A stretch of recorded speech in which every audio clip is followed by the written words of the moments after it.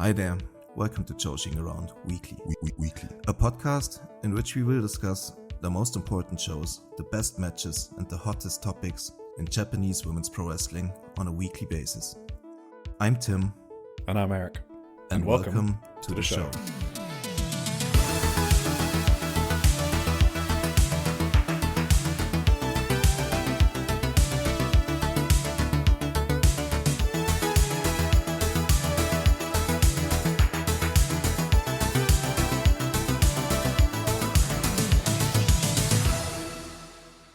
Hello, everyone, and welcome to episode 28 of Joshi'ing Around Weekly. This podcast is a part of the Social Suplex podcast network, a network dedicated to bring you the best coverage from all over the world, including Keeping It Strong Style, the Trish and Sarah Wrestling Podcast, One Nation Radio, Tunnel Talk, All Things Elite, Imps AEW Adventure, Wrestling Out with Chris Things, and the AEW Match Guide. We also release the Social Suplex newsletter around once a month that gives you in-depth coverage from promotions all over the world, the best coverage in all of wrestling media, and you can find it on socialsuplex.com. Just recently released a new issue, maybe our best one so far. Some people say it might be our best one so far, so please check it out. And while you're at it, please also check out our Discord, the Social Suplex Discord, where you can find the link in the description, and we have our dedicated channel there where you can ask questions for Eric and me. Today is April 21st, and we are going to talk about some news from our weekly Shupro recap. After that, we're going to have an exclusive insight we recorded earlier with our friend Chris Whitehead, who was at the WrestleMania week in Las Vegas, and we are going to talk about all the Joshi action that was going down over there with some exclusive live reports from shows that have not aired yet and will not air probably for a longer time. So this is going to be some exciting audio. We already recorded that one. After that, we're going to talk about STARDOM. We are going to preview the Korakuen Hall show in 3 days, and then we're also going to have our big All-Star Grand Queendom preview with our predictions. Then we're going to talk about Tokyo Joshi Pro, Marigold, before we enter the Indie Zone. Where Eric is going to lead us through the SEAdLINNG Korakuen show, the Ice Ribbon Kizuna tournament, and the Diana Korakuen show. After that, we're going to have our quick previews and the match of the week discussion. Hi, Eric. How are you doing? Hey, hello, hi, Tim. I'm good. How are you? Yeah, I'm alive. That's always a good start. I like when we start a podcast and you say you're alive. Nah, I'm good. I'm better than the last couple of weeks. I'm still not 100% for some reason. I think my body just said this is the new normal for me. Yeah. So I just gotta live with this now. I guess this whatever. But it's whatever. I'm definitely feeling better overall. How are you? I'm good. I was away this weekend because my wife was running a marathon and I was being a supportive husband, and she did great zoomies. She beat her personal best by 20 minutes just so could get back home in time to record the segment with Chris on Sunday. So it's very nice of her. It's very nice of her to run it that quickly. And this is my last episode before my trip, because I leave on Thursday. So that's sick. I was buying all of the rest. I've got all my tickets now, so I've bought every single ticket for every show because I'm that person. I'm that person that buys tickets even though I'm not sure if I'm going. And I have, I think, 3 shows that I'm not going to that I have tickets for. So you got to support the independent scene. Yeah. So there you go. I'm excited for that as well. I'd be excited as hell for that. Yeah, but I can't get excited until I land. That's kind of how I am. when I'm there, I'll be that. very excited. But until then, like, my plane could crash, you know, like anything could happen. So. Don't even. That's just how my brain thinks. I can't get excited. I might die before I land in Japan. How disappointing would that be? So I mean, that is the most dreading thing, right? The fucking 15-hour flight or whatever. Yeah. 14-hour direct flight is what I'm doing. Yeah, and also because I have to, only the direct ones are from Heathrow, so I have to travel a fucking long way to get to my flight. After working that day as well, so I'm waking up at 5 a.m. to start my work day, and then signing off at like 1 p.m. and then going to the airport hours away, and that's after I'm recording Omikaze on Wednesday night. So that's probably going to end at like 1 a.m., 2 a.m. So that sounds I'm just going to do an all-nighter, work, go to the airport, get on my plane, then sleep. Jesus Christ. Yeah, that sounds very exhausting. I'm excited. I like doing shit like that, though. I'm one of those that gets a kick out of having weird sleep schedules and being up at weird times. So yeah, that's the exciting part to me, doing weird shit like that. So yeah. I also always feel like you're really dreading this long flight, but once you're on the plane, I always think like it's totally chill actually, like whatever, these couple hours. Yeah, I think I'm gonna download some stuff, like maybe some wrestling. Yeah, I'll watch wrestling on the plane to watch wrestling in person. That's just my life, to be honest. So, I think it'll be fine. Yeah, I'm not looking. I don't dread the flight itself. Actually, what I did dread was coming back last time. Because it was a 6-hour flight into a 13-hour flight from Bangkok. And I was like, why the fuck didn't we just fly direct? And I was ill as well. That was honestly a really bad experience. But yeah. Damn, yeah. I always kind of... I'm the kind of wrestling fan who, like, I feel very uncomfortable watching wrestling in public or doing... Like, oh, yeah. Obviously, no one on the plane will fucking know me, right? But yeah. I would never, like... watch a wrestling match on there in case like anyone could see what I'm watching. Like it's almost like I don't know. That's how bad my own You've been institutionalized. Yeah. You've been mindfucked. It's how bad my own opinion of wrestling fans, I guess, is. Yeah. That I don't want to be recognized as a wrestling fan so badly that even like totally total strangers, I don't want them to see that I'm watching a wrestling match. So I'm always just doing like, I think on my last flight I did like 10 hours of Sudoku. Like, what? That's fucking psycho behavior. Maybe not 10 hours. I slept for a couple hours, but yeah. You know, if you do the very hard Sudokus, where you got only like 10 starting numbers or whatever. Yeah. That's gonna take you sometimes like 45 minutes to an hour to do one. So if you do like 5 of these, that's like almost 5 hours sometimes. So that's an easy waste of time, I guess. So that's cool. I would rather just stare at the seat in front of me than do 45 minutes to do puzzle. But you do you. Well, yeah, I do me. Yeah. Speaking of wrestling fans, right? Oh fuck! I think we both had like some similar, some similar thoughts. Like wrestling fans are dumb fucks. Yeah. I wanted to talk about something real quick. You know, I mentioned this in my rundown of the agenda for today. We're gonna talk about the WrestleMania week later with Chris. I'm gonna splicey that into the podcast. Can I go on? Wait, can I just give a note about that? Because in that recording, people are going to hear me trying to avoid the West Coast Pro Show spoilers. Because there's a match with Senka and someone else, if you don't know the spoilers. And I really want to watch that match so fucking badly. And it's getting released more than a week later on Friday morning UK time. So I'm going to be in the air. So I'm going to get spoiled before, because I'm recording Omikaze, I guess, today if you're listening this. And obviously, John's going to talk about the trip because they were at WrestleMania weekend.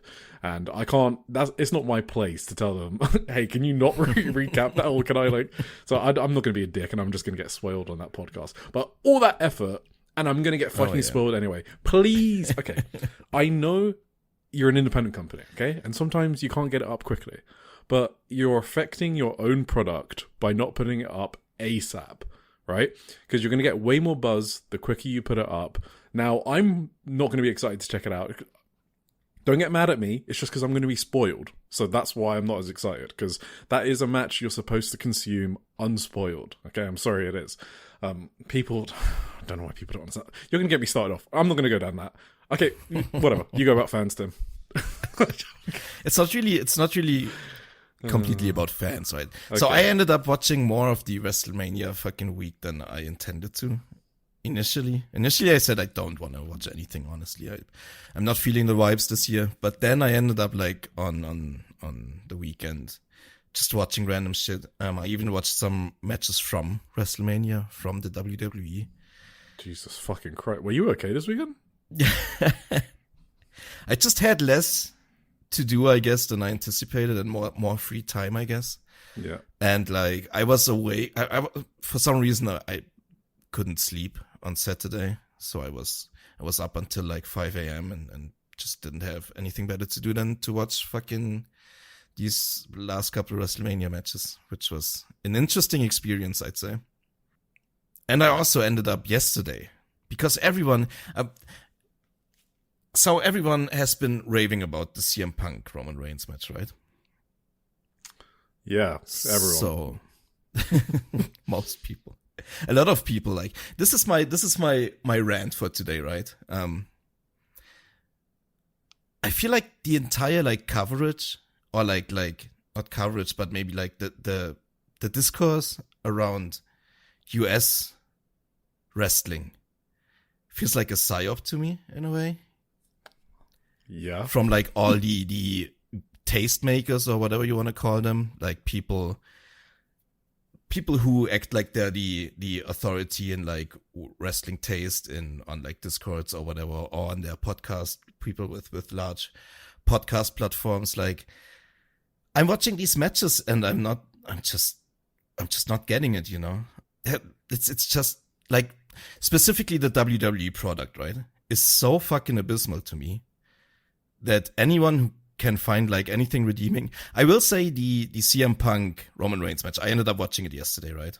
And it wasn't a terrible match in the grand confines of the WWE curve or whatever. But there's so many things about that irked me in a negative way that I cannot put myself into the position of someone who's honestly thinking that this was a match of the year contender. You know what I mean? Oh yeah, I know what you mean. I just thought it was a solid match, but maybe it wasn't made for me. That's what I think. Yeah. There's clearly something I don't get, which is fine. I wasn't sure if there was a deep storyline there that I was missing some context maybe, and if I knew the storyline, I really would have connected with CM Punk's really good selling of being an old guy. So yeah, I guess I was just missing a storyline. It's not even necessarily about the story of the match. The story of the match was fine to me, I guess. It was okay. It's clearly, I thought it was a solid match. That's what I thought. What irks me the most is the way they do things, just the way CM Punk wrestles, for example. You know, it looks so incredibly bad and fake to me. The guy has zero athletic ability, right? And the way he's just doing little things selling chops or punches from Roman Reigns looks so goofy and fake that I don't know how you can really get into that at all, whatsoever. It's everything CM Punk, every sell CM Punk does. For example, they are on the outside, right? And they're fighting in front of the announce table. And Roman Reigns gives them chops or something, and CM Punk just does these little bunny hops for every chop, and it looks so goofy. And I think he's supposed to fly over the announce table, but he doesn't have the vertical leap to do that. So he needs like 3 tries to jump over the announce table, and it looks so fucking terrible. Like, I don't know how that doesn't take you out of the match entirely. Like, it's so phony and bad. Like, I don't know. The reason why I feel like this is a giant psyop is I watched another match from WrestleMania week, you know. Was it? I already know what it is. I'm not going to spoil it. It's one from Joey Janela's Spring Break. Oh, no, I did not expect that. Okay. I watched what many called the worst match, or one of the worst matches they ever saw. It's Effie vs. Alley Catch, you know?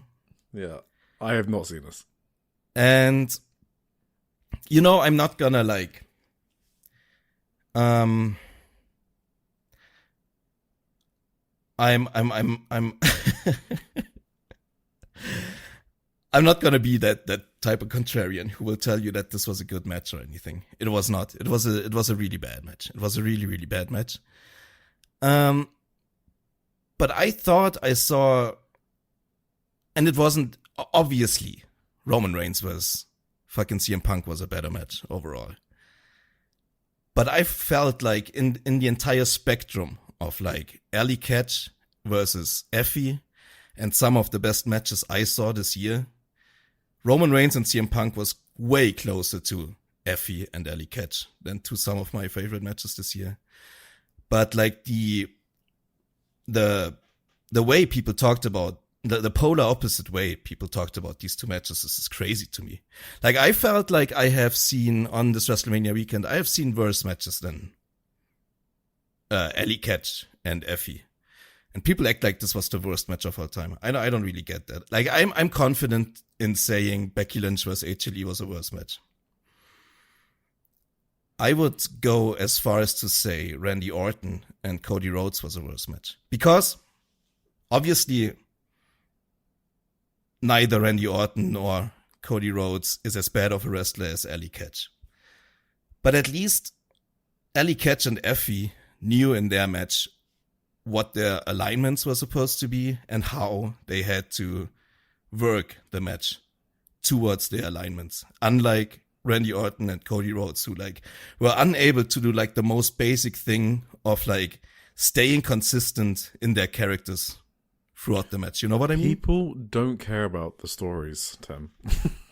It's just, do the moves look okay? Do they connect okay physically? Do the spots look okay? That's just all people, like a lot of, well, I'm not saying people generally, just a lot of that group of people care about. But that was so glaring. Like, they switched alignments like 4 times during the match. It was fucking Randy awful. Orton started as a heel, then Cody Rhodes was the heel, then... I think it's one of my worst matches of the year because of that. Like, yes, it was I can't worse. tell you, it's so important to me that the story makes...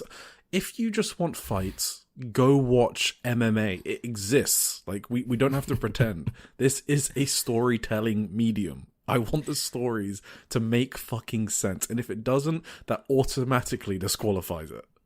And I of course have to mention that I'm not generally against someone switching alignments during a match. That's a cool makes thing sense that in can the story. happen. That can be awesome. But it has to make sense. Like, in the end, it was very clear that Cody Rhodes was supposed to be the babyface you're sympathetic to, like, by the end of the match, by the last third even. Why was he fighting like 2/3 of the match as the heel then? Like, that just makes no sense. He's going into it as the face, then he turns into a heel, but in the end it is very clear that you're still supposed to be sympathetic for him. Like, that's so bad. Well, and then he RKO'd Pat McAfee, who's the heel. Like, Pat is definitely a heel. So Randy RKO'd him, and I'm like, oh, okay. And then he just lost after that. So you're like, oh, okay, this is his babyface turn. And then after the match, he fucking punts Cody, who's like, and the commentary are putting Randy over as the heel. Yeah, it was actually mind-blowing. So I haven't watched Effie and Alley Catch, but what I heard is, like, you know, they were trying to go for like an emotional storyline. It was a loser leaves town. Like, that is a very basic storyline. Like, whether they executed it correctly or not, I would prefer a story that's executed worse than a well-executed match, I guess, moves match that doesn't make sense, like, narratively, I guess, is what I'm saying. Okay, so the main problem with the Alley and Effie match were that they had like 3 major, what do you call it? Maybe melodramatic moments, you know? Not between the two, but where people came into the match, into the ring, to stop Effie from further like hurting Alley Catch. It was like, I think it was one called Mendes at some point tried to stop Effie, and then like I think the promoter of GCW came in and tried to stop him, and these were like that's funny. These were the very cringe moments. These were these were bad. Okay. The third one I kind of get. The third one was apparently their trios partner when they were trios. Like the story of the match is Alley Catch and Effie were like this team forever, and this was like their big blow off match, and loser leaves the promotion and whatever. And apparently at one point they were trios with this other lady. I forgot her name. And she came in as the third one. That one I kind of can see. If it's like the big blow off of the whole relationship, and like they had a trios partner at one point, that person would play a role in the final match, I can totally understand that one. Okay. I didn't find that one as egregious. The other two were just cringe. So there's no question about that. And that was terrible. That's the main thing that buries this match. And also, like, as some people mentioned, the crowd just wasn't really into it. Like, I think nobody really wanted this match. Yeah, that's a match that needs a crowd. I think people just wanted them to stay a team. That's what it felt like. Like the GCW crowd wasn't behind this match emotionally. Maybe they just don't like emotional wrestling either. I don't know. But that's clearly the bad things. But like the Orton Cody match had the McAfee run-in, right? That wasn't any less bad than any of the Effie and Alley Catch when run-ins. The heel got stretchered out, so like did a stretcher job, which is fucking crazy, and then came back dressed as a referee and then did a count, and they kicked out of it as if he was an official referee. So apparently he just got, I don't know. I have to take back what I just said. None of the Alley versus Effie run-ins was as dumb as the McAfee run-in. None of them tried to be a referee and counterpin for them. It just absolutely makes no sense. Yeah. And like from the wrestling perspective, I think Effie is a solid worker. I think Effie is a solid worker, and I think he's very good at being a heel. Like that's what this was one of my only Effie matches I ever watched. But I was kind of surprised by how solid he actually is and how good he was at portraying this heel. The crowd didn't really get into it, which maybe might tell you he's not that great of a heel, but I don't know. The crowd was just weird. I thought, to me, what he did worked for a heel wrestler. And they didn't like really blow any spots or anything. Like the work in the match was okay. They did like some cool power bombs, pile drivers, and all that shit looked pretty good actually. Ellie at one point did like a leap off the stage onto Effie, and she has like no athletic ability, so she came a bit short, and that was like the worst spot from a wrestling perspective in the entire match, I think.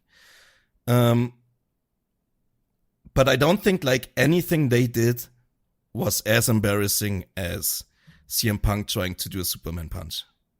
That was pretty bad. Like Effie wrestled with his bare ass out for like 5 minutes in the match, and I'd still say the CM Punk Superman punch was more embarrassing to watch. Yeah, I've seen a lot of bare asses in wrestling. I definitely agree with that. that was how, yeah. That's just, and like, I don't get it. Like, this whole discussion about like these two matches specifically just kind of like turned me off of this whole, yeah, that's kind of like my little rant that I wanted to go on. We need like a Tim's corner. How did you like the WrestleMania? Oh, I mean, it's just not for me. There's not much to say about it. That type of wrestling is just not for me, and I do struggle to sort of think about people enjoying like a match like Cody. I don't think a lot of people did, thankfully. Like Cody, Randy Orton, I think even WWE. To be fair, that bad. was one universally panned. Yeah, I think it was universally panned. But even CM Punk, Roman Reigns, like I'm clearly the disconnect there, because there are so many different circles of fans that are praising that I have to think, okay, it's just not for me. So it is what it is. I have to say the CM Punk Roman Reigns match overall wasn't as terrible as I may make it sound, but these couple of things CM Punk does, that they drive me up a wall. Like, I can't watch. They take me out of a match completely. If you like WWE matches, you will think it's like one of the best matches ever. I think that's probably the best way to put it. Yeah, but like this was the last thing I watched yesterday before I went to bed, right? Today, the first thing I watched, like this Diana show we're gonna get to later, and like so many of these wrestlers have a so much more believable wrestling style fundamentally than like any of the WWE wrestlers that it's just insane to me. And like nobody covers Diana, right? That's so sad. Literally no one. I don't know of any other podcast or written place that covers Diana. Like, yeah. I think even Mag, maybe that's out of there. I know they do Actress Girls, obviously, quite extensively, but I don't know if they do Diana. I don't know why. Just literally no one. And it's not like a small indie.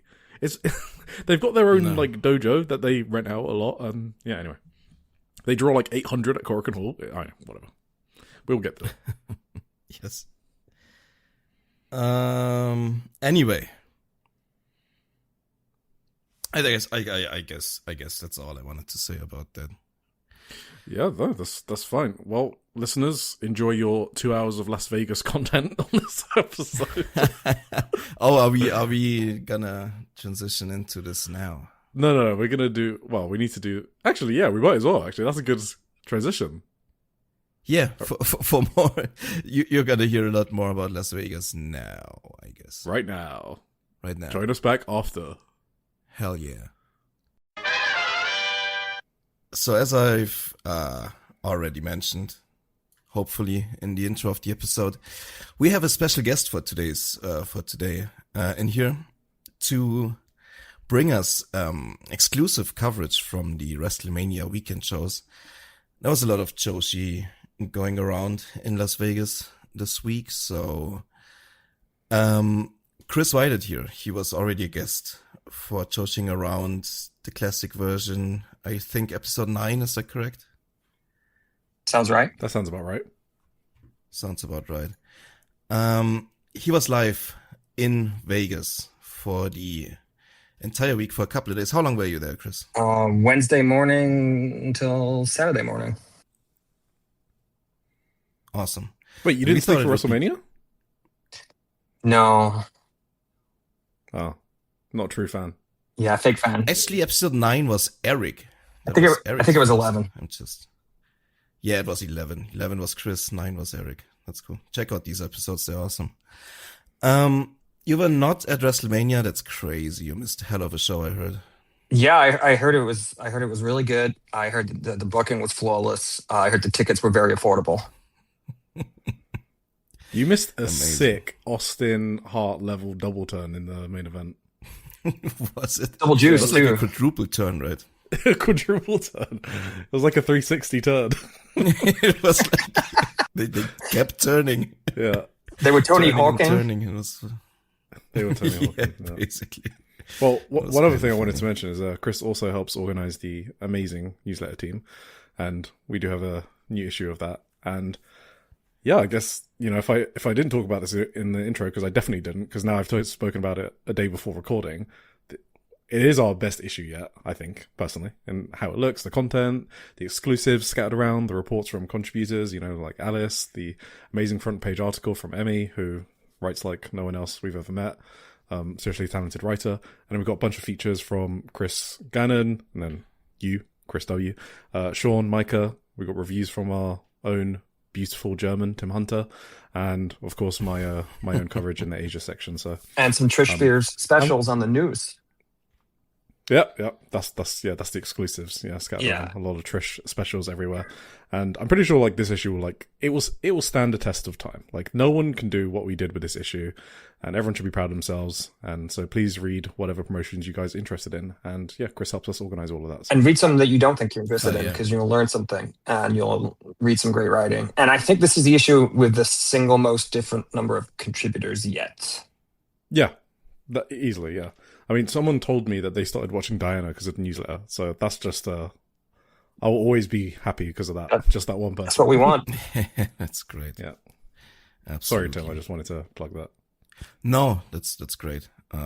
Thank you, Chris, for all your hard work on the newsletter. I really don't do as much as other people. And also, while we're talking about it, I have already spent this morning writing something for the next one based on some of the things we're going to talk about here. And then, later on, I'll mention something really special we're going to have soon. So we'll use that as a teaser to make sure people listen to the end of this segment. Awesome. Yeah. All right. So how are we gonna? Well, I was thinking go through this. What's the best? I'll give you a little bit of a general kind of overview, and then I'll go through the shows I was at in chronological order, and I'll go through some of them quicker than others because two of them are legitimate Japan import shows with Marvelous and Stardom, and then the others are just American indie shows that had guests on them. That sound like a good plan? Yeah, hit us up. Okay. So, just for the listeners or in general, I watched some of the Despe Invitational or whatever, Invitational. You did? And I watched the Stardom show. You did? Great. Why? I didn't get to watch much else. So I mean the Marvelous show is not out yet, and the West Coast Pro show is gonna be out maybe by the time the show releases, but at the time of recording it is not out yet either. These are like the two main things we are missing. So Chris is just gonna have to take us through those entirely without any of our own input. But I can talk about some of the Stardom show. I when I prepared and ate dinner today, I just put Stardom on in the background, so I don't have the most thorough thoughts or notes on it, but I kind of have like a general overview of what happened, I guess. So yeah, that's good. That might be the one thing all three of us have seen parts of. Yeah. So to your point, some of the shows I was not at the Despi show, so you can talk about that if you want to. Some of the shows I was at did not air live. I have spoken to the people that are responsible for producing those shows. The Pandemonium Pro Wrestling show that was on Friday, that I'll talk about in a minute, is supposed to be available by Wednesday. It'll be on their YouTube. The West Coast Pro show, that's going to be probably one of the main things we talk about here, will also be up on Wednesday on their YouTube. Both those shows will be free. The West Coast Pro show is the most essential show to watch from the whole week. And then the Marvelous show, the West Coast Pro production team is doing the production for that. They're going to provide it to the Marvelous team sometime next week, maybe Thursday or Friday. After that, they don't know when it will go up. It will go up on Wrestle Universe. It's not going to be on Zyko or anything like that. They just don't know how long that'll take, and they can't speak to what's in there. We know from the past, other Marvelous shows can take anywhere from weeks to months to go up there. Hopefully, they get this one up there sooner than later, but at this point, no one knows. All right, Eric, what are you? Did you watch anything from WrestleMania week? Yeah, unfortunately. A few Dragon Gate USA, TJPW, a few Despe matches, CMLL, WrestleCon, some of it WrestleCon actually, to be fair, and then Stardom and one match from Bloodsport. So I guess you start off, Chris, because you were the first shows. Well, but actually, I think we're just giving Chris the stage here and take us through. Well, that's very dangerous. No, I'm kidding. I'll behave. So actually, to Eric's point, as you may have noticed, the slightly underwhelmed tone to Eric's point about the various things he watched on streaming there, I think that's been one of the most interesting things that I've observed. I was there in Vegas for 3 days, like I said. I was with, a good number of people, 5-6 people. We had a little mini kind of crew that we were mostly all at the same shows. Universally, all of us were just talking about how great it was, how most things were better than we saw last year, how we were having a great time, the shows were delivering, the wrestlers were doing great work, everything. everyone that's been watching online all weekend hasn't seen any of those shows, and it seems like a lot of the shows that were on were slop or hit and miss or just, garbage, which, Eric, I'm guessing from your tone is what you experienced. So I think it's really fascinating that all the best shows aren't available, but I really hope I just gave you the rundown of when they'll be available. People take the time to watch them afterwards because there's some things that are kind of must see for anybody that wants to have completed the year of wrestling in 2026. Yeah, the CMLL show was good. The Blue Panther Hechicera match was actually awesome. I thought that was my match of WrestleMania weekend, without Marvelous and West Coast Pro. I've seen their other matches in the series, Blue Panther and why did I say Hechicera? Not Hechicera. Ultimate Guerrero. Yeah, I've seen the other matches in the series. I'm not like a Blue Panther Ultima Guerrero fanatic like some others. But I thought their matches were always really good, but like not match of the year contender. But this one I thought was like the best. Like the crowd, the vibes, they were just going fucking all out, like a 65-year-old doing like 4 suicide dives. It was honestly fucking crazy. So that was the best thing I watched. I didn't watch any of the GCW stuff, which is the stuff that's getting like universally panned. I saw one Bloodsport match and that's it. So I wouldn't say I had like a bad WrestleMania weekend. It just didn't like grip me. And I'm pretty sure the West Coast Pro show would have gripped me. So yeah, for sure. Right. The other thing I was going to say is for 10 years or more, kind of one of the defining themes that comes out of WrestleMania is like, who was the breakout wrestler of the weekend? I guess breakout varies a little bit depending on the person's interpretation of how well known somebody was before. I think 2016 or 2017, I forget which one it was, one of the breakout people of WrestleMania weekend was Will Ospreay, but to many people, he was well known at that point. I would say the breakout wrestler of this week is undoubtedly Johnny Robbie from West Coast Pro and from other, American indies. She worked at Marvelous last summer, as you guys know. Johnny's fairly well known if you've been watching American indies or you pay attention to people. Yeah, she was already good. Exactly. She's been the West Coast Pro Women's Champion for a year, different things like that. But the people who are less exposed to U.S. indies or less exposed to U.S. West Coast indies, perhaps, and don't watch Joshi indies where she was on tour, I think it was a coming out moment for the people who were less exposed to her. So I think that's the clear. The other one, of course, is Senka Akatsuki. We'll talk about that. Second year in a row having a breakout at WrestleMania. I'm not hearing much buzz about anybody from any of the shows I didn't go to. So I think we should expect great things from Johnny this year. I expect to see her on TV before the year is out for sure. I feel like the first time I saw Johnny Robbie pop up was actually on a New Japan show in the US. I have no idea when that was or how long ago. I'm guessing like around this time last year. She had like an opener. I think even an intergender match or something, but she already looked pretty good in this one. She's even like. That was the first time I saw her. It was in It was in Long Beach, 2024 December. I think she wrestled Mina Shirakawa.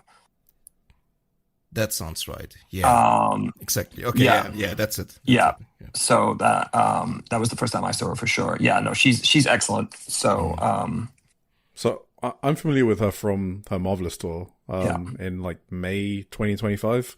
That was literally the first time I saw her, and I was kind of surprised that someone came over and was able to keep up with everyone.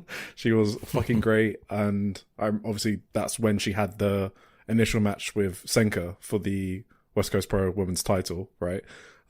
Which was an excellent match that Senka did awesome in. And so that's kind of when Robbie was on my radar after that Senka match in June 2025. And then after that, I started watching West Coast Pro stuff because I was like, oh, okay. Well, Titus wrestles there, who was obviously on Marvelous, touring with Marvelous too. I was like, he's fucking great. Johnny's great, so I might as well check out some more of this promotion. So, yeah, and she's going back for the Buntai Marvelous 10th anniversary show. She is in a match we previewed on our previous episode. Yes. All right. So, oh my god! Right. Yeah, that match, the hardcore 8-person with Masha Slamovich. Hell yeah! Oh hell no! Sorry, go on, Chris. However you. No, that's fine. I was Chris, going to say that. So that's the big picture thoughts, right? The live experience was fantastic. Johnny's probably the breakout person, albeit the people who know they already knew, right? So yeah. So just to make it clear on the how good is WrestleMania week. So obviously people have been talking about the concept of WrestleMania week dying, and I guess the one thing that I think is hard to argue against is the quality of shows as a whole probably has reduced considering since like 2019, because obviously like all of the elite talent on the independent scene, you know, from Ring of Honor back then or even like early AEW, right, they don't have any reason to do those shows anymore, like with AEW contracts getting bigger and bigger. So like all of the elite independent talent are under contract with the big two, right, compared to like many years ago, like so undoubtedly the quality overall will decrease, but that's not to say there's no quality. So like the what's it, do you know what it's called, the what's it called? The not Deadlock Pro anymore, but the West Coast Collective thing. It's not the collective. Oh, the new initiative. Pandemonium or whatever. The initiative, Paragon? yeah, exactly. The new initiative. The new initiative, yeah. So the new initiative are like now the flag carriers for the weekend, would you say? But everything else is just cheeks. Whereas before, you probably had much better all-rounded experience at WrestleMania week. Now you need to go see the new initiative to see the good stuff. Would you say that's accurate? I think more or less, yeah. So the new initiative was you know, West Coast Pro, New Texas Pro, St. Louis Anarchy was the core. You know, then they brought in Marvelous, Pandemonium Pro joined in, and then Pride Style, which is a local Las Vegas company. So they did all their shows together at the same location. That was definitely where you would see the cream of the independent crop. You know, there was a lot of foreign guests and independent workers, the GCW collective shows, or at the, you know, the Palms collective, the CML, Stardom, sure, House of Glory stuff. But yeah, you're correct. For the real, you know, kind of like for the sicko fan, for lack of the better expression, you know, the people that really know what's up, the people that post in forums and discords and want to see the best stuff. Absolutely. It was the shows. The old school indie film, you know, the WrestleMania weekend vibes. Yes. Right. Outside of WrestleMania, you go to the new initiative for those kind of vibes, right? Exactly. Like what WrestleCon used to be 8 years ago. Yeah, exactly. Okay, yeah, exactly. That's kind of what I wanted to ask you. Cool. Sorry, continue. All right. So we'll start chronologically with the first show I went to, which was Wednesday, 3 p.m. at the Bazaar Bar, where all of the new initiative shows were, which was Pandemonium Pro Wrestling, their show Whatever Forever, which with that name should have had Orange Cassidy booked, but didn't. This was a fun way to kick off the weekend. I won't take you through all of the various matches with the indie wrestlers and the non-Japanese guests and all of the men, but tell us about Poi, Chris. Yeah, so the main reason I think most people came to this show was what ended up being the third from top match of Natsupoi from Stardom, of course, versus Johnny Robbie, who we just talked about, which was like essentially, if I was booking a show, would be one of the first matches I would write down. So I was pretty delighted to see that. That was what sold my ticket on this show. And then I reached further into my wallet and did a thing that I've only ever done once before, and did a meet and greet with a wrestler. So yes, I did in fact meet my Blorbo Natsupoi before this show. And congrats. Yeah, it was fun. I generally find meet and greets to be quite awkward and avoid them. But I just, you know, when else am I gonna get to meet Natsupoi? So I did it. She seems like the type of person to make it, like she will go out of her way to make it as comfortable. Oh no, she was really sweet. One of those people. I thought you were gonna say she's gonna make it extra awkward. No, I think she's the opposite. Yeah, she's been doing them, you know, so long. You know, when she was working at all the places before Stardom, the last, you know, stopped doing them the last few years, but she probably did them for years before that. No, so she was delightful. She was really nice. It's unbelievable how shredded she is in person. You know, it's like, yes, you know, she's 4'11" or whatever, but she's so jacked, it's crazy. It was very nice. The most important thing of, you know, the whole event was that we said bye poi to each other. That was really all I was looking to get out of the experience. Hell yeah. So that was great. And then, you know, just because life is strange, the person taking the picture of the two of us was Sumi Sakai. Sure, why not? And you know, I chatted up. So she still works in the New Japan office. She does, yeah. She helps out with all kinds of stuff for them, especially Mania Week. She's always running around everywhere. I saw her like 3 times all weekend. And then Taro Okada was just there hanging out, supervising, I guess. So I started trying to chat him up whilst I was in line. He was not He was not interested in getting to the deep nitty gritty details of Cosmic Angels with me. He told me just to keep watching the show. No, I didn't really ask him that, but I was trying to say hello to him. Been trying to work on that for a while. But yeah, so that was fun. Then the show itself. So like I said, I'll spare you the other matches. Natsupoi and Johnny Robbie went on third from the top.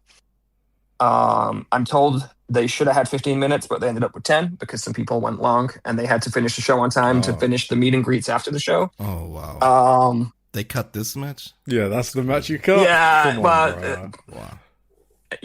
No judgment. But yeah. So I guess it was just fun then. Yes, they had to next level. Or they had to finish the show on time to make sure that people who paid for meet and greets could do their meet and greets. So, it was a sprint.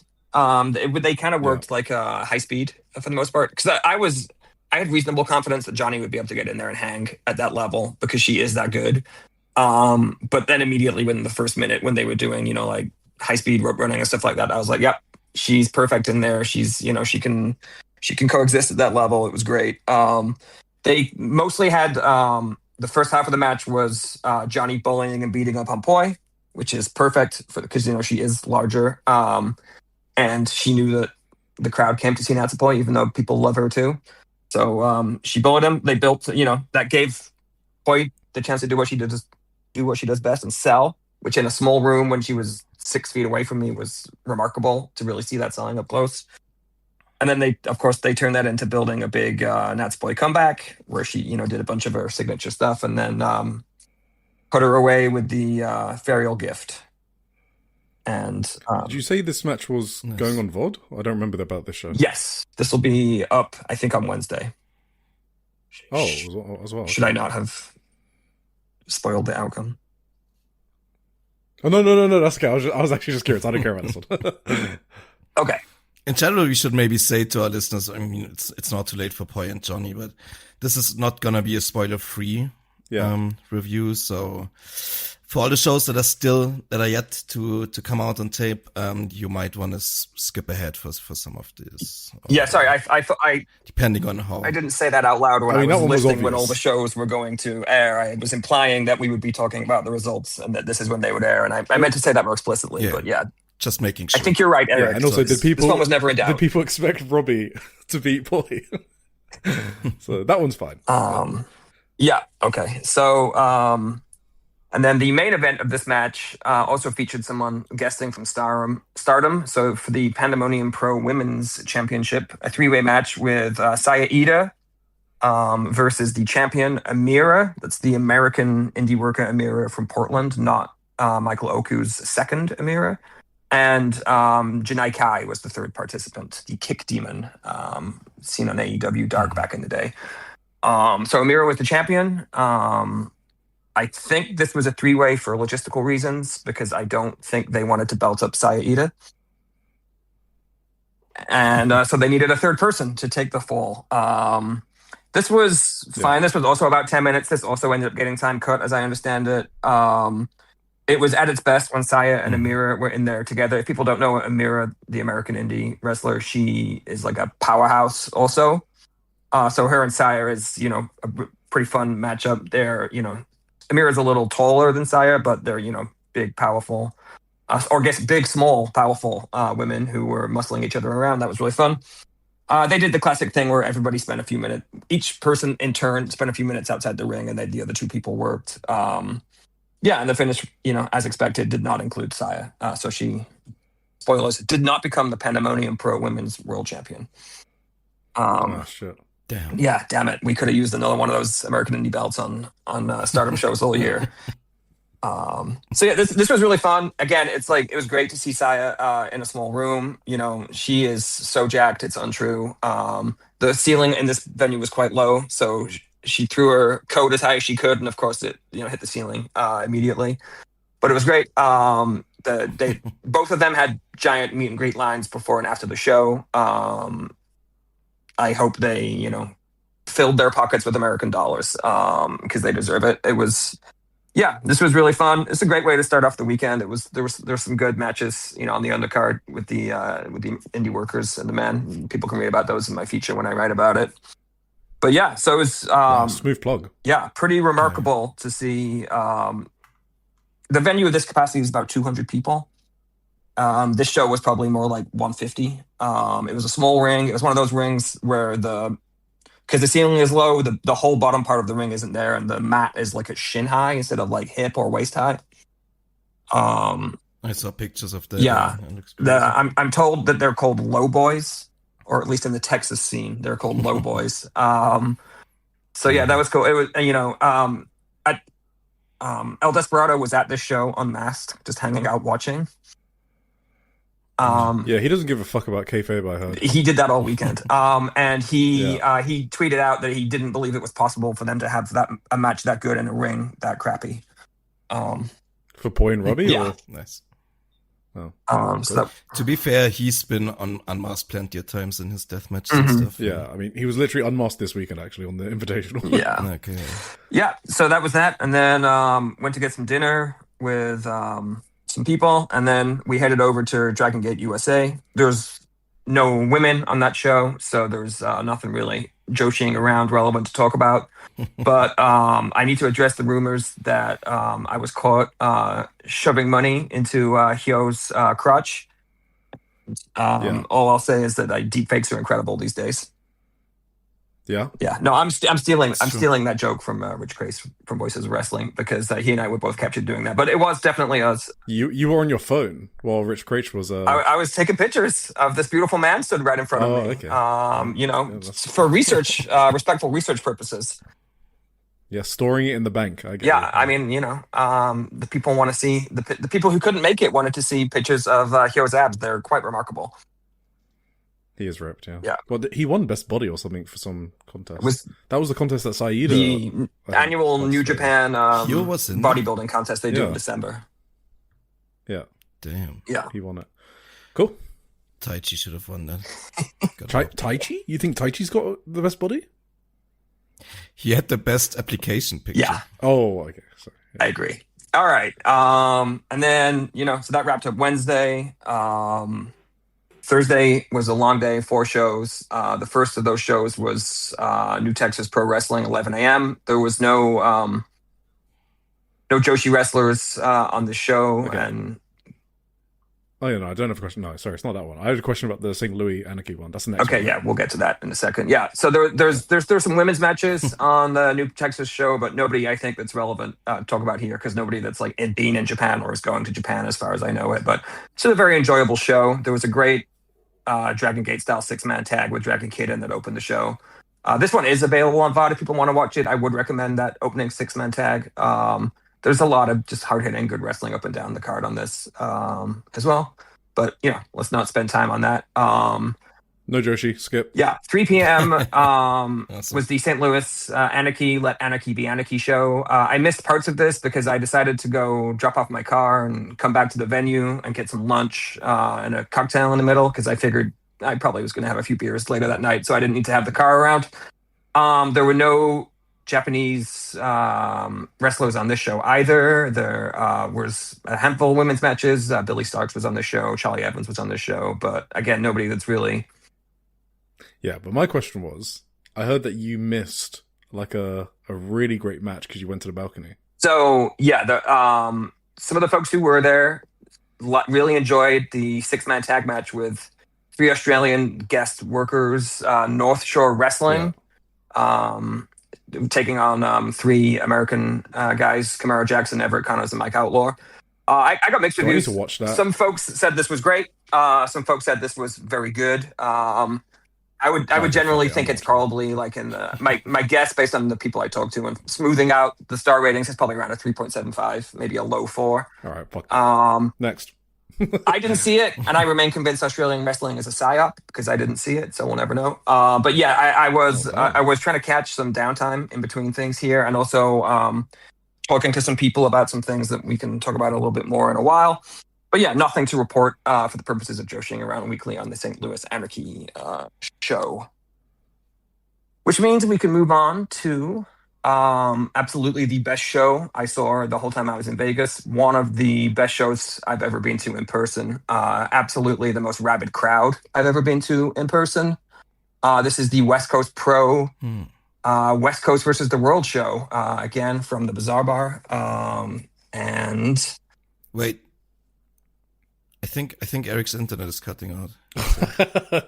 Well, I mean, I'll stay until the Senka match comes up. Yeah. And for context, for people listening, I do not want to be spoiled on the Senka.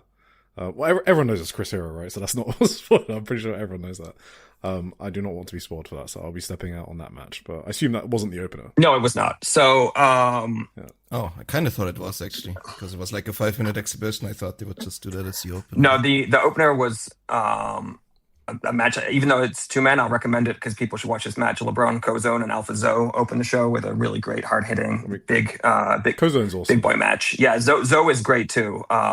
They're perfect for each other. The second match, I think this is the correct order. The second match was Miko Alano taking on Aja Kong.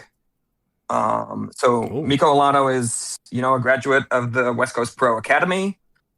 She's been wrestling around 2 years, if I remember correctly. I don't think her age is listed, but I think she's probably in her early 20s, is my guess. She's going to Japan I think she said May 1st when I asked her.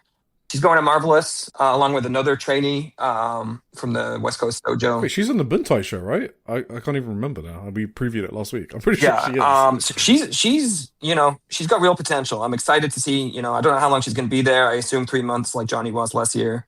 I think people are gonna like Miko. She's she's bigger than some of the other wrestlers, so she can bully people around.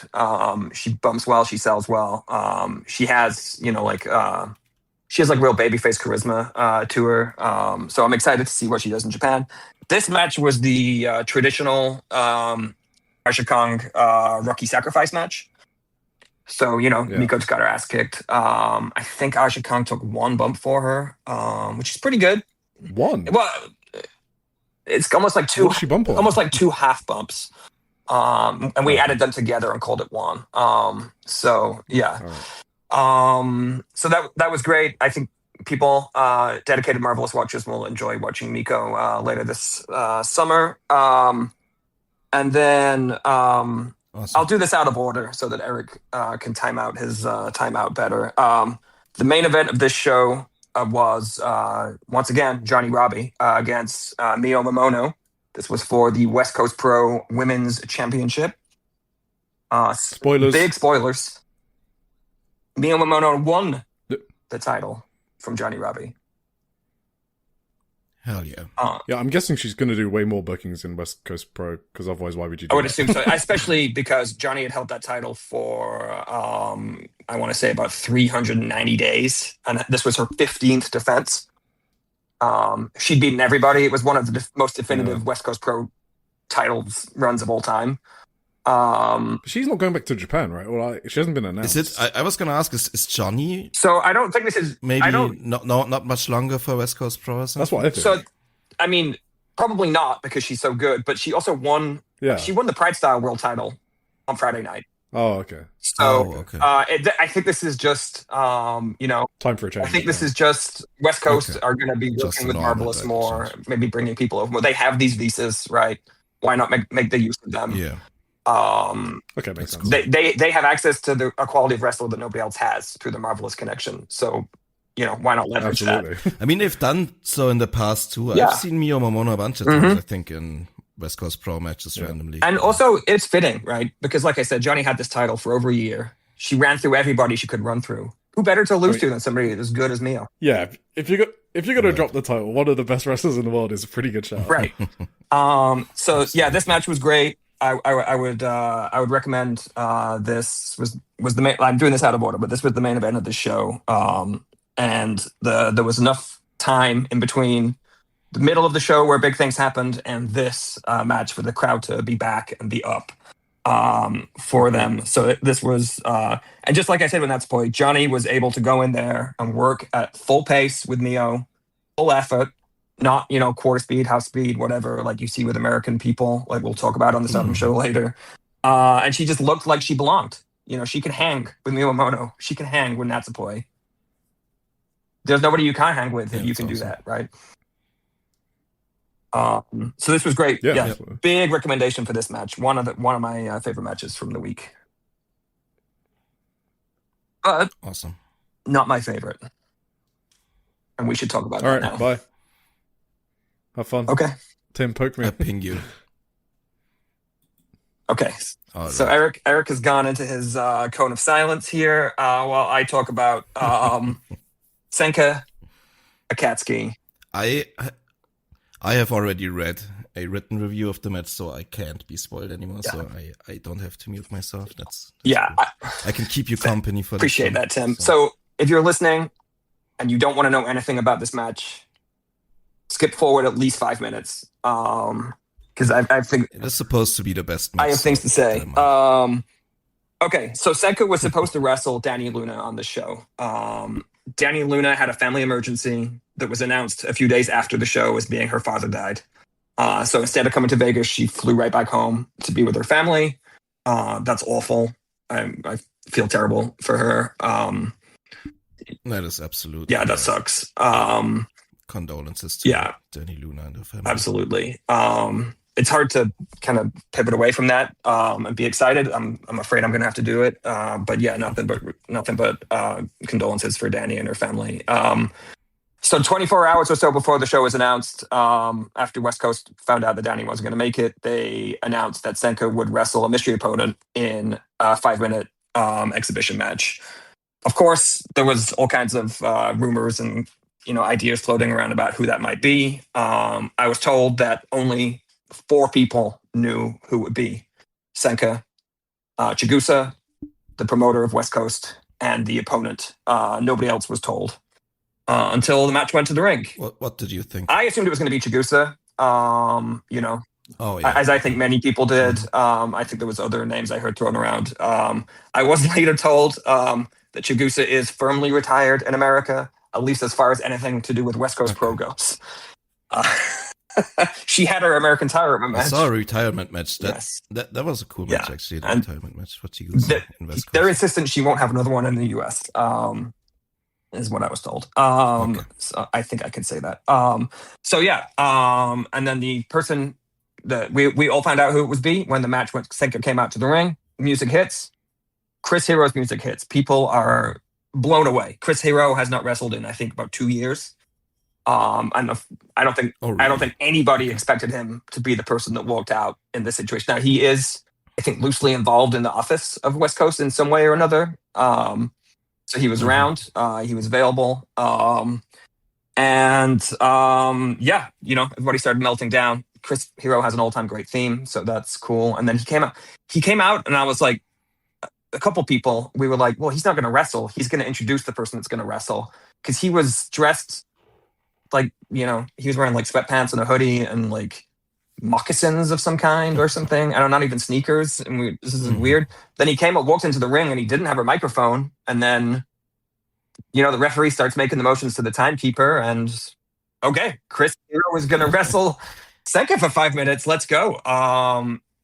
The crowd. Did he wrestle in those moccasins? He did. Yeah, because I was like, asking, the folks I was with, like, what the hell are these shoes? Somebody was like, I think they're orthopedic shoes or something. I don't know. I'm not bagging on him. It just like, he wasn't expecting to wrestle. I'm sure he didn't bring gear. Because of the way he was dressed, people thought it was like a swerve or something. I don't know. So they wrestled for 5 minutes. In many ways, it was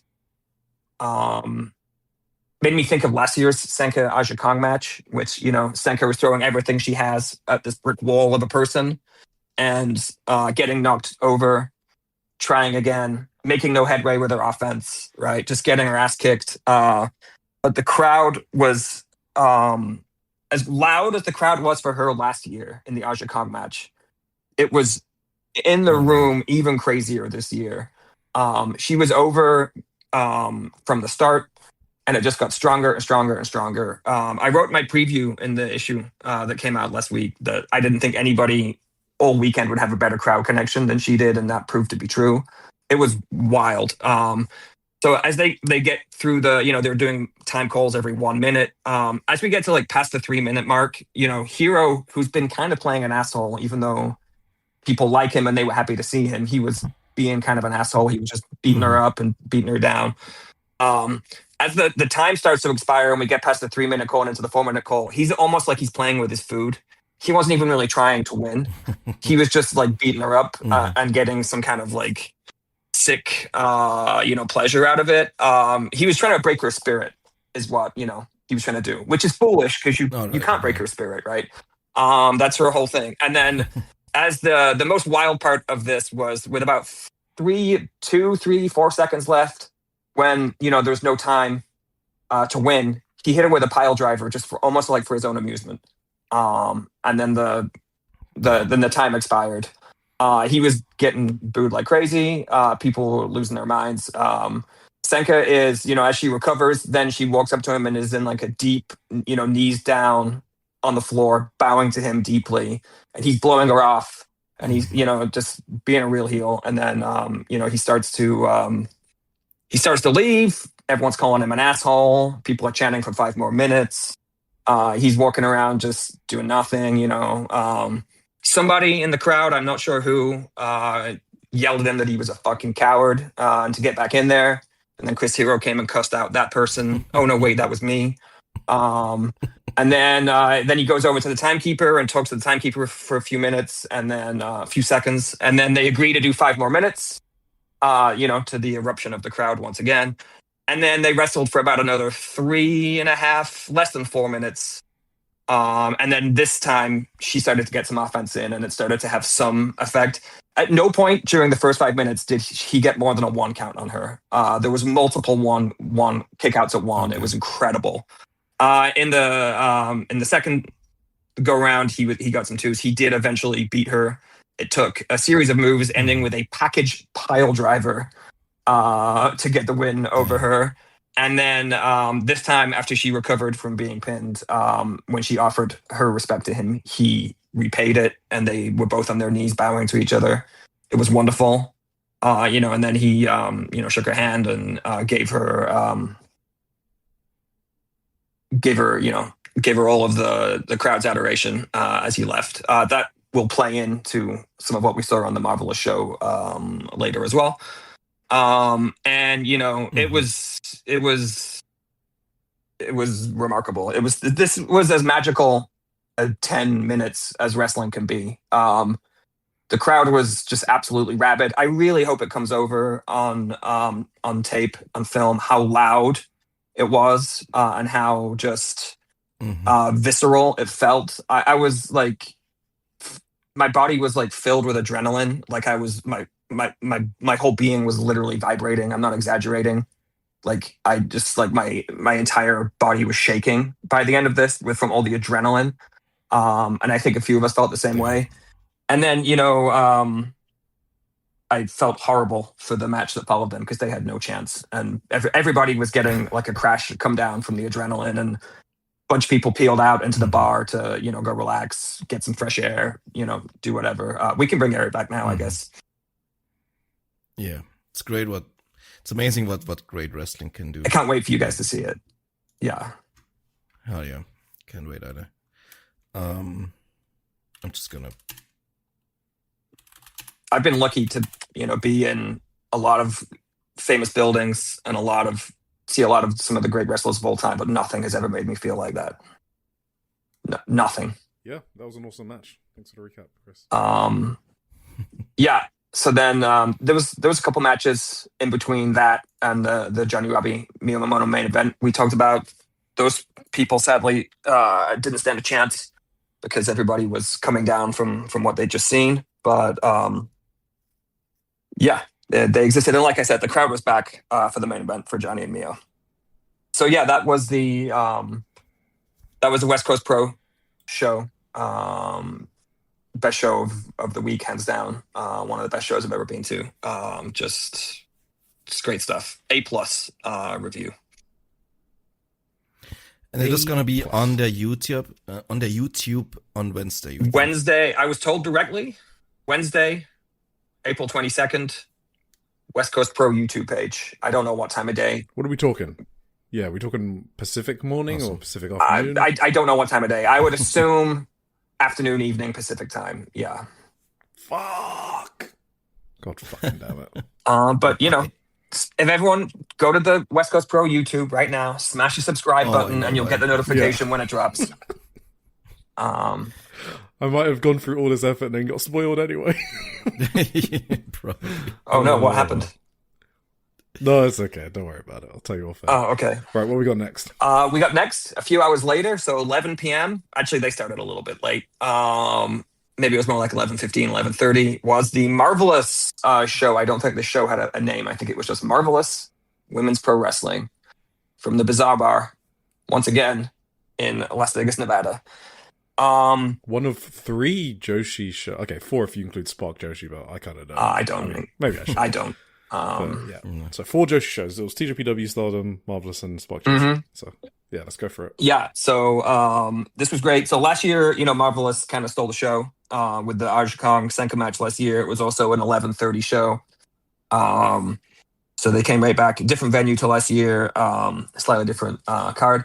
So John Carroll from Wrestling Omikaze, Eric's side hustle podcast, was sat Well, there we go. was sat almost behind me during this show. And one of the things we remarked about to each other was that I said to him, John, am I crazy? Or is this building like a little baby tiny version of Shinjinku face? And he was like, no, I can see that because it's little. It's got the crowd is really close in. The ceiling is low. There's, a lot of drinking happening. So it was just... This was still the Swan Dive, right? Yeah, it recently rebadged from the Swan Dive to the Bizarre Bar, but it's the same location. Oh, okay. Yeah. The Swan Dive neon You were sign is sitting- still outside. You were sitting in front of them, or? I was sat in the front row. John was sat Oh, okay. second or third row. Okay, cool. More or less right behind me, over my shoulder. Yes, this was the only show I had first row tickets for, and what a gift that was. All right, so this show opened with the traditional lineup introductions. So everybody that was on the show was called out to the ring by the ring announcer one by one. Starting with some of the men who were on the show, because there was an 8-man men's tag team match where 7 of the people I think had worked in Marvelous at some point or another. And so that was cool. Ending with Spark Rush. So Sari made it from Korakuen Hall to the Bizarre Bar via 3 Los Angeles Airport, Tokyo Airport, Las Vegas Airport. She flew all night after wrestling on the Fortune Dream Kanakabashi show and made it here to perform for the 250 sickos in the absolutely standing room only. What do they say the ultra sold out shows are in Japan? Super no vacancy. Super no Super no vacancy. This was super no But vacancy also- for sure. There was the amount of people stood in the areas was they actually before the show started. I've never heard this at a show before. Somebody got on the PA and said, anybody who is a wrestler or crew who is not working on the show, get out of the arena and please go to the backstage area. We need to make room for paying fans. That's awesome. And at that point, a bunch of people The left. Marvelous are doing pretty well.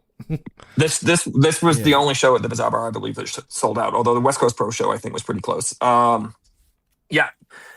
So after we had the parade of wrestlers on the show, we had the 8-man tag team match with all the men that I talked about. I won't get into that here. I think the second match, I'm a little fuzzy on the match order because it was late and I was high on adrenaline still. But I believe the second match was Amira, who I mentioned earlier on the Pandemonium show, wrestling Echika Miyabi, who was a very pleasant addition to the show. Like, you guys have talked about this. Like, is she part of Marvelous or is she just a freelancer that works there a lot? Whatever it is, they got her booked on this show. I think she's signed to your favorite promotion. PPP Tokyo? Yeah, she's signed with PPP Tokyo, but she works like every Marvelous show, even the ones in the middle of nowhere. Yeah. Yeah.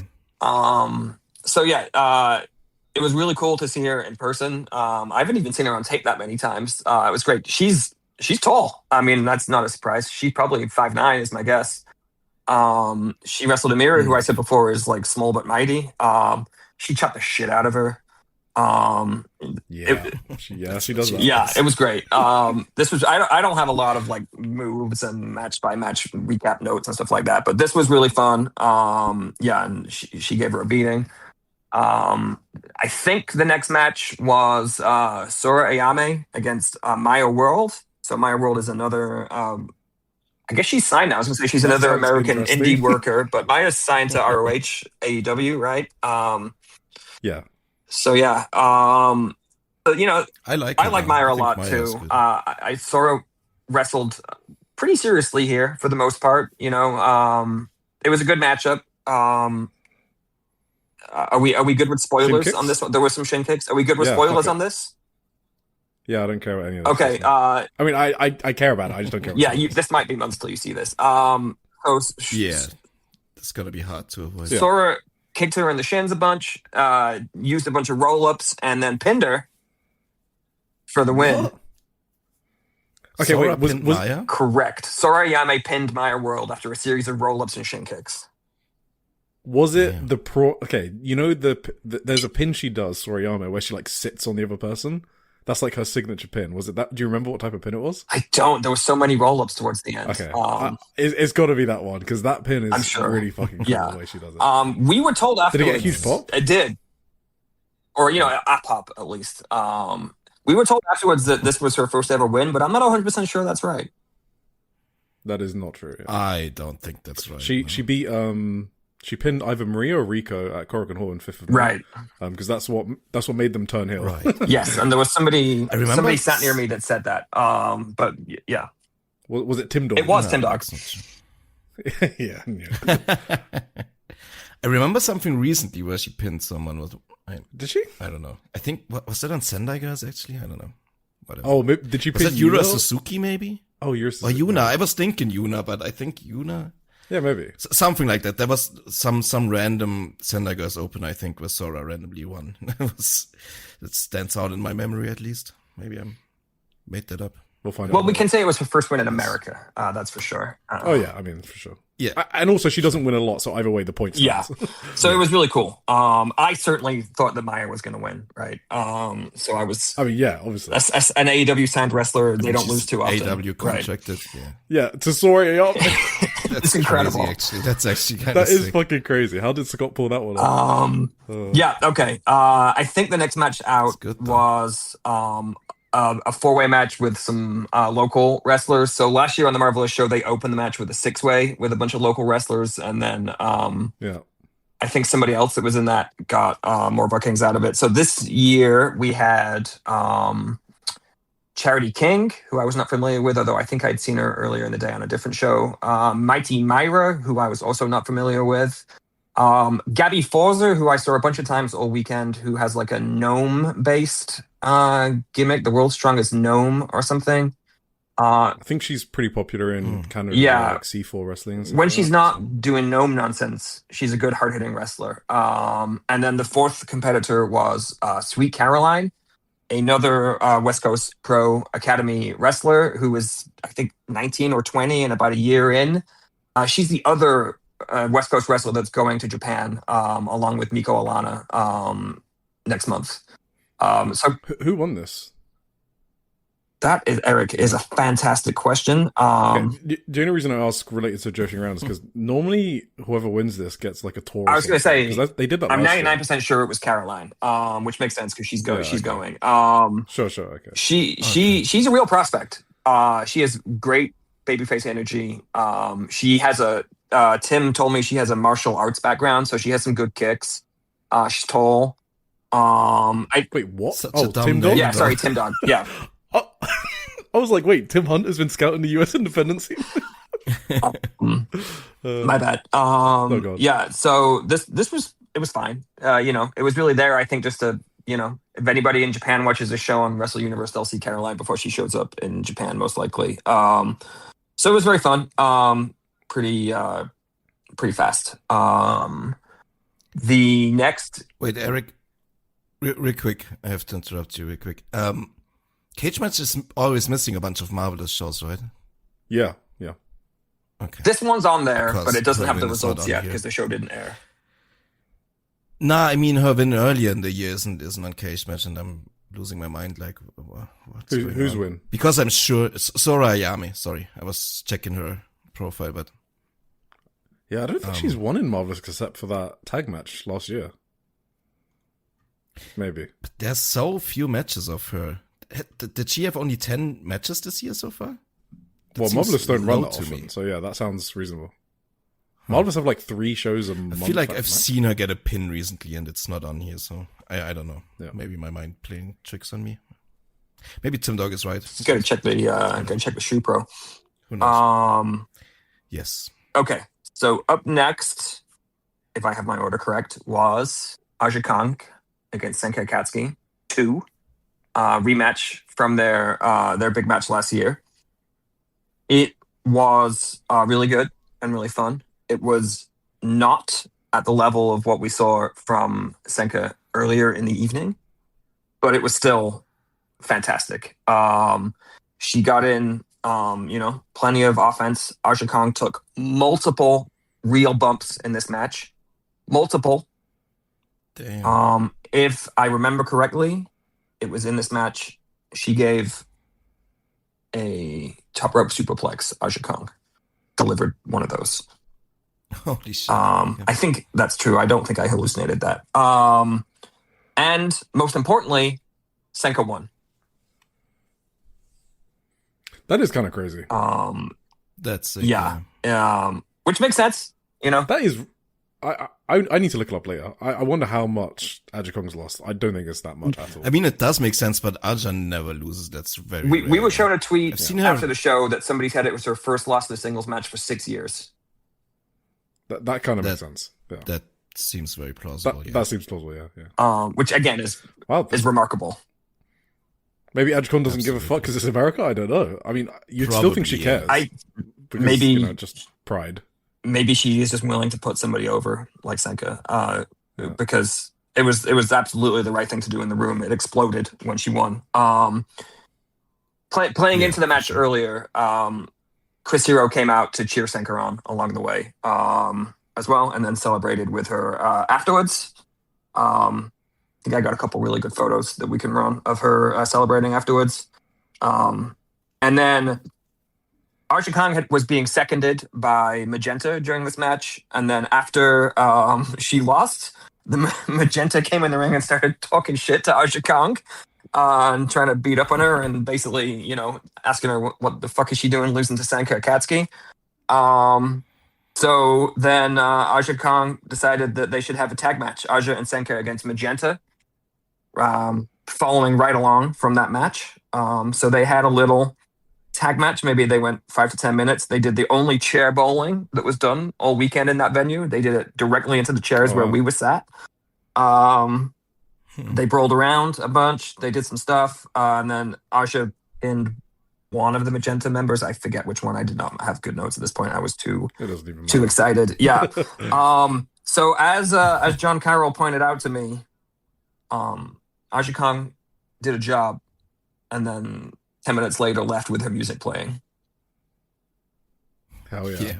I mean, her music is awesome. Last year they had different music for Aja, I think. Did they have? I'm pretty sure they had the right music, but who knows what will be on tape. In the room they did. But yeah, so she did do a job, and it was a real job. It was not a fake job. It was a real job. But she did leave 10 minutes later with her hand raised and her music playing, which was a pretty sly observation by John. Yeah, he made a good point there. But in many ways, it was also a smart cooldown move because that tag match gave people time to recover from Senka and Aja and, the shock of her winning and all of that.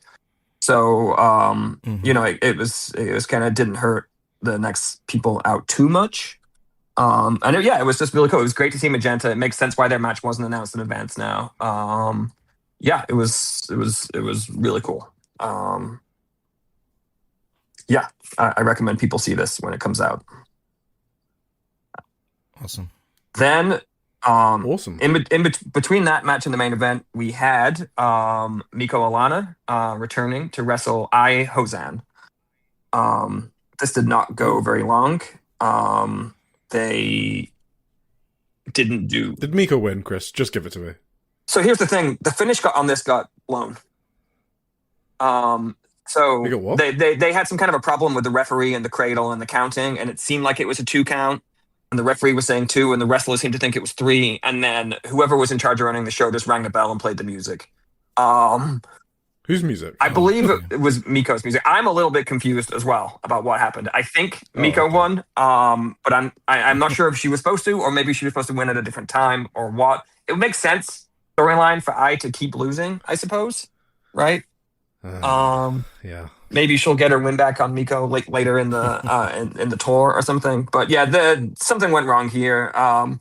But I think they were just like, you know what, let's wrap it up. Keep moving because we got a main event match to get out here next.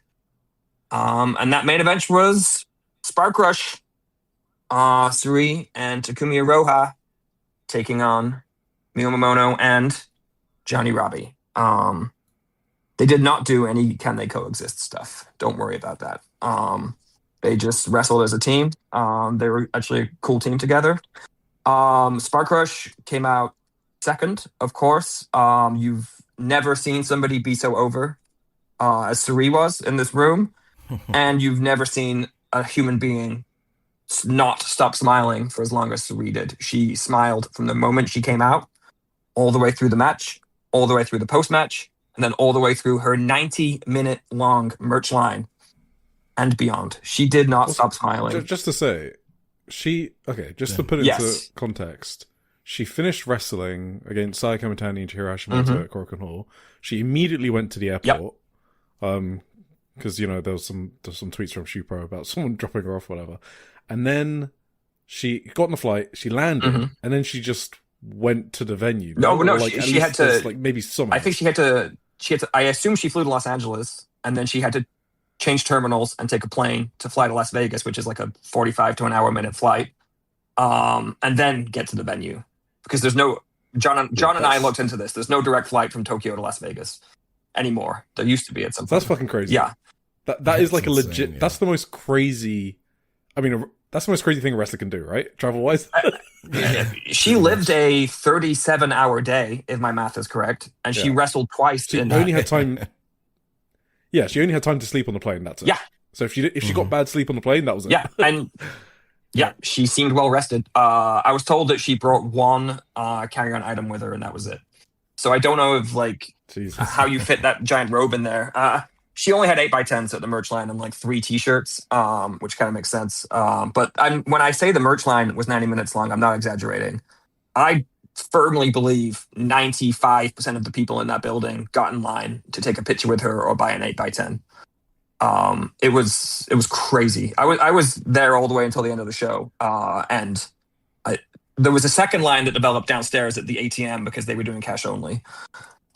It was remarkable. She must have made so much People money. don't know the Joshis.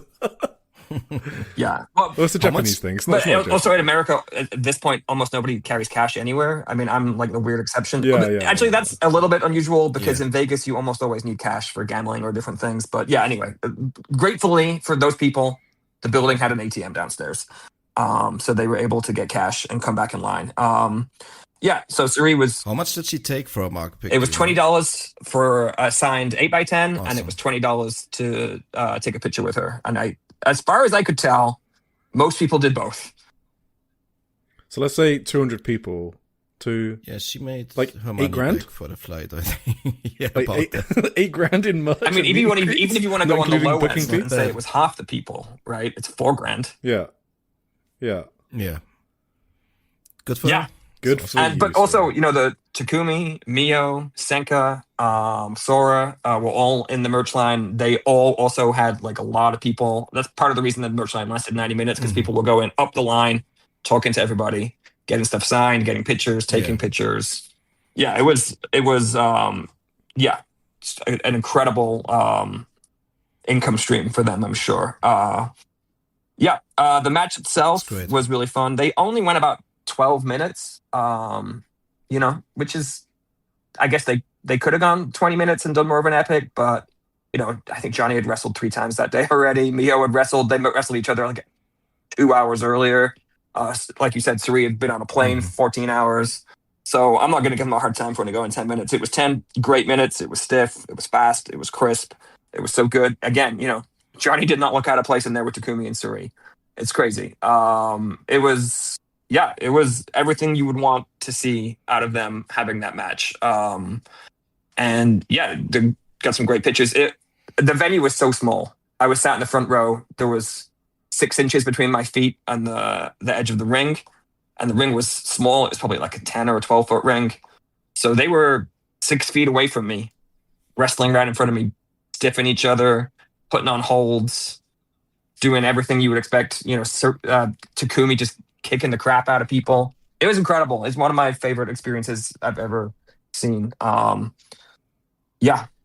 Awesome. Yeah. I'm surprised Takumi didn't do more. Like she wasn't on the West Coast Pro Show, right? Right. Yeah. I think this was her only match on the whole tour. Yeah. I mean, you would think she would have been there to do a West Coast Pro match. But yeah. Well, interesting.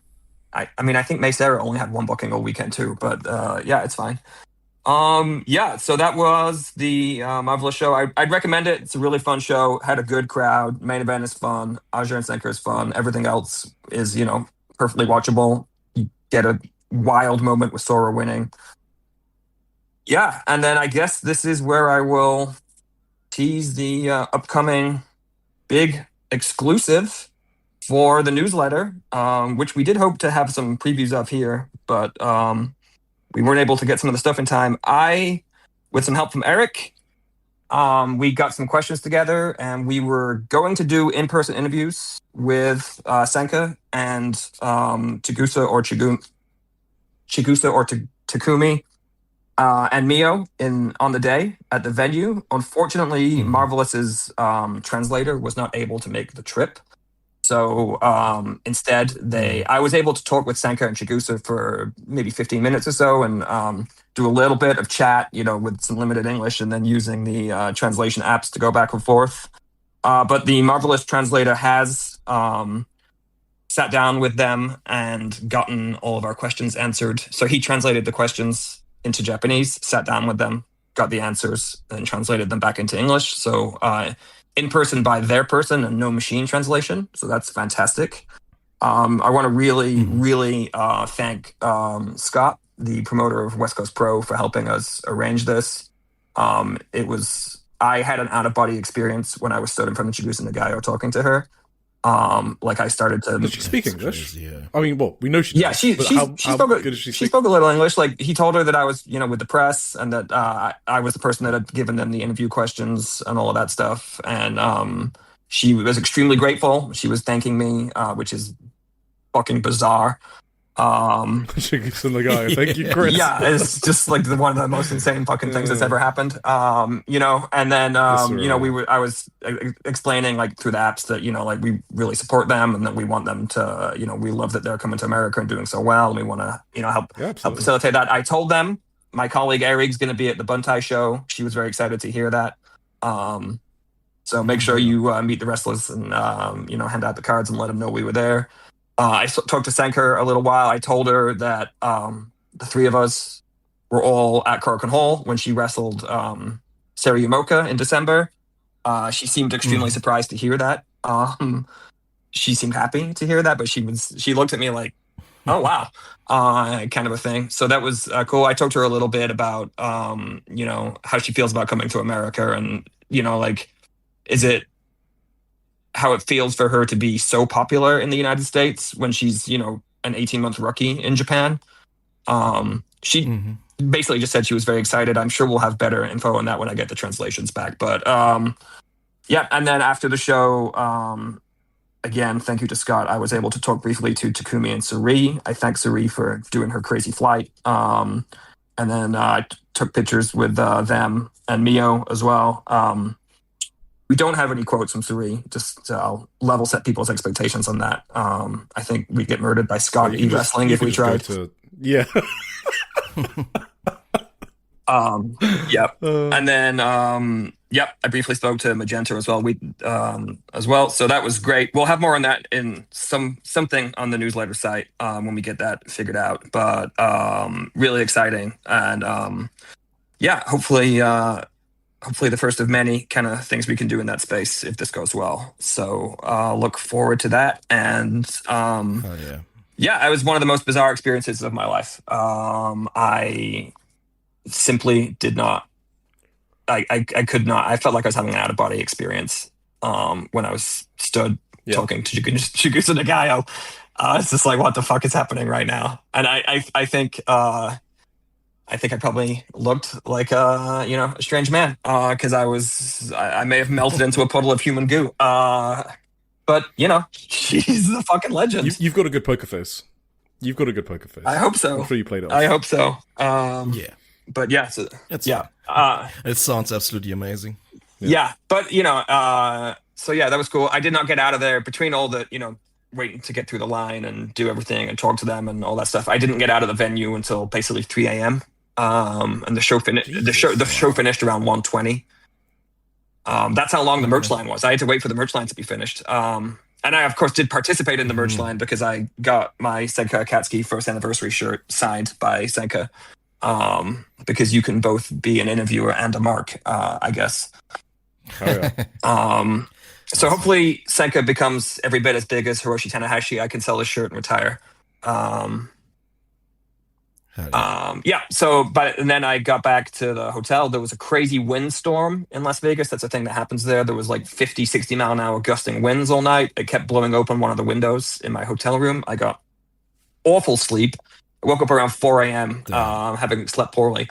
What's funny about this, why I bring it up, is the exact same thing happened to me last year. I went to the Marvelous show. Senka destroyed everybody's brains. I went back to the hotel. For reasons outside of my control, I got no sleep. And then I woke up feeling like crap, but also being like, I don't care. I'm filled with life. This crazy Japanese rookie has made me feel so alive that I don't care. I got no sleep. The exact same thing happened this year. I woke up at 7 a.m. and I was like, God damn it. Then I was like, no, but I feel so good. Like, there's something about wrestling that when it's this good, nothing else in the world makes me feel that way.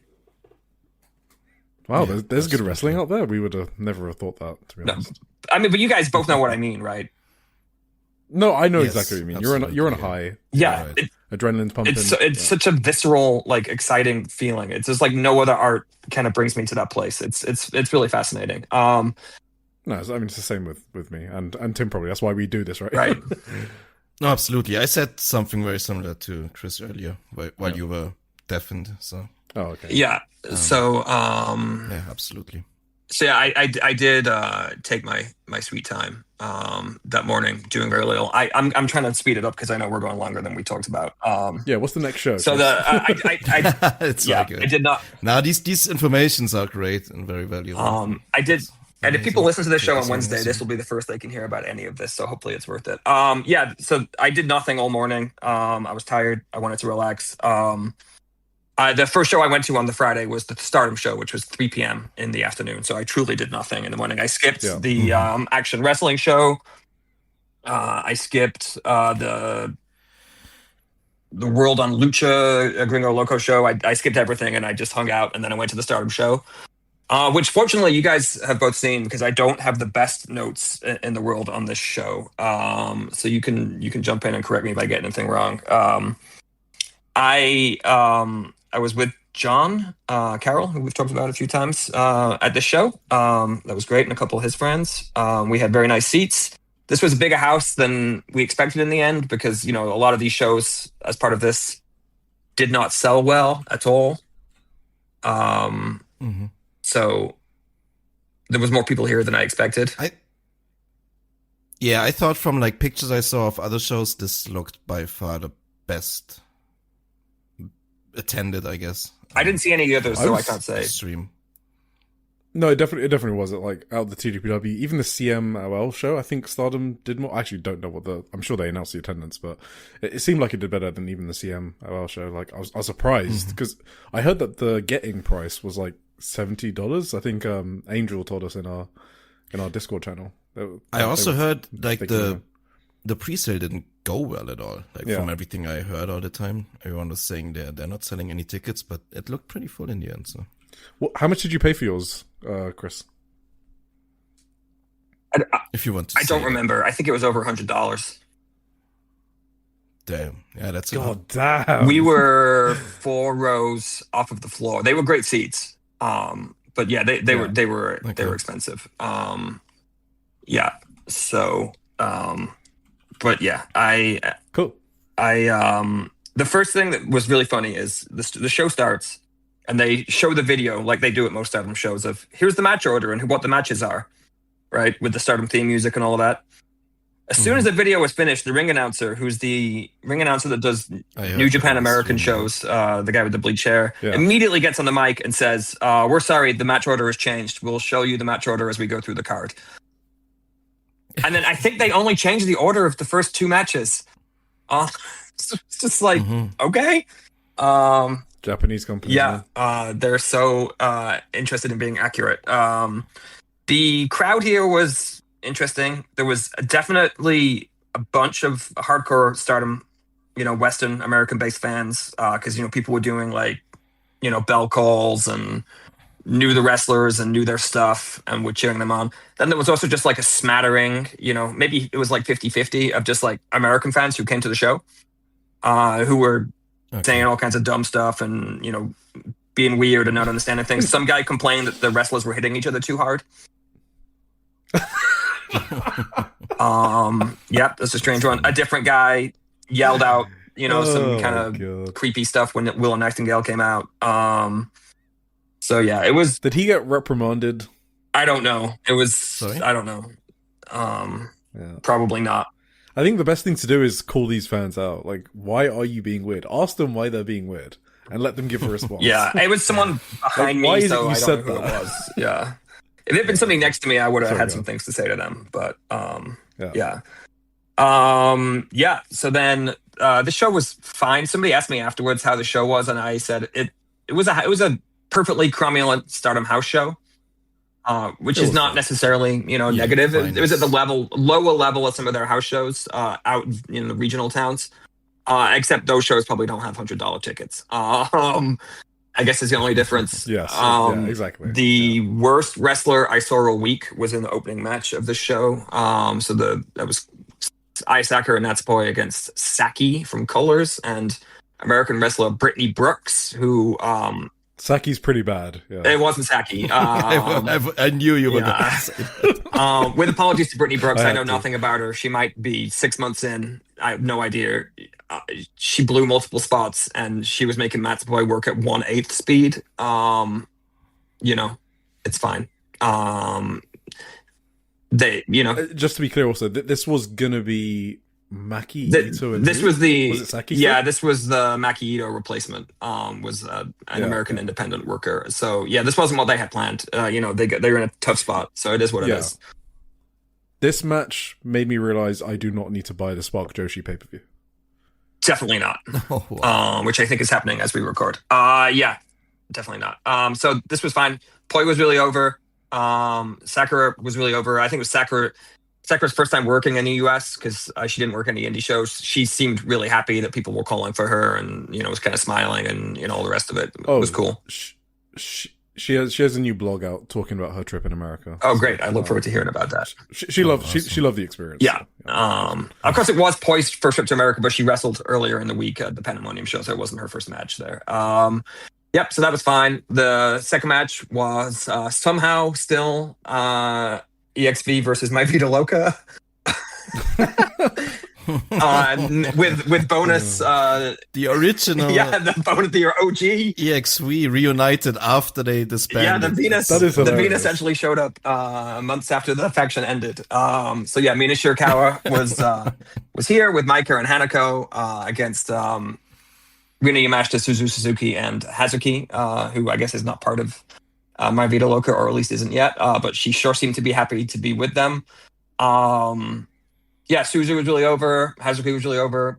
Maika was really over. Mina was TV over. Over. The 50% of people who don't follow Stardom who just showed up, of course, all know Mina. Yeah. So that was cool. This was fine. This is theoretically this is a preview tag for the match. Next weekend. Okay, you say that, but Maika kicked out of the tequila shot. Yes, and then pinned Suzu. Yes. I was like, what are we doing here? I thought that was cool. Yeah, it was cool. I was just like, what? Yeah. I mean, the tequila shot is not the ultimate Suzu finish. No, but she finishes a lot of matches with it. Like, what she does. Yeah, the regular, whatever matches, but like... Okay, what do you think's her ultimate one? That's the Spiral Tap or whatever it is? Phoenix Splash? Yeah, that one. Or like the Locomotive Germans. are like above the tequila shot too. I think. Really? I Okay. don't know. It's one of those three. I need to Yeah. add, but like I think the ultimate one is like the spinal tap. I don't know if she still does that. She but- hasn't hit that since the May Sarah match, I believe. Yeah, well, you got to save your ultimate death moves Yes. for when they're important, right? Yeah, no, it's good. It's good. I like it a lot. Um, Because whenever she goes up, I'm like, oh, fuck. Here we go. I mean, Suzu kicked out of the Michinoku driver Yeah. too, right? Out Yeah. of the first one. At Yeah. least. So, And they were fighting Spirit German suplexes. Yeah. It was They kind went of hard funny. in this match. I actually liked this quite a Yeah, bit. so. it was. yeah, decent. I wrote down that this was a real effort match where they seemed committed to being like, hey, this is an actual preview tag for our show next weekend. Even though Yes. we're not in Japan, we're going to do a real effort match. So I appreciated that. Exactly. And also, it doesn't matter what finishers they use in this match because they're going to be bloodied come All-Star Grand Queendom, and that'll be yeah. part of the finish, I'm sure. Yes. Yeah. So the next up was Athena wrestling Rena. So I am, I'm probably one of the low people on Athena. I understand that she's a good wrestler. I never see her have great matches. There's a gap there between her talent and her output for me. So I was interested to see how this one went. I think generally the consensus is this was the best match on the show. I would agree with that. I think it was also the longest match on the show. I would say that. I thought Rena was great. Rena was so over. It was crazy. Like she was over, and she seemed delighted because she loves being a babyface, even though she's a heel. Mhm. Yeah, she is a top lady. Yeah. So, this was good. I joked. I mean, I was only half joking. Athena was able to wrestle up to the level of Rena. She never wrestles anybody at this quality, so I wasn't sure if she could actually still go at this level, because the last time I saw her have a truly great match was against WWE Asuka Kana, which was like probably 2018 or something. Okay, she's had some really good matches since I then. haven't seen them. Yeah, but Chris hates Amoresu, you know? That's not true. I went to a million indie shows. I had a great time. Talk to me about the tag team New Fever later. But yeah, no, I just hadn't seen her have a really good match in a long time. This is the best match I've seen Athena have in a long time. The last match I saw her have was Billy Starks. It wasn't very good. So I guess there was a Mercedes match at some point. Maybe I saw that. The Mercedes matches were good. Yeah, okay. Yeah. Was good. Was it one? No, they faced each other twice, right? Tim? I think so, yeah. Yeah, the Not first sure. one was very They good. had this weird little tag run also, but that I did. I think that was when I already stopped watching. But this, I remember like she had some really good ones for the Ring of Honor title at the start of her like reign. I think she's had that belt for like 4 years now, and like in the first 2 years, there were a couple of really good matches. Like, I also really liked her Persephone match recently for the belt. I thought that was Okay. a really underrated match. I didn't see that one. so like I said, I haven't seen everything, so I might be wrong. But this was the best Athena singles match I've seen in a long time. It was not the best Rena match I've seen in a long time. Rena had multiple great singles matches last year and this year already. So, Yes. Even in the Cinderella. Yeah. Yes. I would have to think hard if there was a better Athena match than the Rena vs Hanan match in the Cinderella finals. in her whole career, you mean? Athena match? Yeah, The one with Asuka will probably in clear. her whole career. Maybe. I don't know. That I was a remember the fantastic Asuka one. match. I remember it being great, but maybe my memory's wrong. But Yeah, because I think her best match is the Mercedes one at Spring. What was it, Spring Breakthrough? Whatever it is. And for sure, Rena Hanan was better. So Yeah, for sure, it's better than that. okay, I'll go with your guys' gut on this. And we're not even let like Rena's top match there. yeah, Hanan's Rena maybe, Hanan but is not Rena's No, best that's match. her and No. SLK, right? Yeah, exactly. just Yeah. yes. So anyway, it'd be Anyway. interesting to see if Rena ends up back in the US for Forbidden Door or for ROH shows or something, because she definitely got really over here, and Athena, I'm sure, is scouting for AEW as well. So Well, that's why I was thinking this is a weird match to book. I was just surprised. Like, the only reason you book this match, I think, is because Athena asked for it. Like, why would you book Yeah. Athena Rena if one of them, like, how do you even come to it? You would just put them in a tag or something, right? I don't know.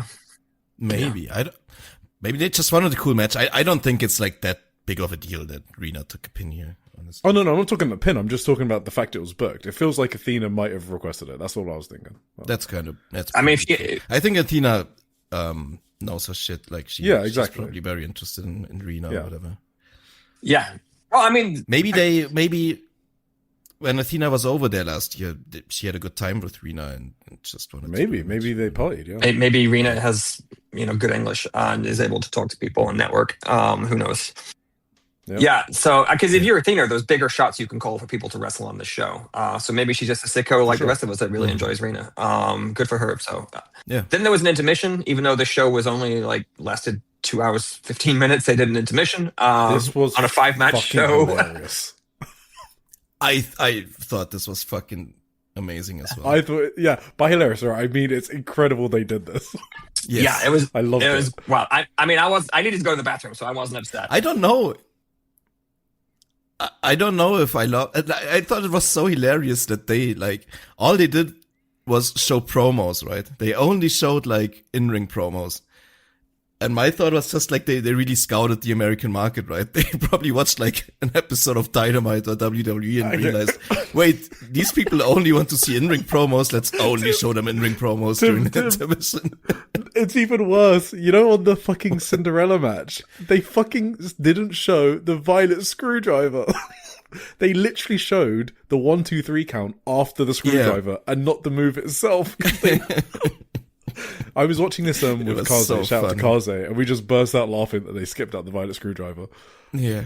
This is the first I'm learning of any of this, because as soon as they went to intermission, I got up and went to the bathroom, and then I started talking to somebody I met from the internet that I'd never met before, and by the time we were finished talking, they were bringing the next match to the ring. Or so we thought. So, for context, they basically showed a whole recap of the Sayaka feud.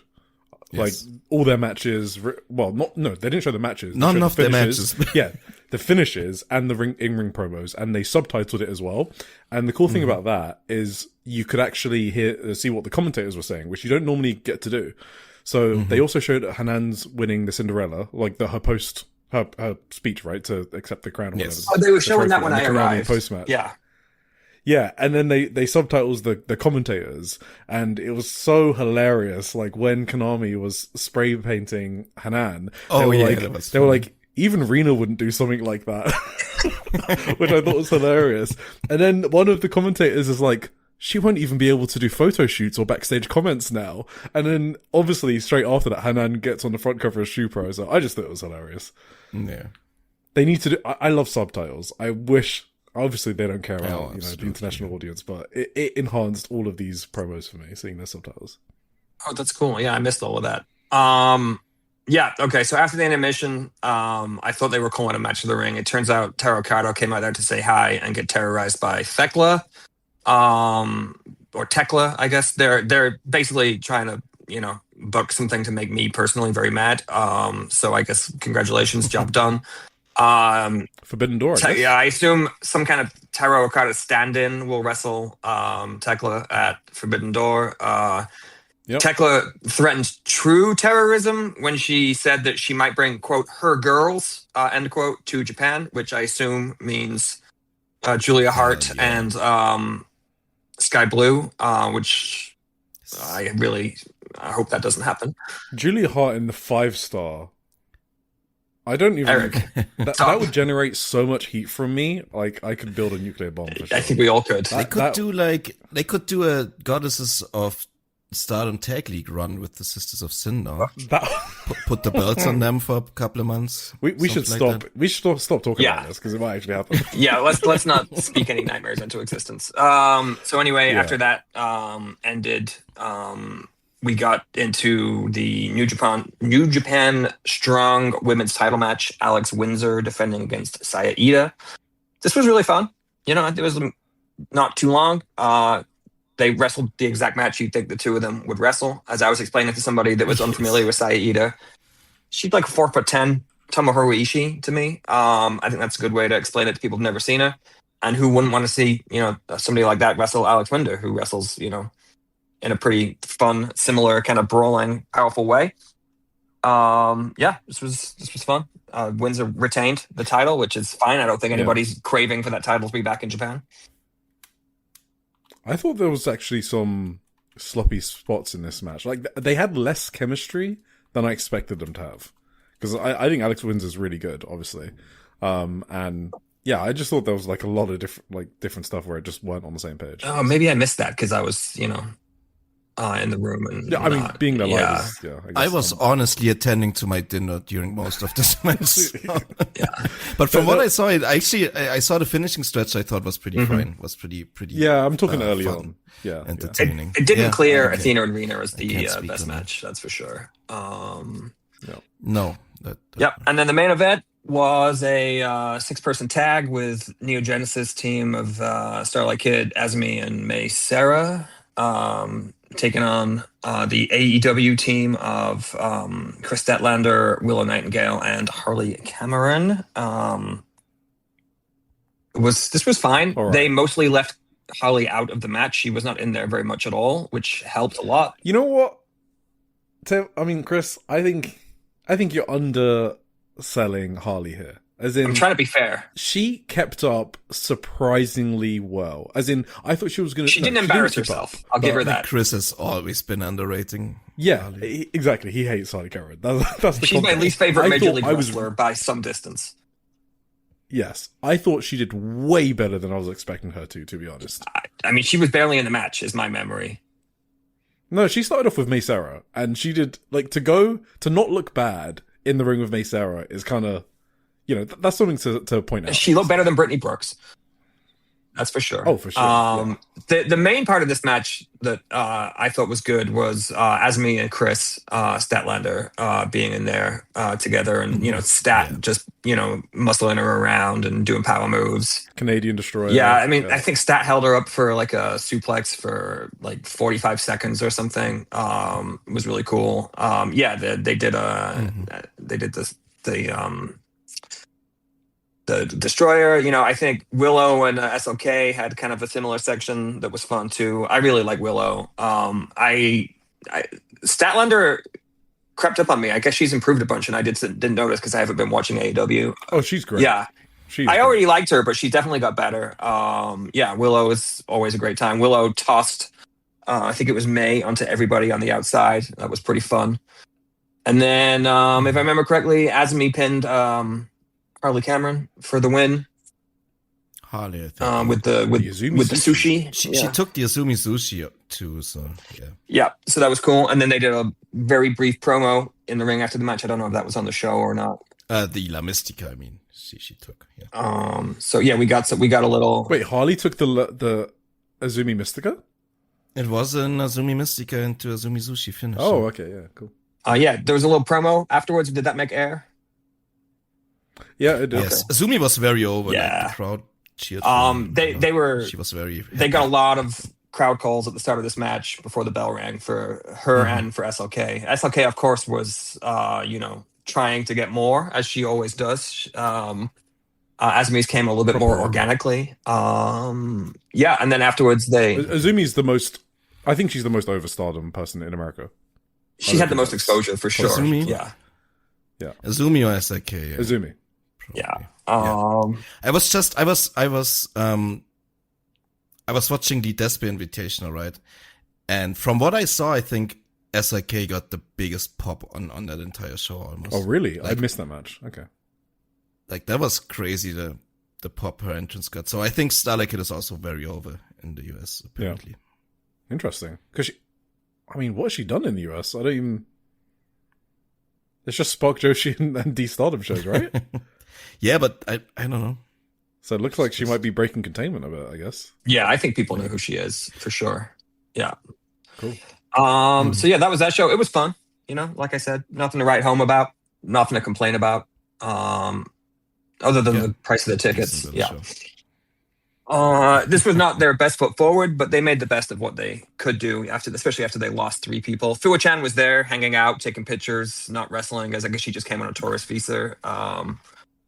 So she seemed very. Maki was Maki in the? I know Maki was, I think, on the Despe Invitational on commentary. Was what? Oh, okay, cool. Yes. Was she on Stardom too? No, she was in a. She was on the Japanese. Apparently, they had a Japanese feed, like New Japan. This was a New Japan show, essentially, right? The Despe Invitational. Yeah, but Maki didn't go to the US, well, right? They can do the commentary from Japan. Yes, she did. Didn't she? No, she was one of the ones with the visa issues, wasn't she? Yeah, she was supposed. Yeah, she couldn't work, but Well, you can't. I don't think you can come and I do see. commentary either without a visa, honestly. So maybe she did it from Japan. I had the English feed, and the English announcer said that Maki Ito was on the Japanese feed on commentary, but I don't know if it's true or not. Maybe they but they don't have to do the Japanese commentary from the venue. Right. Oh, maybe she did. Yeah. Oh, Did that's remote, true. Yeah. Okay. Because when they do gotcha. New Japan US shows, they do Japanese commentary from. Yeah, Japan. she made it low. Okay. Yeah, I'm stupid. True. So, yeah. So this ended up being, I won't go too deep into this. This ended up being the only show I went to that day because the night I got to a Lucha Libre show in a warehouse in an industrial part of Las Vegas. I went with Rich Craich from Voices of Wrestling. We waited in line for 90 minutes to go to this Lucha show. And then as soon as we got in there and we sat down and apparently some children had wrestled a pre-show match while we were in line. And it's basically 2 minutes after we sat down to watch the show, a bunch of cops came into this warehouse, started talking to a luchador in a gold mask and the promoter of the show for a few minutes. And then somebody, presumably the promoter, got on the mic and started talking in Spanish. And neither Rich nor I speak Spanish. And yet, once the crowd started booing, we knew what was up. Of course, everybody around us, for the most part, most of the people around us were, it seemed like this was a show for locals, not WrestleMania tourists like us. Some people gave us translations. There was some kind of issue between the promoter, the landlord, and the building owner or something. Nobody really seemed to know. The show was canceled. Everybody had to go home. Why they waited till the entire 90-minute line was seated to do this and didn't do it sooner, who knows? We did manage to get refunds because we paid cash, but people that bought tickets online were not getting refunds. Maybe they wanted to keep the money to pay the wrestlers. I don't know. It turned out to be a great story. I'm going to write about this more in my piece in the newsletter. It was a really fun experience. We didn't see any matches. It looked like it was going to be a great show. There was some cool people booked. LA Park was booked. It looked like it was going to be suitably grimy. It was. Yeah, so more about that in the written version, but what a perfect way to end WrestleMania week with a show that gets shut down by the cops for unknown reasons. I actually asked one of the cops very politely, it's like, I don't speak Spanish. Can you explain to me what's going on and why we're being asked to leave? And he was like, I don't really know either. Oh, awesome. And I was like... The way you started that almost thought it had something to do with labor laws and children wrestling or whatever. When you said two kids were exactly. No, I don't think so. No, I should stress this was not any modern American problems with ICE or the cops or anything weird like that. It seemed like the cops were asked to come and mediate this dispute more than anything. They were not a very rare thing to come out of my mouth. The cops did not appear to be the problem. All right. So yeah, very very strange week. Great week. The West Coast Pro show from Thursday is absolutely a show of the year contender. It has a match of the year contender on it. Anybody that wants to kind of, complete, quote unquote, complete their year of wrestling has to see that show and that match. That's me. Yeah, I'm sure other people too. I cannot give you a bigger recommendation for that show and the Senka match. It's in the god tier of things I've seen. That's amazing. Yeah, I totally believe you too. I think the overall talking points about how shitty everything was is it's kind of overblown, but also it's this dichotomy in a way, right? Between the really awful stuff and which is more out there obviously than the great stuff, which is on the tape delay and everything. It's just fucking GCW. I mean, just don't watch any GCW and you'll be fine. I do kind of want to watch this Effie match for some reason. Oh, I'm never watching that. I'm just never doing it. Hey, maybe you can watch it and review it for this. Wait, maybe you already have watched it and reviewed it. Maybe. We will find out. Well, I will find out. You guys will already know. Yes. All right. Chris, you got anything else? No. Thank you for letting me come on the show and talk for almost twice as long as we agreed to. I'm sorry. That's just the Joshi'ing around weekly class. Yeah. That's a badge of honor right there. Yeah. Well, I just enjoy hanging out with you guys. So it's very fun for me. And you too. Thank you both for doing the show. As you know, I'm an avid listener of the show. This show needed to exist, and now it does. And if you guys weren't doing it, there would still be a huge gap. So it's really important that you do it. I appreciate it. Thank you both for crushing it on the newsletter front every time. And yeah, I look forward to hearing your takes on some of the things I talked about that you all haven't seen yet. Yep. Thank you very much. Thank you, Chris. Yeah. And hope to hang out in person sometime again in the future. Fingers crossed. Thank you for coming. Stardom Tokyo Dome. Oh yeah, for sure. That's locked in, I guess. Yeah, thank you so much. Thank you for giving us your insights and taking the notes and doing all the stuff with the interviews and whatever else information you could get. That's as soon as we get more info on that, we'll tell people how and when they'll be able to read it, hopefully. So just wait to get those translations back. Yes. And now it's back to the regular scheduled Joshi'ing Around weekly. I guess we're gonna go into Stardom. What? Right? I don't know where this is into going. Into the indie zone. I don't know where this is going. Stardom, TJPW, Marigold. Is there any Stardom? What shows do we have? Don't follow my segment with Marigold. This is gonna go right into the All-Star Great Queendom review. Yes. Back to you, Tim from the future. Back to you, Tim. Probably Eric is gonna lead us through the previews anyway. So back to you, Eric. We're so shit at this. Okay, bye. Oh my god, it's so bad. I'm gonna cut everything. All right, cool. Anyway. All right, thanks, Tim and Eric. Whoever handed off to me, or Tim. So, we are back with our usual agenda, away from Nevada, back to our oasis.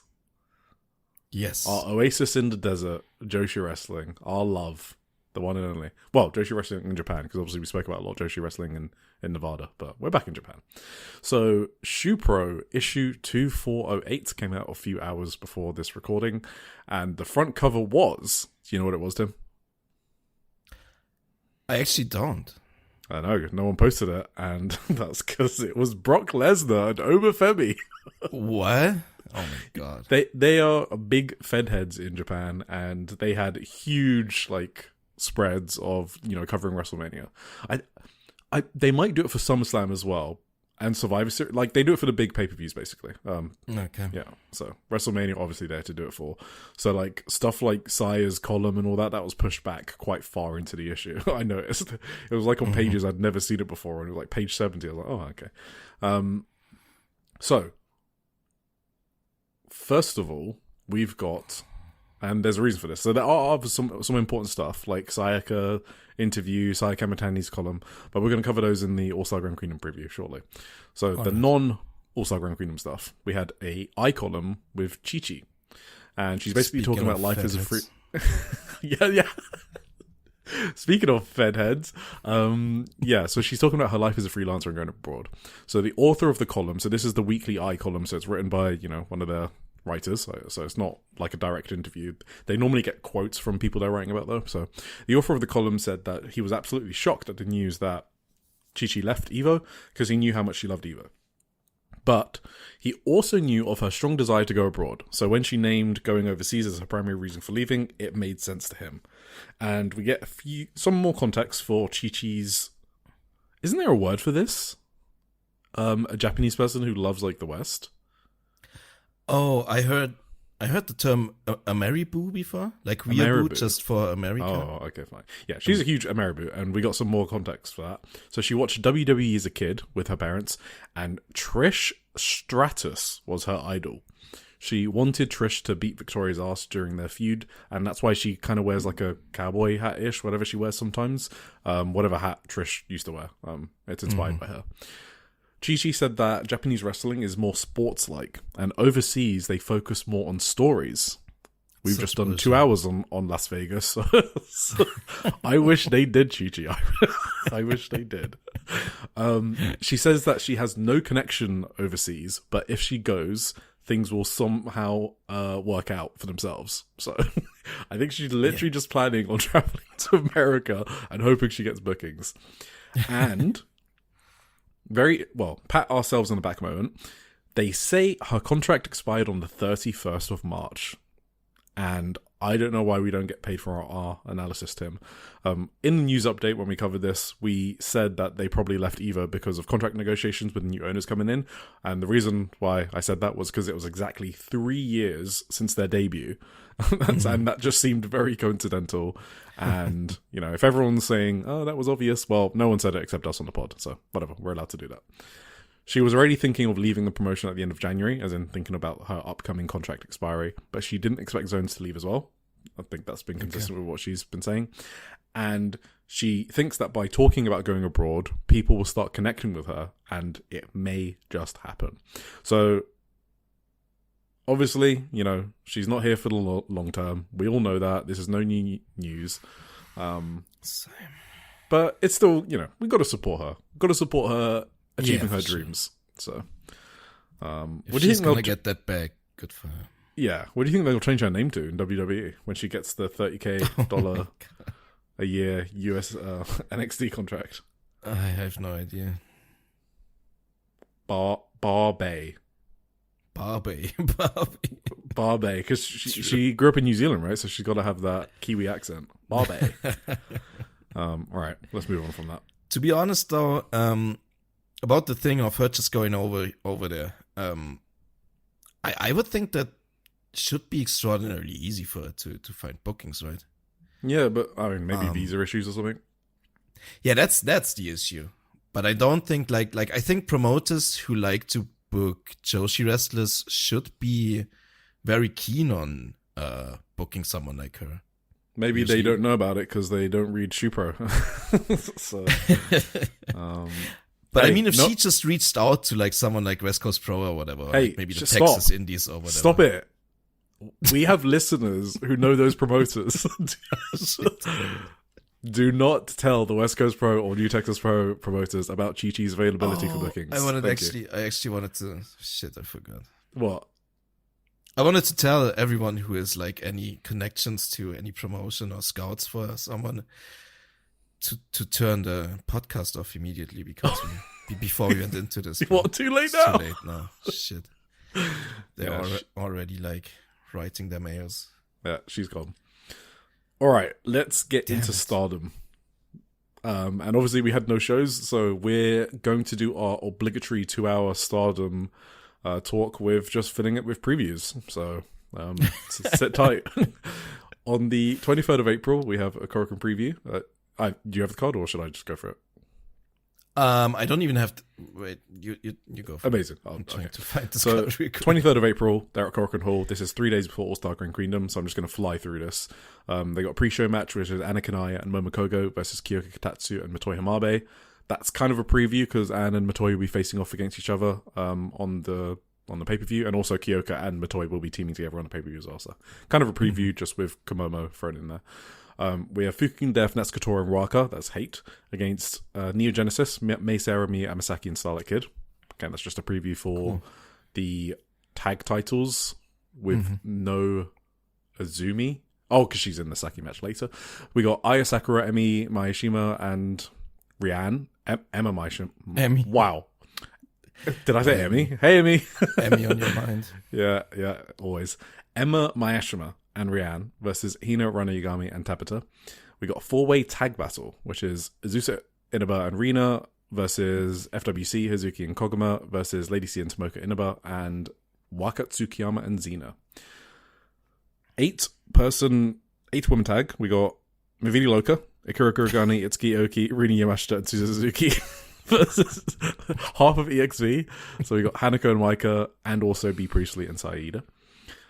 Cool. Fuwa-chan, Kikyo Furusawa, and Maki Ito versus Natsupoi, Saori Ano, and Yuna Mizumori. That's obviously a preview for Maki and Natsupoi. We got Saki Kashima's last ever match. She is not having a match on All-Star Grand Queendom. It's Azumi and Momo Watanabe versus Saki Kashima and Suri. And we did talk about this last episode and why she picked those people. And it is a one-off for Momo. Just wanted to say that. She might be nearing a return soon. Maybe. I think she's starting to second. I think she was a second for Saya at Fortune Dream, I believe. So. Okay. maybe we'll see her more after this.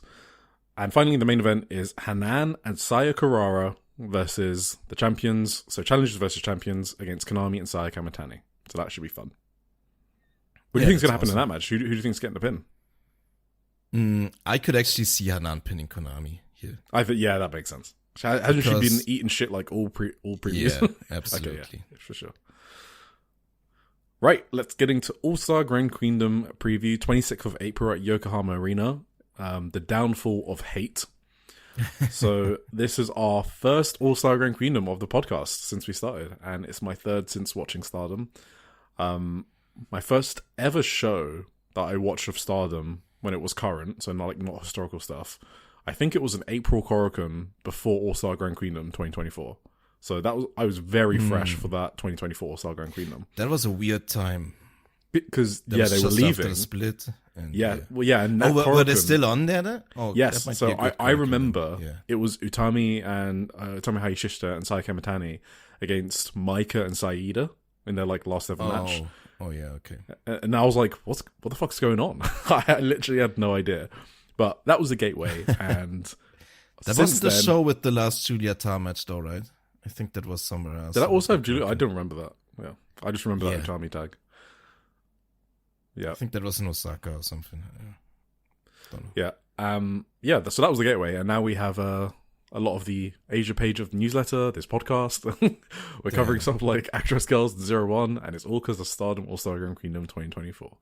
So if you're a casual listener and you like listening, but somehow haven't watched Stardom yet, or you just parachute in, we're telling you now is a time to parachute in again. You should watch All-Star Grand Queendom 2026. It is your introduction to Joshi wrestling.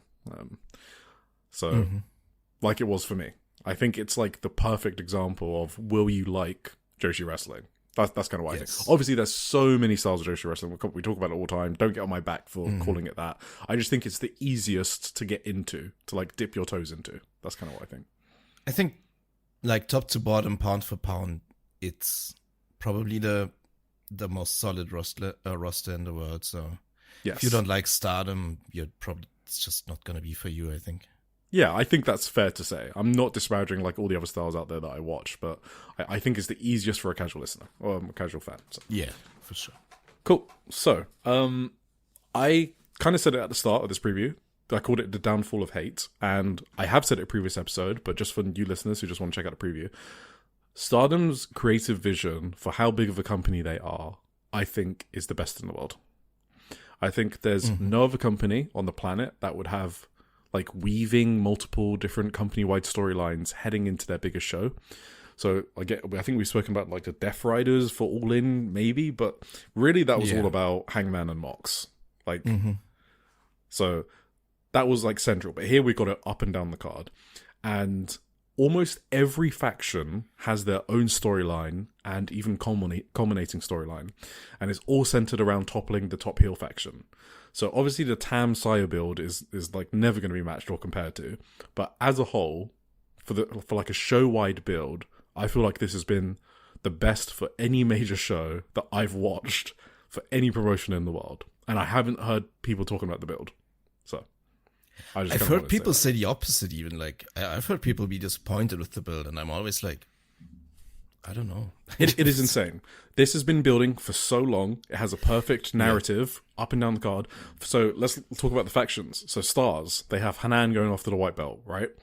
EXV and Movida Loca. All right, so they've been feuding for 5 months. Okay, it's been a while, but I like the fact we know the storyline going into that match, right?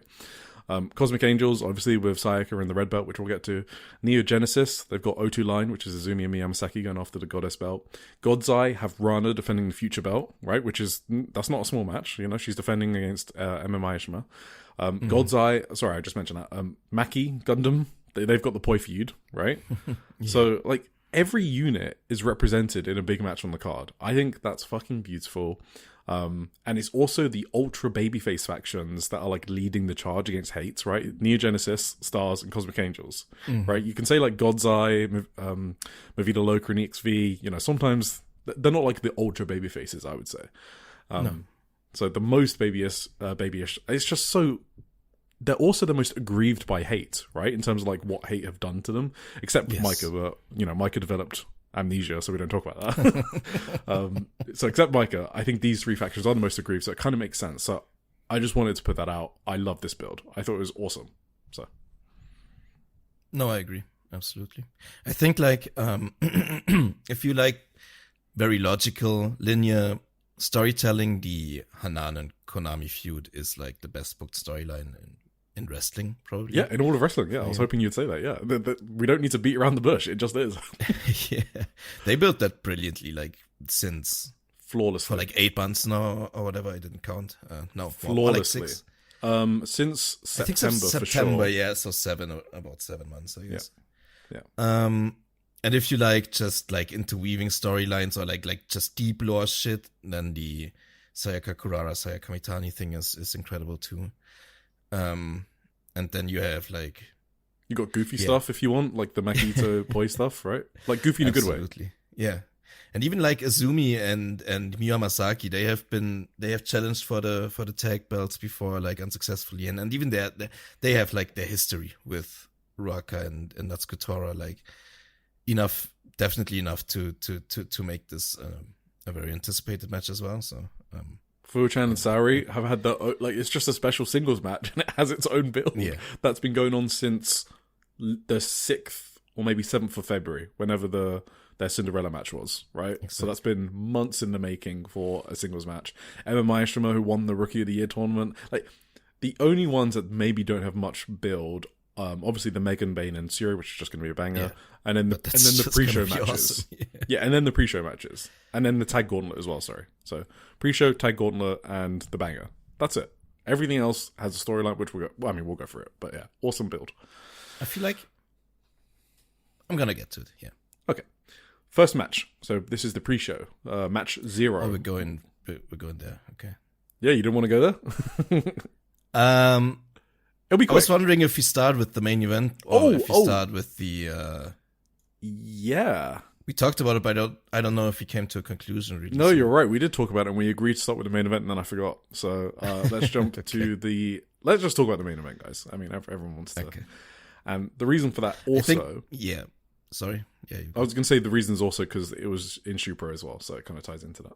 Yes. And I also think if I explain my feelings on the main event first, maybe my other predictions will make more sense. You know what I mean? Yeah.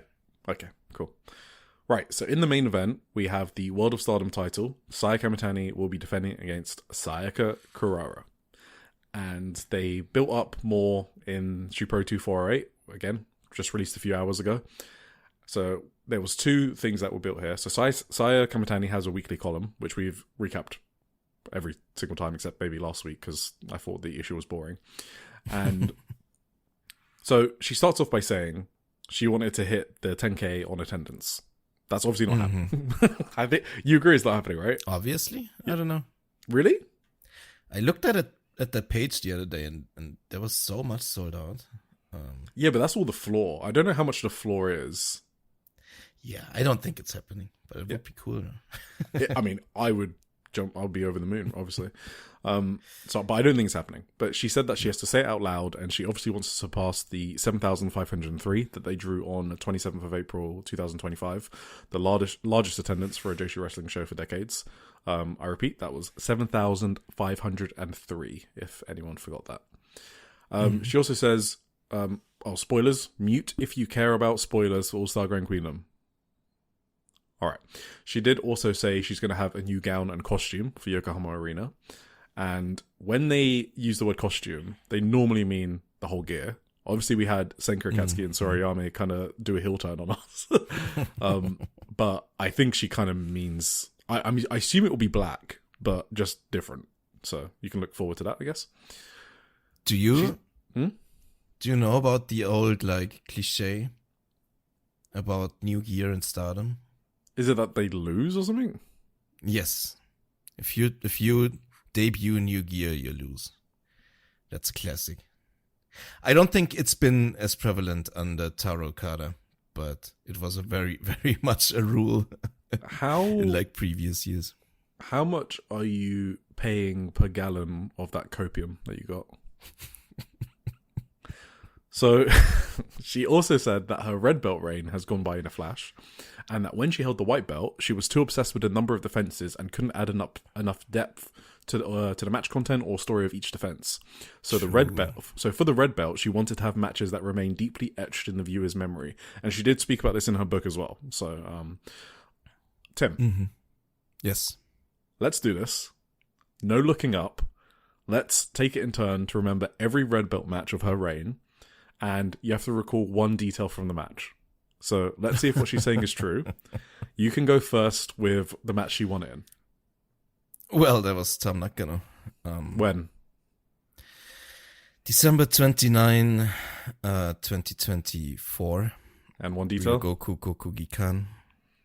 Well, I was there in front row. Bit cheating. And Okay. well, first she fucking hung Tam Nakano, which should have been a disqualification in the first place. I don't know what. I think the ref forgot everything in this match. Then she fucking faked an injury, which shouldn't be allowed either. I think either you're injured or either you get out of here and blow off the match or you continue. And through that she what do you call it?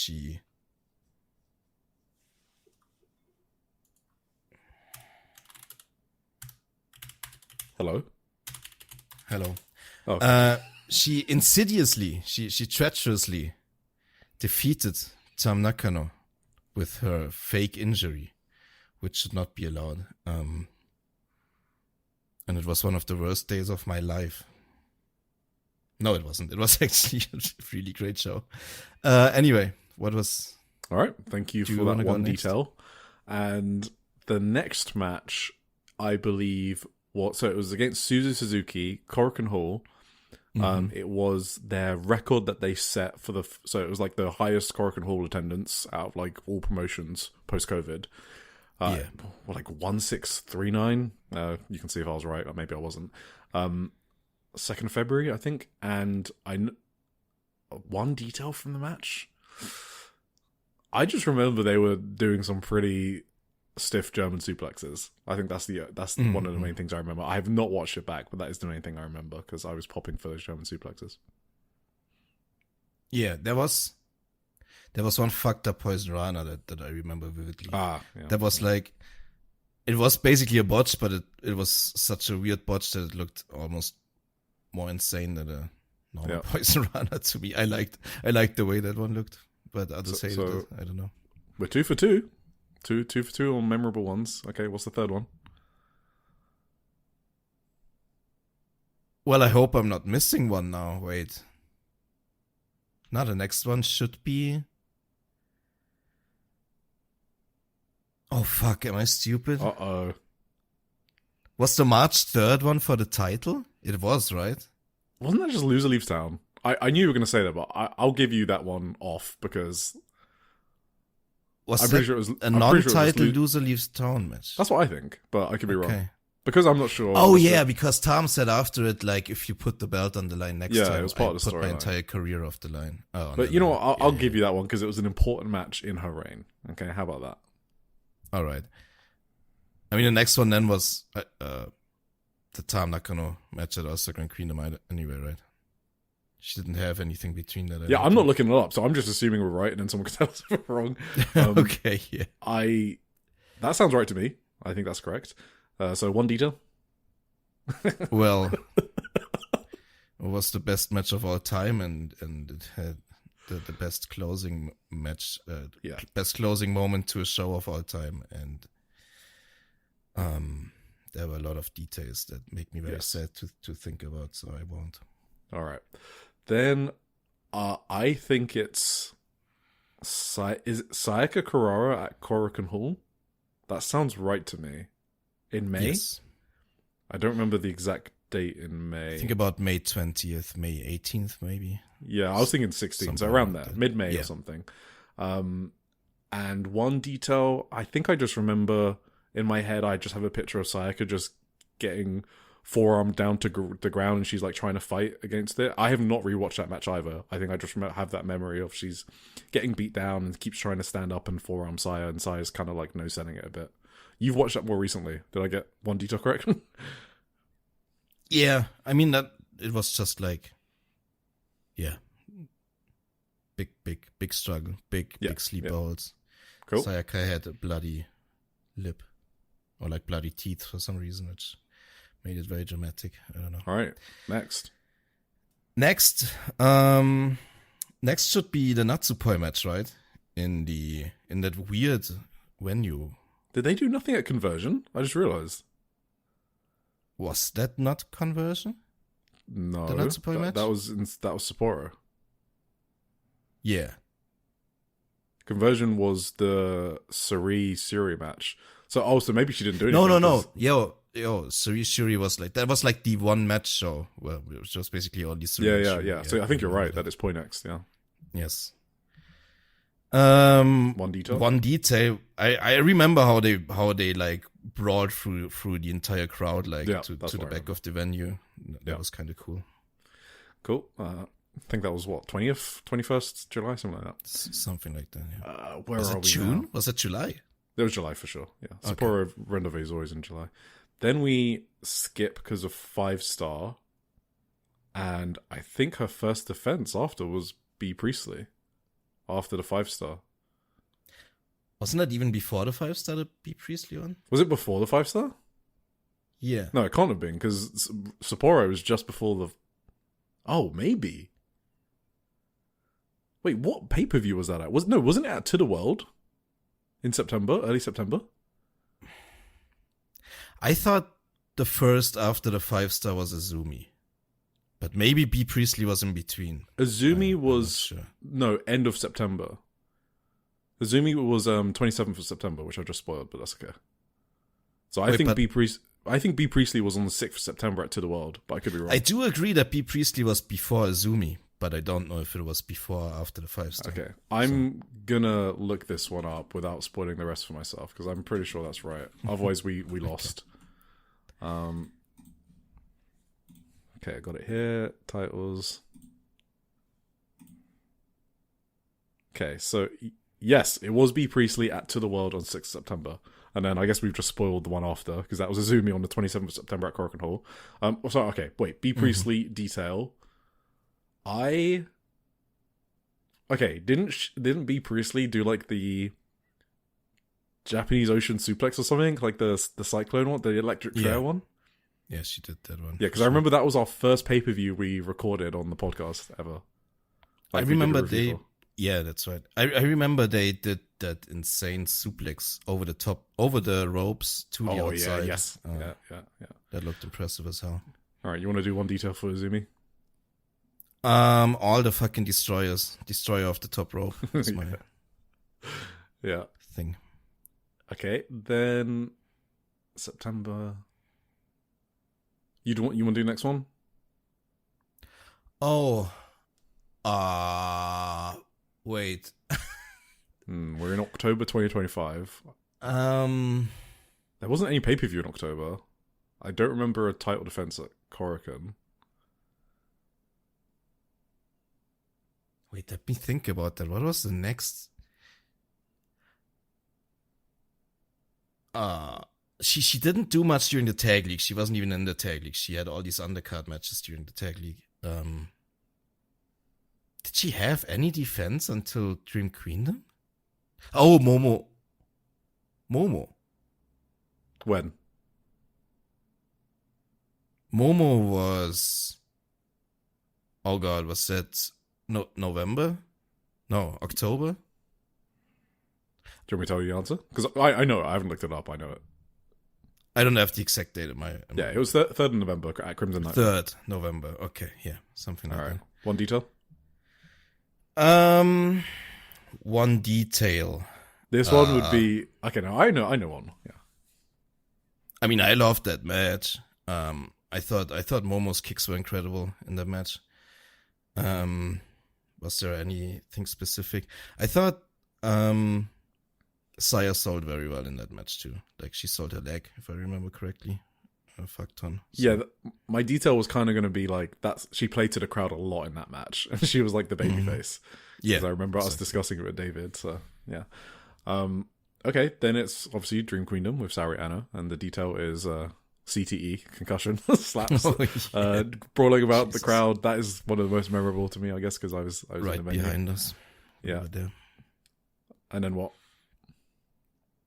And then what? Then what what's the should next be... Then she was out with a concussion. She had... Well, the Shuri match wasn't for the red belt. No. So the next one would be Starlight Kiddo on... Yeah, okay. February 6th? 7th in Osaka. And you know the detail for this already. Well, yeah, she fucking dislocated 2 fingers, I think. And it was an insane fucking match after that. Yeah, absolutely incredible match. Still in my top 3 for match of the year. Yes, probably the same, yeah. Miyu, Suzume, and for me, and Miya Momono as well. So those are my top 3 right now. Something like that, yeah. If I think about most memorable, it would be these 3, I think, pretty easily. Exactly. Right, we're February. She hasn't defended yet. That's it, right?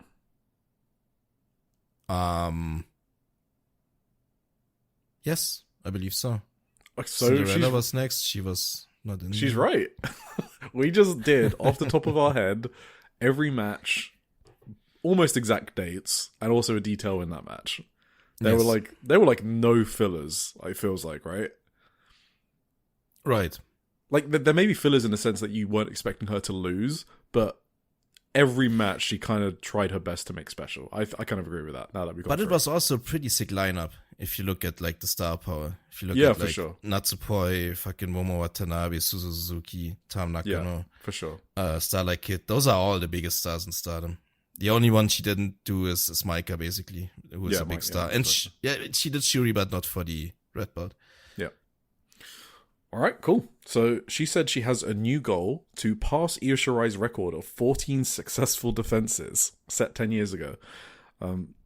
Saya obviously still admires Io and says that she's thriving in WWE because she wasn't aware that Io got left off of WrestleMania. I mean, she's got a prominent storyline, but not prominent enough for WrestleMania, apparently. So there you go. Saya Kamitani also name-dropped her next opponents, which I thought was interesting. So she's kind of assuming she's going to beat Sayaka, which I like that confidence. She named Maika, who's a classmate.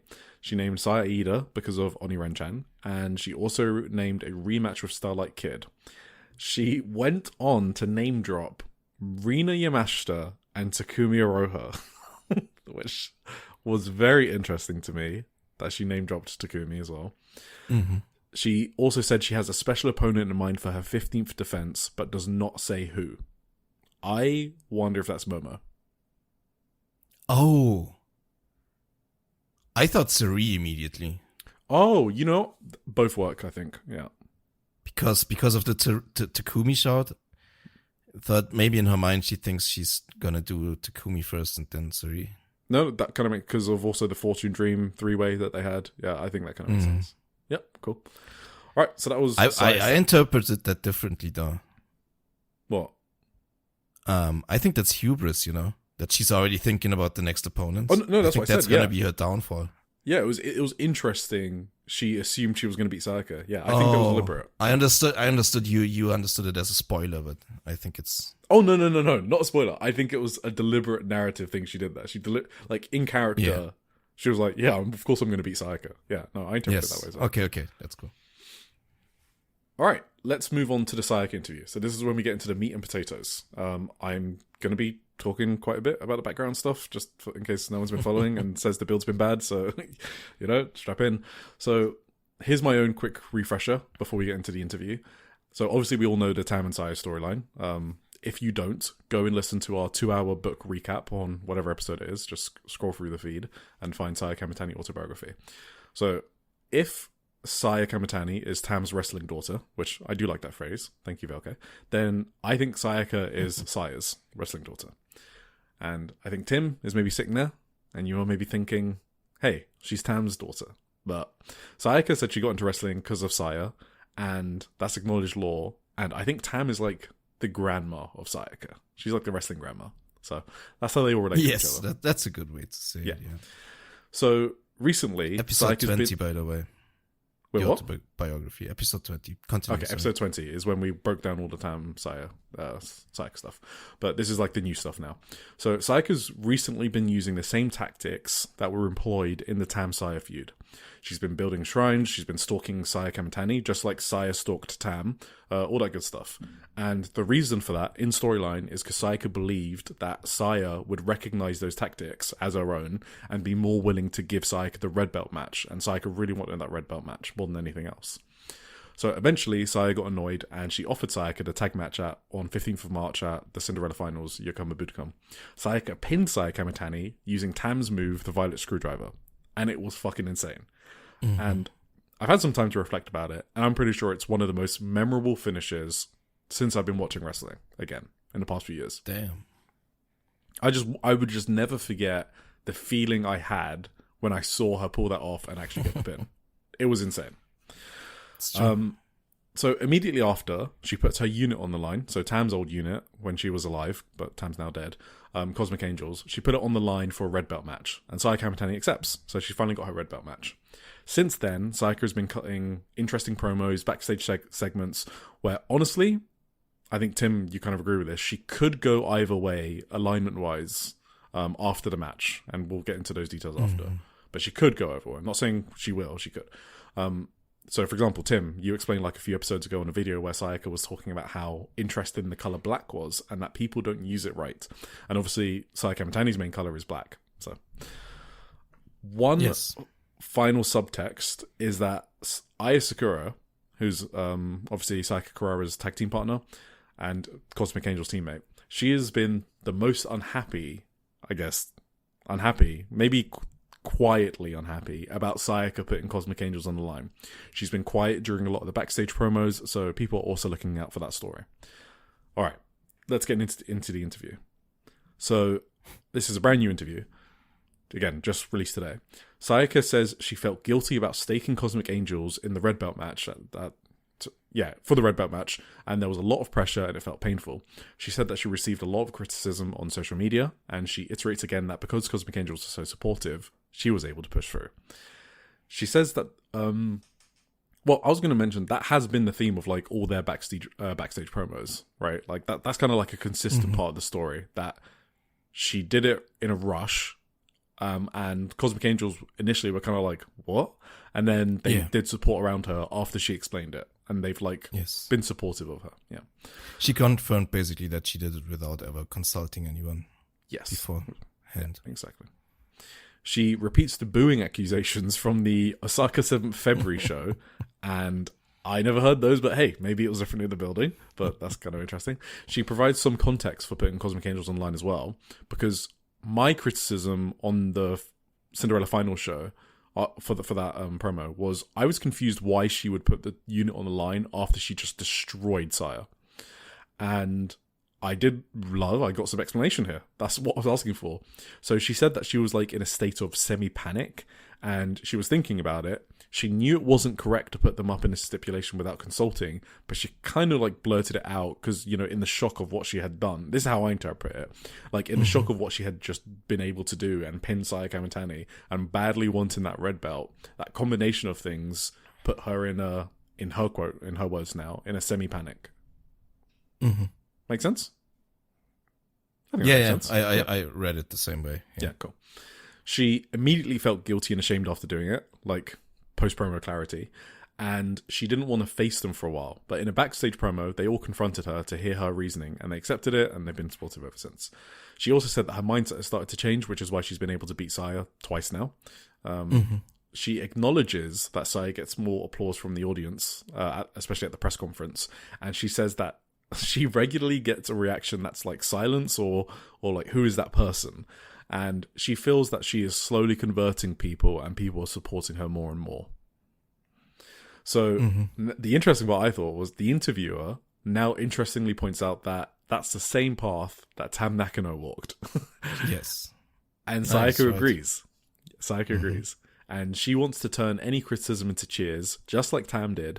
And she thinks it's a natural thing she thinks it's natural to like receive criticism when you do something unexpected, and she'd rather have that than people not watch her at all. She finally repeats that she does not give a fuck about career lengths, and she wants to shatter those preconceptions when it comes to like getting main event spots early in careers.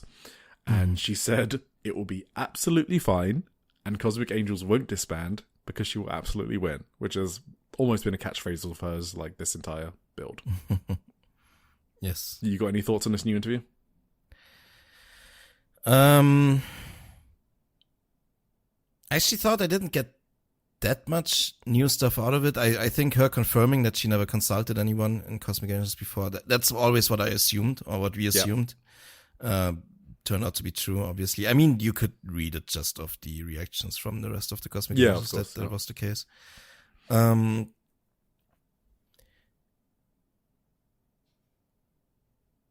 Yeah, but other than that, I didn't get too much new stuff out of it, honestly. I don't know about you. If you've been following the storyline, you don't get much more. It's just like slightly extra context, I guess. So, exactly. But if you've been following the storyline, all of this will kind of make sense immediately once you hear it.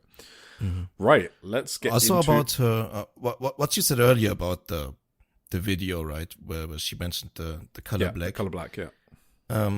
What she said more specifically, which I just thought back to, was she said she didn't necessarily say people use it wrong. She just said it's very hard to use.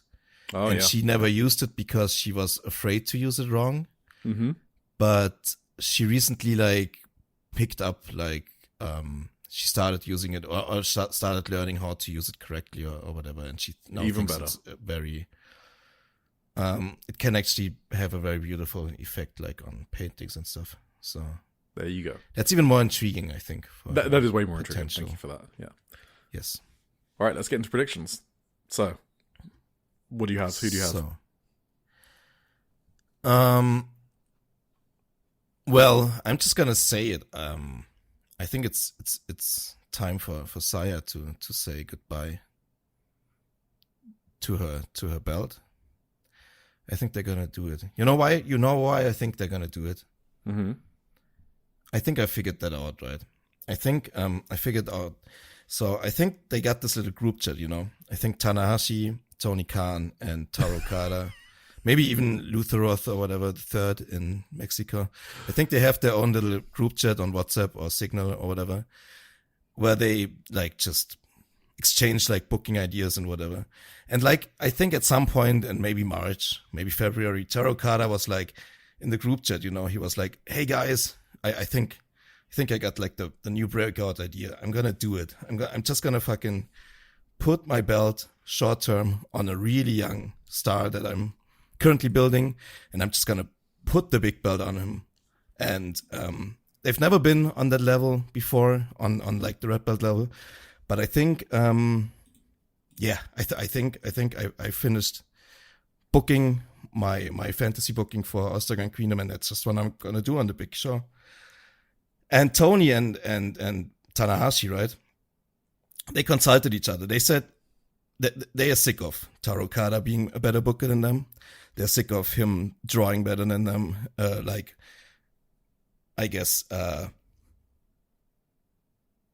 In perspective, or what you call it, relatively to them, they don't want Taro to overtake them in the end. So they said, we should just take his ideas and do it before he can do it, you know? So that's why they put the belt on Callum. That's why Darby Allin got the belt out of nowhere in the AEW.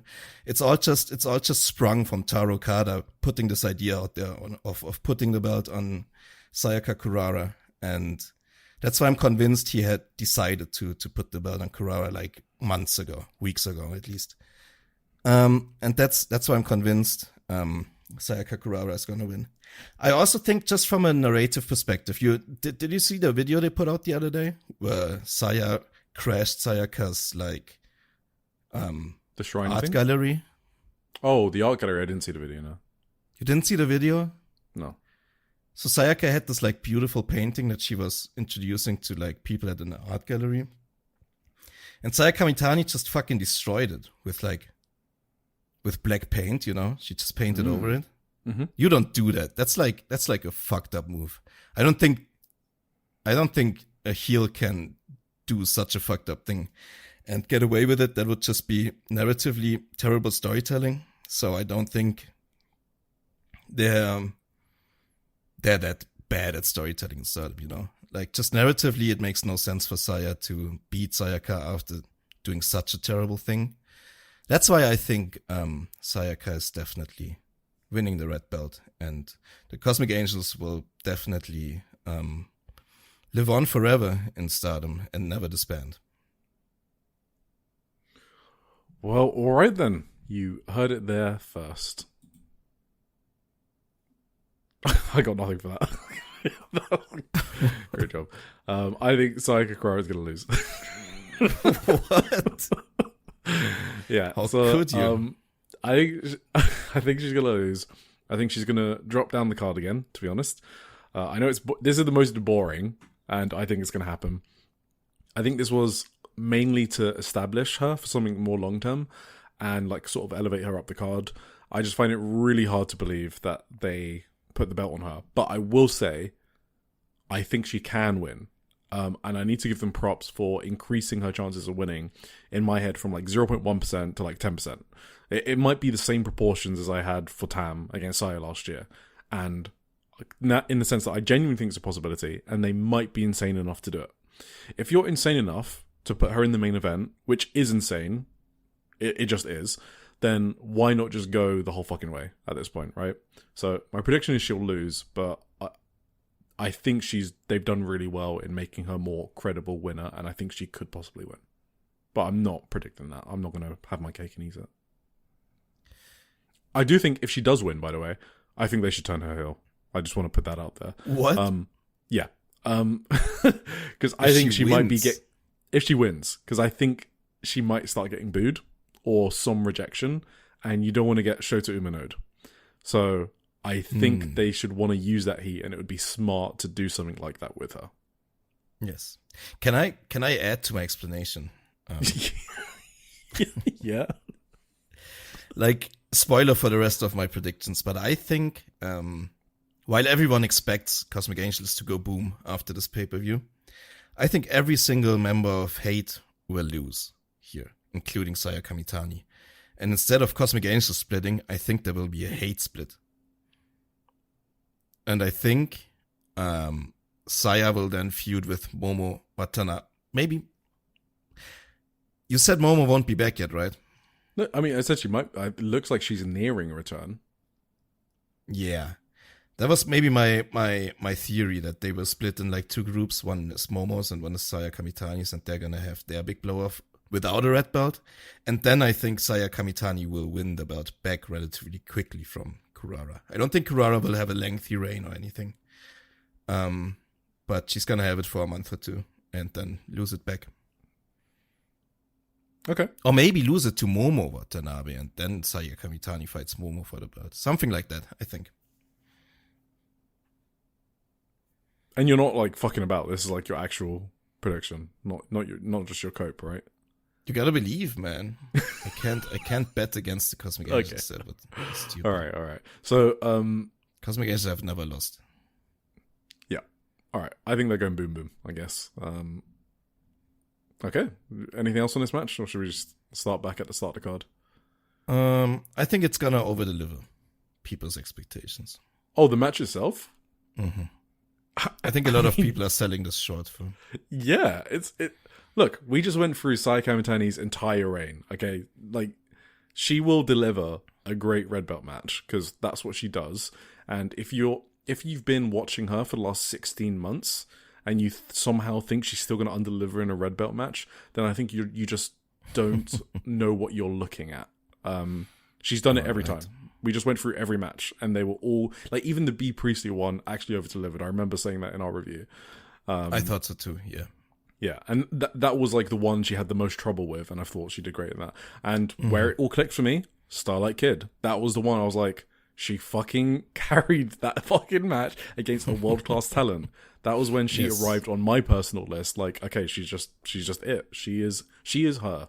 So yeah, of course they're going to over-deliver. No, not over-deliver. For me, they're just going to deliver. For us, it's going to be deliver, I think. But for the general public who's like really downtrodden on this match or whatever and thinks it's going to be whatever. It's going to be the same as last May or whatever. That's not going to be the case. All right, let's go back to the start of the card. So in the first match on the pre-show, we have Ai Sakura versus Kikyo Furusawa. And I really like this match. I think they can have a fun 10-minute match. I'm really looking forward to this one. Yeah, and it's an extension of the Poi Maki feud, right? Cosmic Angels versus Maki Gundam. I'm having Sakura winning this match just because Sakura, we know, is doing a storyline where she wants to face rookies. She mentioned it in her blog, right? So I think this is the first. She said she was going to face the runner-up of the rookie tournament because the winner would be occupied with the future belt, and that's exactly what's happened. So I don't think she can lose to the first rookie she's facing, so she has to win. That does sound kind of stupid, but I think... What, did you have her as losing? I think Kikyo Furusawa is winning. I will literally... I don't know. I would put anything on... That's crazy. There's no way Kikyo's winning this. Anyway, I think it's gonna be a real downer for Sakura to start the show. All right, that is a bold fucking take. Let's see. We have Akira Kurigano and Anakinaya versus Kyoko Katatsu and Motoi Hamabe. I'm not much storyline here, obviously. I guess Akira and Motoi face each other in the Rookie of the Year tournament. They're pretty great chemistry, and Anakinaya and Motoi Hamabe are kind of like close, like they train together regularly and stuff like that. I'm going to go with Ane pinning Motoi. Ooh. Okay. It would be her first win, right? I believe. Yeah, it would be. Yeah. I kind of have the exact opposite. I'm kind of at Akira pinning Kyoka. Yeah, that's the safe one though, right? Yeah, that's the safe one. I mean, I've gone out there so far, so for this one, I picked the safe one, I guess. All right, yeah. We got a high-speed 6-woman, so not tag, sorry, just 6-way. It's Lady C versus Momokogo versus Tabata. Versus Tabata versus Tomoka Inaba versus Xena versus Yuna Mizumori. I don't even know. Is the title on a line? I actually don't know. I assume it is. I don't think so. It doesn't say so in the thing. And this is kind of the same deal they did in Osaka. I think it's just to get the next challenger, basically. Why would you do that on All-Star Grand Prix? Okay, whatever. I guess they need something for Korakuen or something. Oh, for Golden Week. They need to get the people on the card too. I don't know. No, yeah, it is for Golden Week because... Yeah. Yes. Is Yuna... She's from there, right? Did I just make that up? What? Yuna? Yeah, she's from Fukuoka. She is. It's very possible. I'm pretty sure she's from Fukuoka. So she probably wants a high-speed defense for like a main event in Fukuoka or wherever she's actually from on Kyushu. One of those states. Mm-hmm. All right. So that actually makes more sense. Yeah, Kumamoto. Yeah, that's it. Okay, yeah. And they do have a show there, I believe. I've got the calendar up literally right now. Anyway, who do you think's winning that? Well, I looked that up. I pick Xena.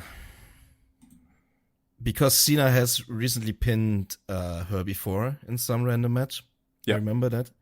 And I think they're building towards a Xena high-speed challenge. So she's going to pin her again on this show, and then they're going to have the title match after. Or maybe she's going to pin Momo or whatever. She's going to pin someone, but I think she's winning. No, I think I agree with you. I think Xena's pinning Mizumori to... Mm-hmm. So they're in Kumamoto on the 4th of May. So that kind of makes total sense. Yes. You're not there, right? No, I can't bother going all the way to Kyushu. I don't know exactly where Kumamoto is. On the other side of the country. Because that's where all the Golden Week celebrations are. So if you want to experience like all those festivals and stuff, you have to go there. I'm doing a wrestling trip, but I will do a Golden Week actual spiritual, cultural trip one year. Just not this year. I want to do that one year too, Yeah, exactly. So I think the same. So then we have the start of the card. So those were the pre-show matches. Maki Ito versus Natsupoi. So this is kicking off the main show. So obviously they've done some great stuff with this feud. There's been cinematics where Poi is destroying Maki's kawaii obsession, which makes it grow even bigger. So I wonder how big the kawaii obsession is going to be here, to be honest. The last thing we saw was her Poi setting it on fire.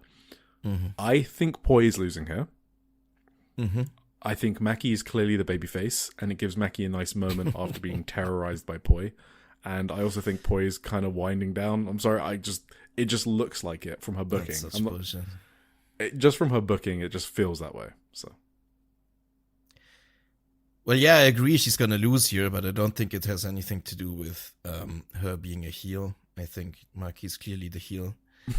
You can't you can't be in Stardom and call yourself the top kawaii. That's like sacrilege, you know? Yeah. So not surprised, clearly your face, but she's gonna fail here. And yeah, Maki's gonna cheat in some way to beat her. I'm sure. Yeah. I don't think she's gonna retire either. So yeah. All right.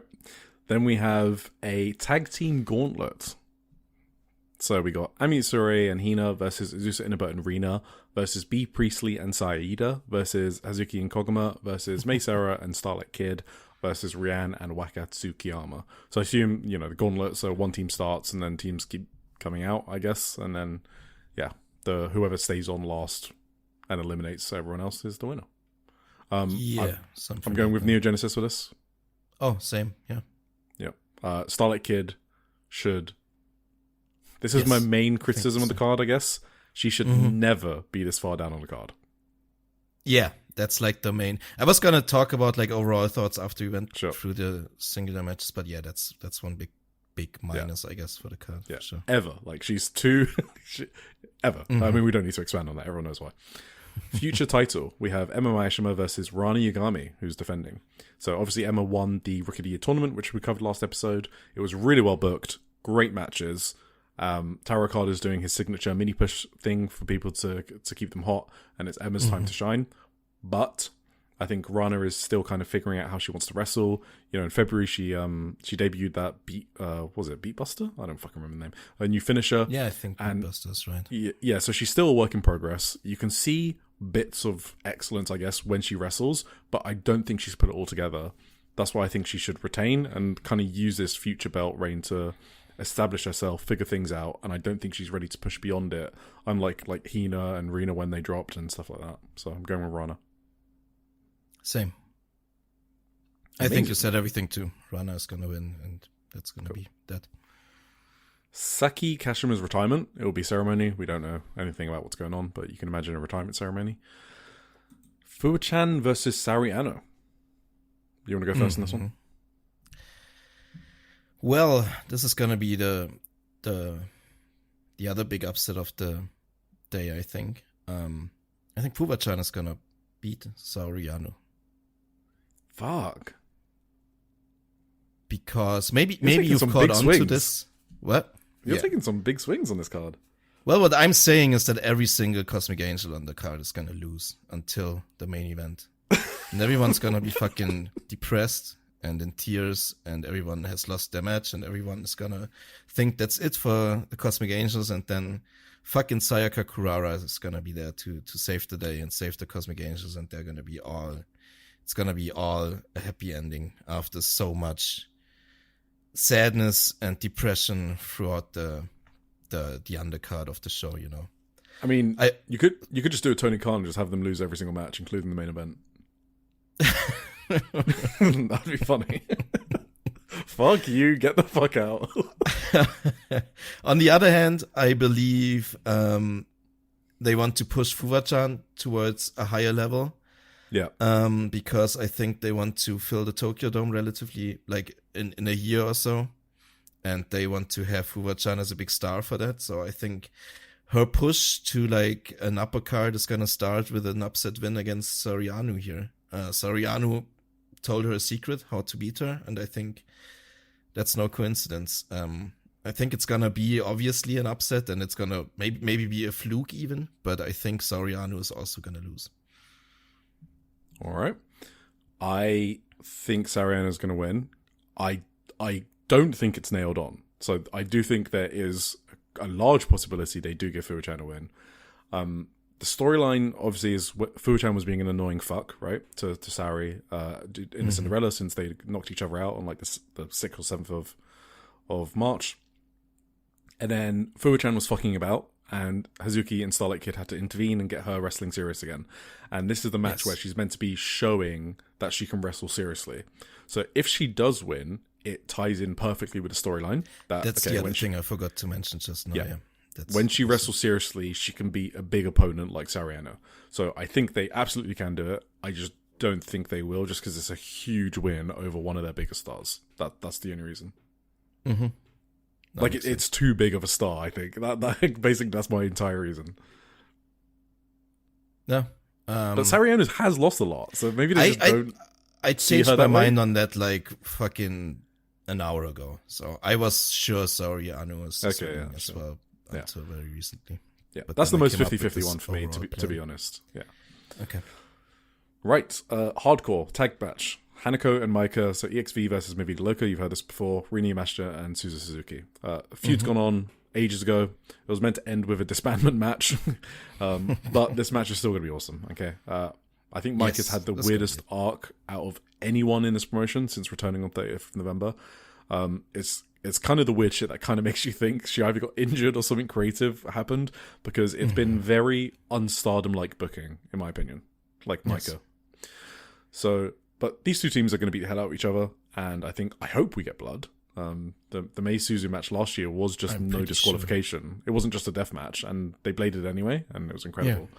So, if Suzu's calling card is to just have death matches or like every All-Star Grand Queendom, then I'm fucking all for it. So, hell yeah. Who do you think's getting pinned? I think Hanako's getting pinned. Well, I think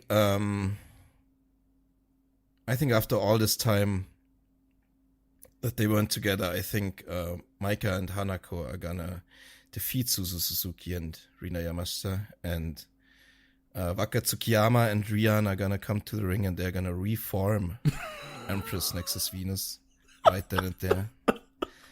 And I'm just kidding. Nah. That'd be so funny.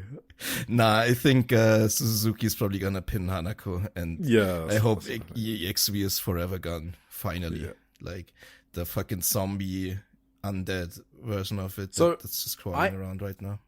I think this match could lead to an angle where Hanako joins Movie Loca. That just makes too much sense. That would be cool, yeah. The only thing is Bazilla, but I think that's kind of interesting storyline for when Bazilla's back. Like, hey, who the fuck's this? And it's gonna be a while until she's back. They need a giant. Yeah, exactly. So I think they can do that, and it would also make the 6th year feud feel a bit better, right? That it had that outcome. Yeah. So let's see. Right, then we have the IWGP title match, which is Megan Bayne versus Syuri, and I mean, there's no storyline here, but obviously it's an easy Syuri win, but this is just going to be a banger. Like we are the Megan Bayne enjoyers, so our queen. Yes, totally agree. That's gonna rule, and Syuri's gonna win, and that's gonna be it. Yeah, we have the Goddess of Stardom title, so this is one of the kind of important storyline matches in terms of like the downfall of hate. So this is going to be the first of the titles that they drop on the night, and sort of like build up hope that they can take all three, and then Saya Kamitani will crush everyone. So it's O2 line, which is Azumi and Miya Misaki versus BMI 2000, Natsukatora and Raka, who have held it. They've held it for so long, I don't even remember the previous champions. Who was it? I've literally got no idea. Didn't they win it from Hanan and Ida? Hanan and Ida sounds about right. How fucking was long that ago was before? that? I feel like there was someone in between. No, because no. That was forever ago, if that's the case, because Hanan and Ida... They had it All-Star Grand Queendom for sure, because they defended against FWC, right? They had it for like 2 months longer or something. Wait, did they beat... I actually need to look this up, because that would be kind of fitting for the Hanan storyline. Something else that I didn't even notice. True. So, let's see. Oh, they did! They beat Hanan and Saida on the 24th of July. So that is an extra thing in the Hanan storyline, which I'll get to after. Forever ago. That is crazy. For a while. Yes. So they held it for a while, and Azumi pinned Natsuko at the Cinderella finals on the 15th of March, so that's where this feud kind of restarted. They faced each other on the 10th of January, so that's the defense that O2 line failed at, so BMI 2000 retained there. I think there is zero chance that they are retaining again. This is the O2 line win. They already failed once, and they also defeated Sakurara twice. So you don't do all that if you're then retaining here. That would be honestly in fucking sanity. Well, you have to keep in mind they are the best drawing tag team in Stardom history. So don't know about that. Maybe, but yeah, it would be the best drawing tag team champions. Let's say. Yeah. Well, that's fact according to like the Korakuen Halls they main evented. Nah, they're gonna lose for sure. Two-line is winning. Yeah, exactly. You don't beat Sakuraba twice for that, and it's because they probably knew that Sayaka was going in the main event, right? They beat them twice. Goddess of no. Well, they won this Goddesses of Stardom final, Sakuraba, right? They just lost the challenge after that. Did I fucking make that up? Maybe. Or did they face them twice after the finals? Because in the finals, Sakuraba won. Yeah. Oh, they beat them in the finals. Yeah, I think they beat them in the finals and then lost in Dream Queendom. You're right. They didn't beat them twice. Yeah. Yes, you're right. Absolutely. Good correction. Right, so then we got that. And then we have the Wonder of Stardom title, which is Hanan versus Konami. Yes. It's in the semi-main event. So Konami has been my favorite champion in Stardom, even though we spoke about Sai Kamitani, since I've been watching, I'm pretty sure. I can't think of one that I've enjoyed more. Wow. Even Tam. Yep, sorry. It's finally coming to the end, as she likes to say, because Hanan is winning. 100% Hanan is winning. Similar to BMI 2000, it just makes too much sense. So I wouldn't, but in this case, I would not mind Konami retaining, but I think Hanan's winning, and she should win. There should be zero criticisms for this run of Konami's, the Pokemon Gym Leader run. It's been literally flawless, a home run, an all-timer, legendary from start to finish. The setup for this match has been perfect as well. So, quick refresh. This is how it happened. So, we just found out, I guess, that BMI 2000 did beat Hanan for the Goddess of Stardom Championship in July 2025. So, it kind of starts even earlier than I thought. So, it's almost been going on for like 9 months or whatever. So, then Konami chokes out Starlight Kid to win the artist title on the 10th of September. And that's kind of what kickstarts this specific Konami run. Yes. She already punted Starlight Kid earlier in the year, in March, right? Where she had the bloody mask. So just a really good start to her reign by choking out Starlight Kid, I thought. That's actually where her run kind of started, I think. With the March Starlight Kid match. That's when she was like on a fucking tear since that match, basically. Right, exactly. And it kind of like, it basically, I don't know, dusted off all of the kind of rust or stink from the Siri feud. Remember all that? Yeah. So this is like, so it's been an excellent 12 months. But anyway, she chokes out Hanan to defend the artist title in Osaka on the 23rd of September. And then Konami and Hate beat the fuck out of Hanan 4 days later at Korakuen Hall. And that's when Hanan gets written off in storyline. Konami goes on to beat Starlight Kid for the white belt at Crimson Nightmare on the 3rd of November in an underrated match. Incredibly underrated. I think. Not by me.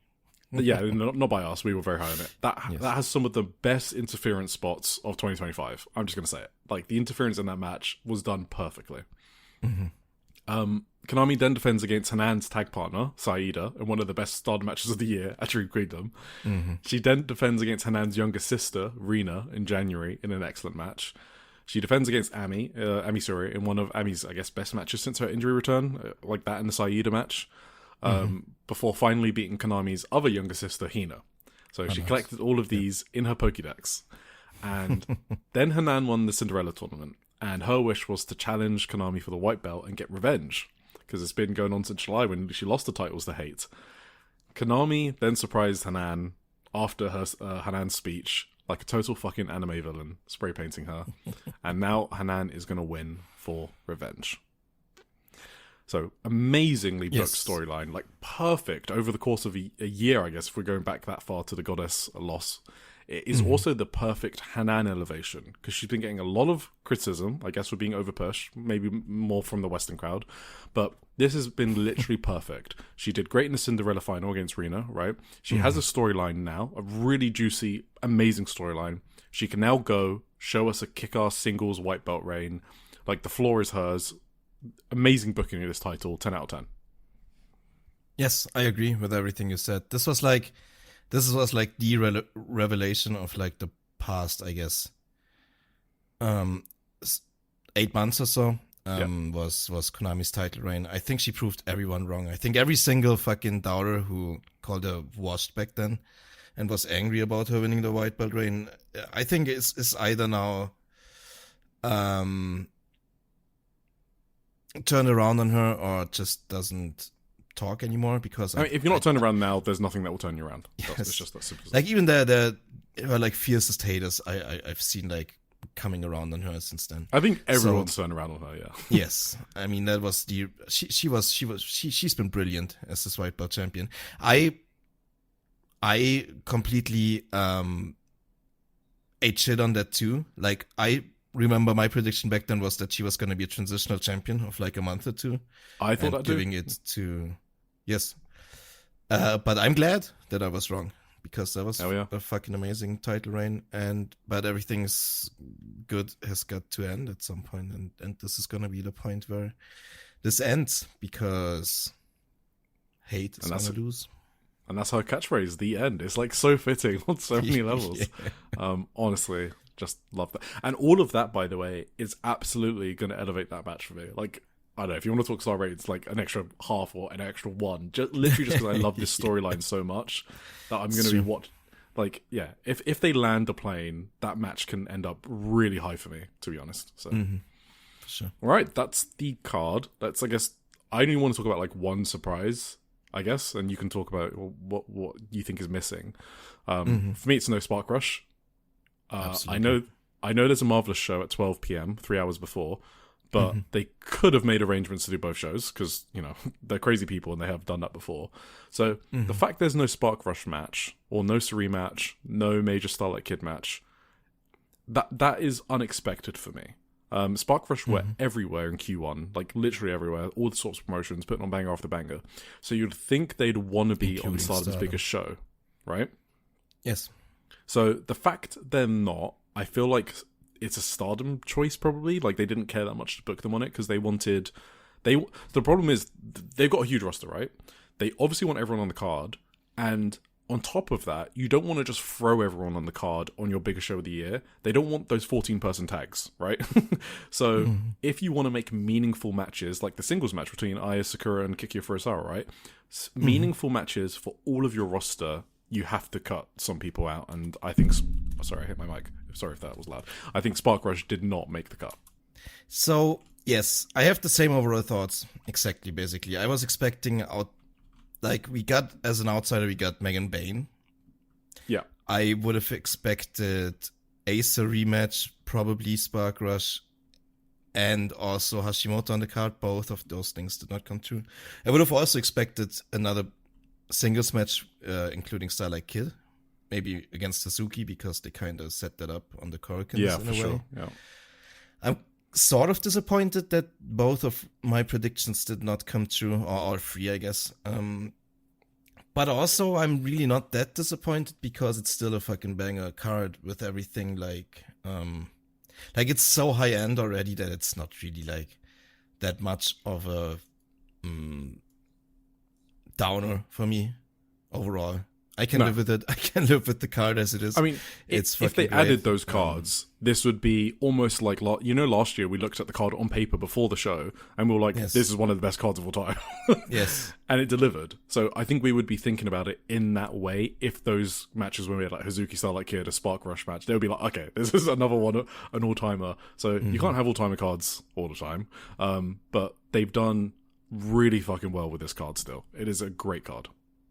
I also kind of feel like there's this talking point, right? That this is too bloated, too many people on the card, too many people on the roster, too many people, employed or whatever. And I always kind of hate these discussions. I don't know. I can never really get into that. I don't want to talk about people losing their income or whatever, getting fired or being pushed into retirement. I think that's always a very tacky conversation, and I don't want to participate in that. But like in general, these are 12 matches. I think some of them, especially on the pre-show, are going to be kept pretty short. And 12 matches is not that... previous All-Star Grand Queendoms always had at least 11 matches. So this is not like this crazy outlier this year that they have to react to by cutting like 11 people from the roster or whatever. I never like these kind of discussions, and I'm just going to keep out of it.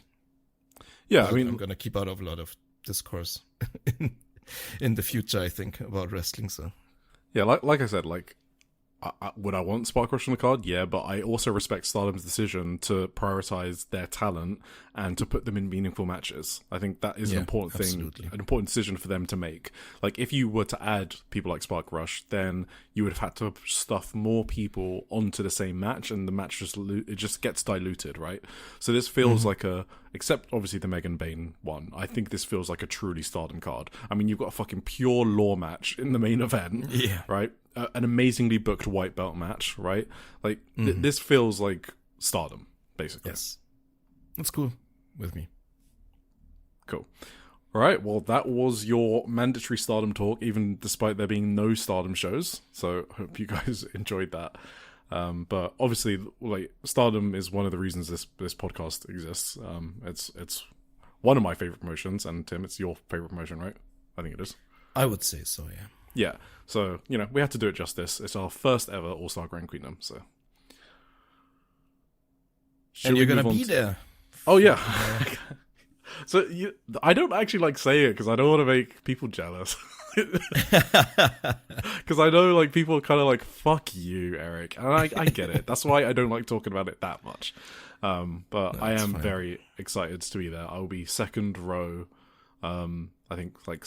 So I won't be opposite the hard camera or anything. I'll be on one of those sides. I'm very much looking forward to it. Though. Second row last time was completely fine at, like, Dream Queen. Like, it's good. It's amazing. Oh, yeah, for sure. It feels like front row. I think if I would go more than second row, I would just move to, like, the arena seats. I think back of floor is not good.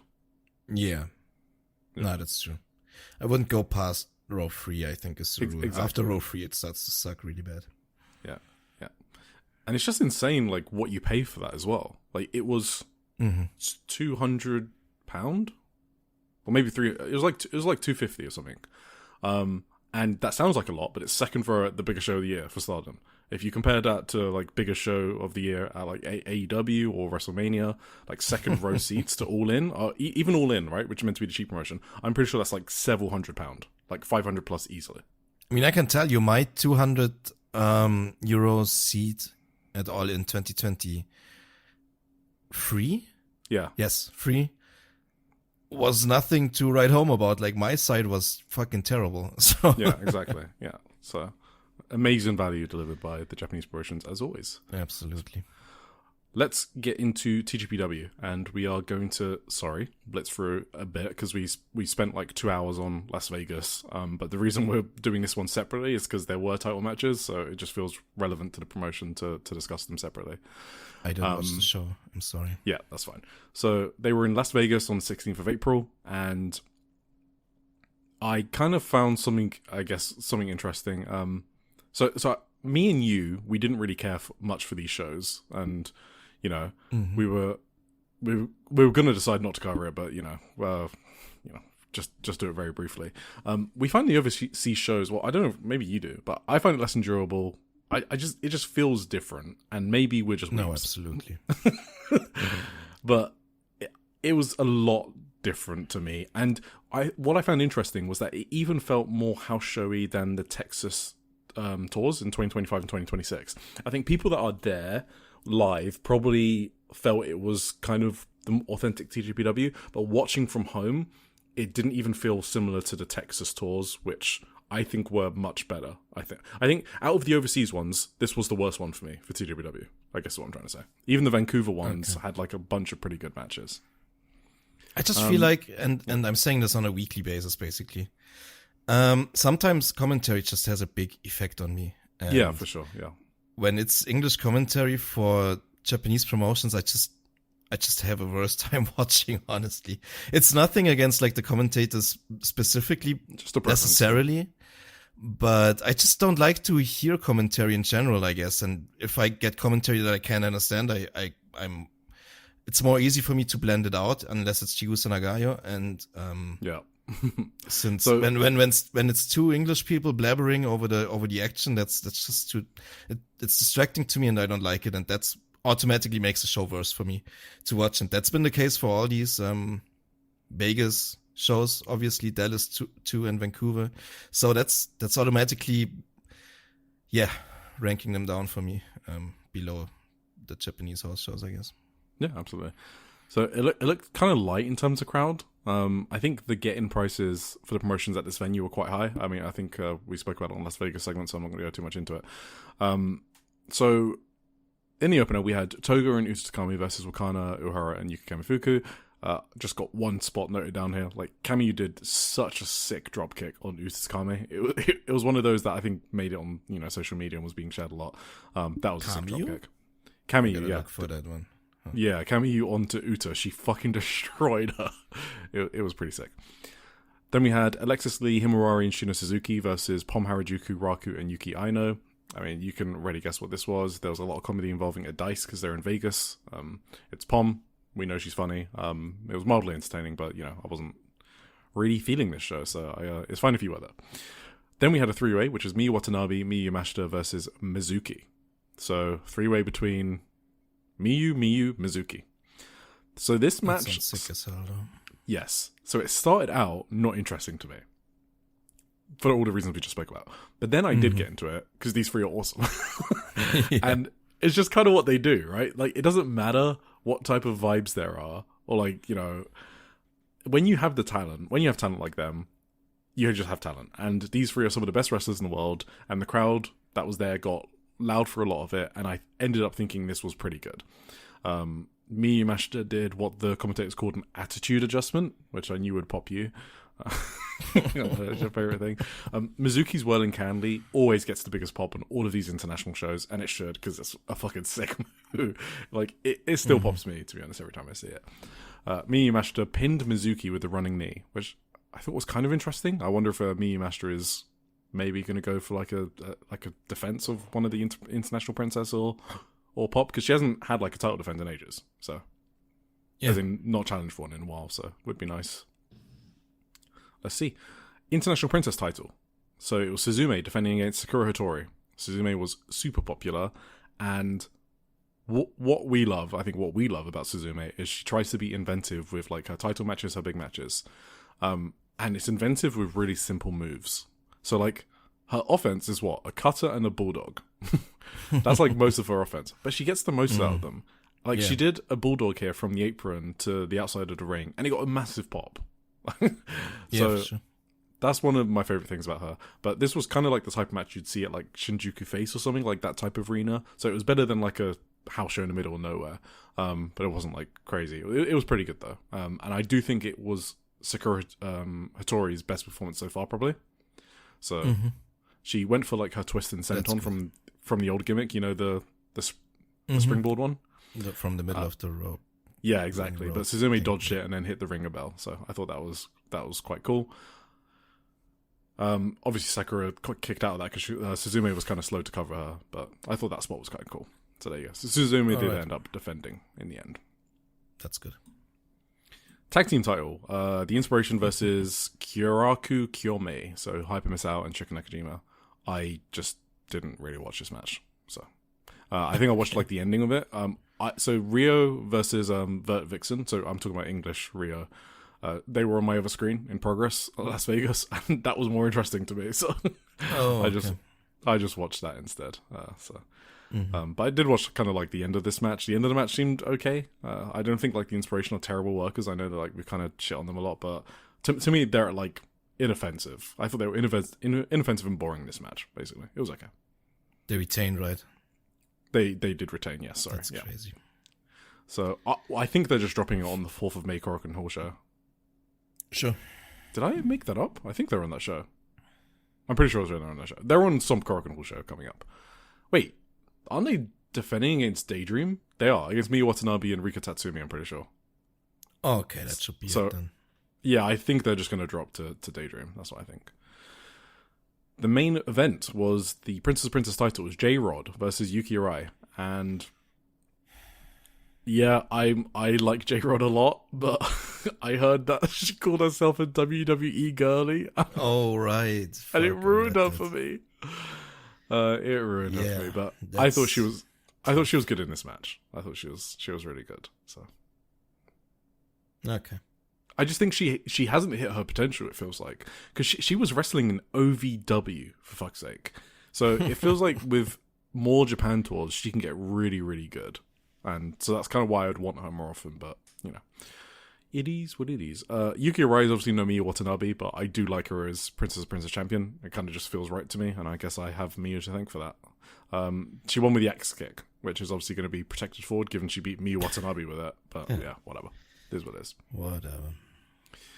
Next shows upcoming, we have a VOD that came out on Tuesday. It was a 4-match card at Tokyo Square. I have not seen it yet because it came out today and I was busy. But Mei Suruga is on that card against Ren Kanatsu, which I guess is an interesting match.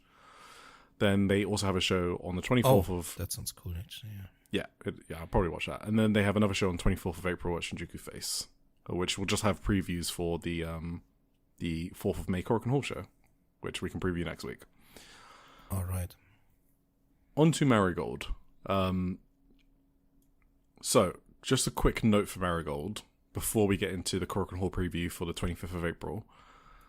There was a match on Shinya Aoki's new produce show, which he started on Monday. What day is it? Yeah, yesterday. Yesterday we were recording.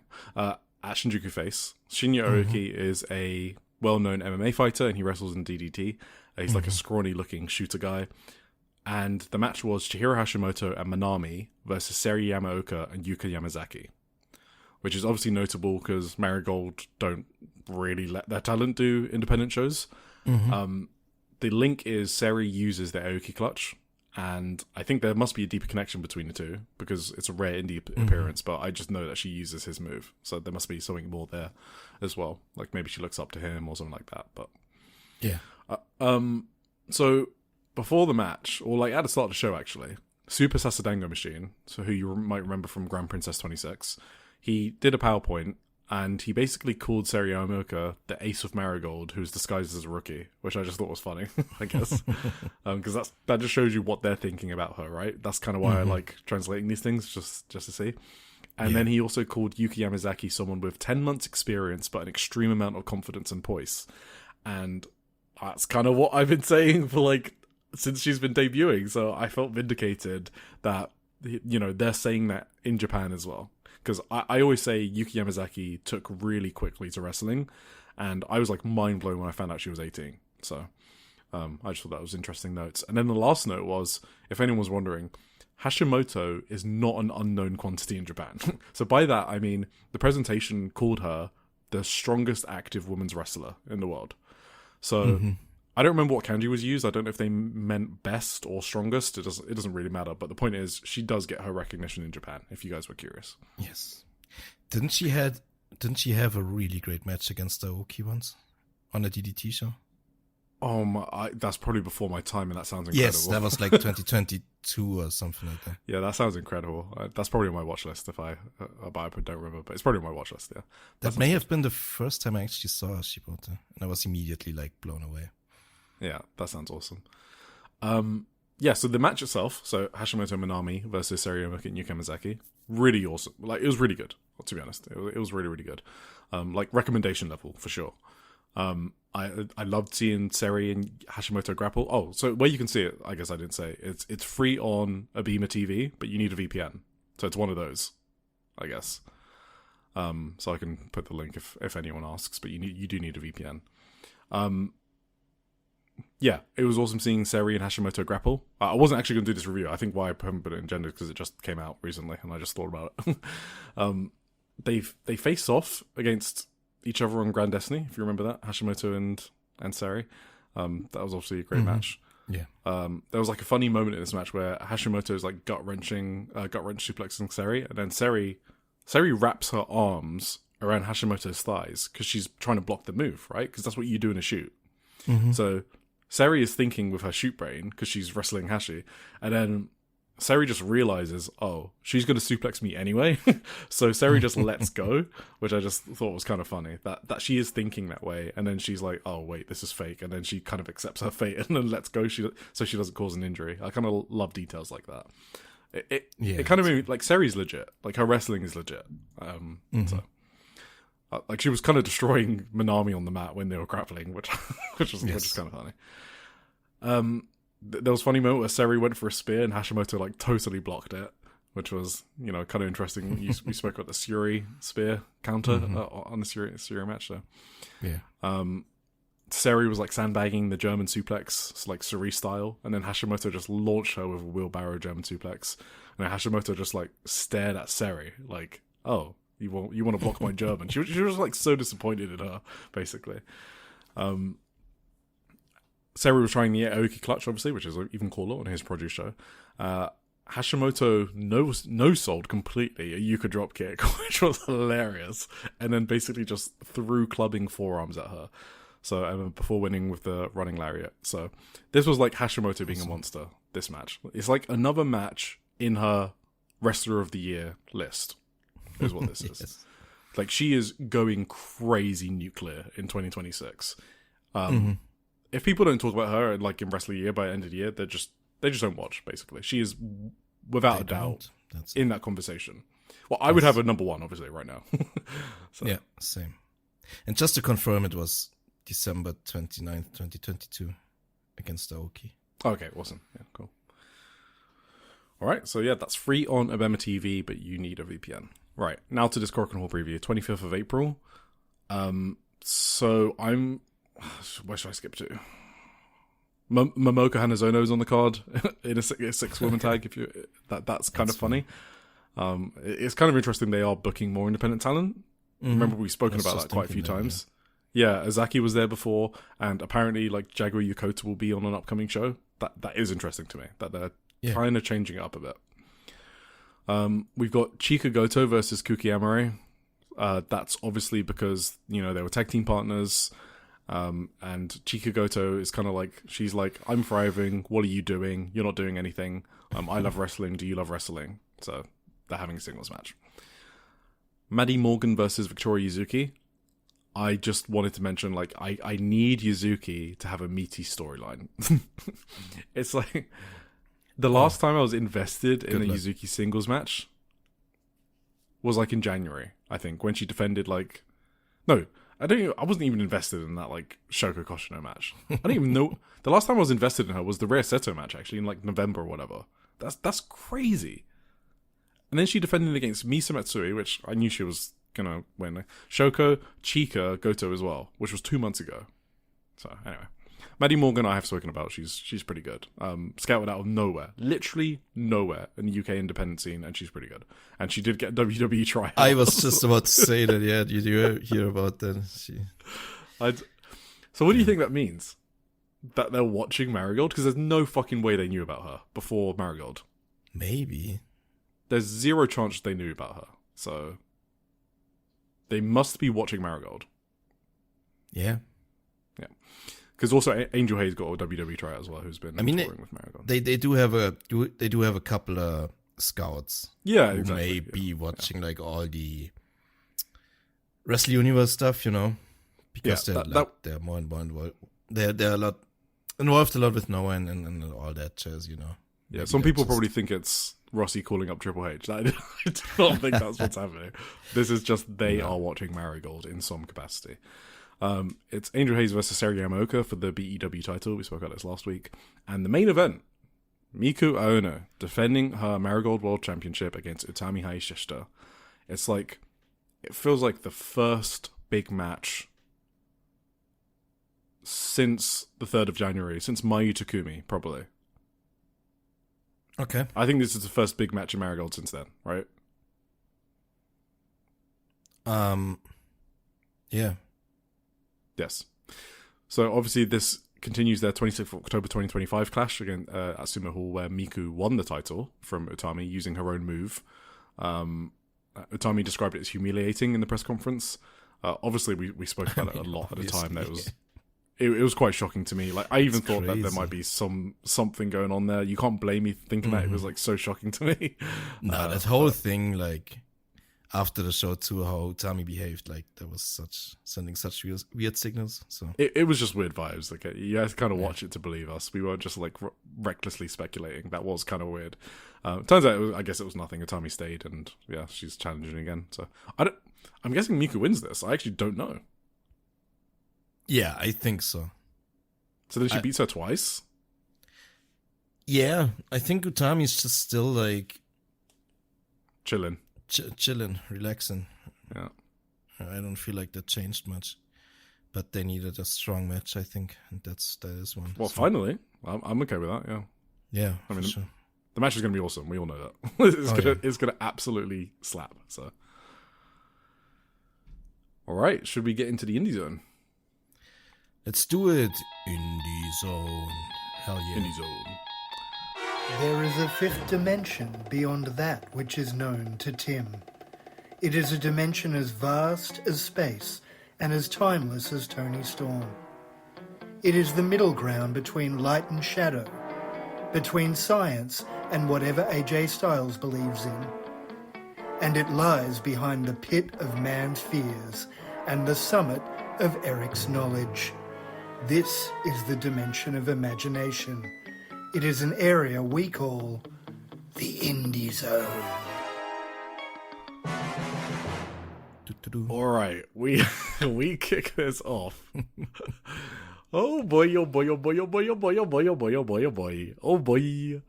On the 17th... don't have many shows, but they're all big ones, I guess. They're all big ones from the three big indies. So we're going to talk about SEAdLINNG, Ice Ribbon, and Diana. SEAdLINNG on the 17th of April at Korakuen Hall. SEAdLINNG yes, is my favorite promotion right now. It just is. Doesn't mean I don't love Stardom. We spoke about it for an hour and a half. You all know I love Stardom. You all know I love DDT. You all know I love Ice Ribbon, Actress Girls. But if I had to take one promotion with me on a desert island, it is current day SEAdLINNG. Mm-hmm. They've undergone a huge transformation in the past 12 months, and kind of since Arisa Nakajima's retirement, they've moved away from top freelancers, and they've basically become like a rookie promotion. And that's my fucking shit. I want to see the development and the growth. They've handled their youngsters booking-wise perfectly. Like, pretty much perfectly.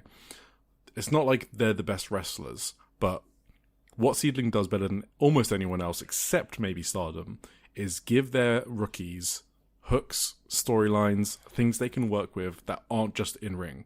Stardom does that, obviously, right? With, like, Emma, Kiki, like, they give them storylines. Like, look at what Kiki is doing, for sure. right? Yeah. And not a lot of promotions do that. SEAdLINNG is one other that does that. Like, developing rivalries, connections with each other, building stories for, like, 5 or 10 years down the line. And it's not easy to do that with rookies. And I think SEAdLINNG have done well with it. Specifically, obviously, you all know, my current feud of the year, which is Hinori Hana versus Celine Mizora, which we'll get to later. So, yes. Do you want to talk about your overall thoughts on the show? Or do you just want to get into the first match? I don't know. I thought it was a really, really good show. The three top matches were all good or awesome, or very, very good to awesome, maybe very good to great. And I thought, I don't know. I know you don't want to talk about it really, but wait, talk about what? Oh, the match. No. I'm thinking about the look of it, attendance wise. It actually looks solid in cage match, but like it looked kind of depressing on tape with how empty some of the benches were. But I guess it actually came out alright. But like I just think it's sometimes I think it's sad, like the quality of matches on these cards that don't find the deserved praise and attention. Attention exactly. That was like my first impression of the show was, well, that looks kind of sad. You're like the right side was completely empty, right, off the benches, and on the left side there were a couple of people. I guess the orange seats were more filled if there were over 400 people there, but they did just over 400, which is very low, obviously. When I did my wave run about low attendances and people talking about them, it was people that don't watch your product. Okay. I prefer like the product analysis, but you watch your product and you're correctly saying it's not a product issue, right? Yes. like their product is amazing, so it's something else. And I guess with the wave stuff, people were blaming things that I that I think it was the product in Wave's case. I just think they have a stinky product. And just the way they actually book. But I don't think we can say that in SEAdLINNG's case, and probably in Ice Ribbon's case as well. And you watched them, so you're allowed to say that. Do you think it's because of La Pidita and La Quedita? Yeah, they're an anti-draw. Yeah. To me, they are. Yeah, exactly, yeah. All right, I mean, let's get into the show, and then we can discuss it. Oh, or do you have any other overall thoughts? No, let's discuss the matches, I think. Hanako Nakamori versus Lana Hisaki. So, obviously, Hanako Nakamori, we've spoken about being the Pure J champion, which I'm hoping Korea is going to beat her ass on the 4th of May. And Lana Hisaki is the interesting rookie we talk about who does torture racks and shit like that. So, yes, I thought this was a good performance for someone in their 4th match. Absolutely. She's got a good intensity to her. I thought Hanako, I have been saying Hanako just doesn't move well or just doesn't have like interesting matches anymore. I thought she worked well in this match as the vet, actually. Like all you need is like a working kick, right? And she can still throw those. So that looked good. I thought it was kind of funny how Lana is like so green that you could see she braced so early for some kicks. Like she was running the ropes while bracing. It's just kind of funny. But, no, I thought this was good. Like a mini MJF. Huh? Exactly. Yeah. Got to roll over to the other corner for this coffin drop.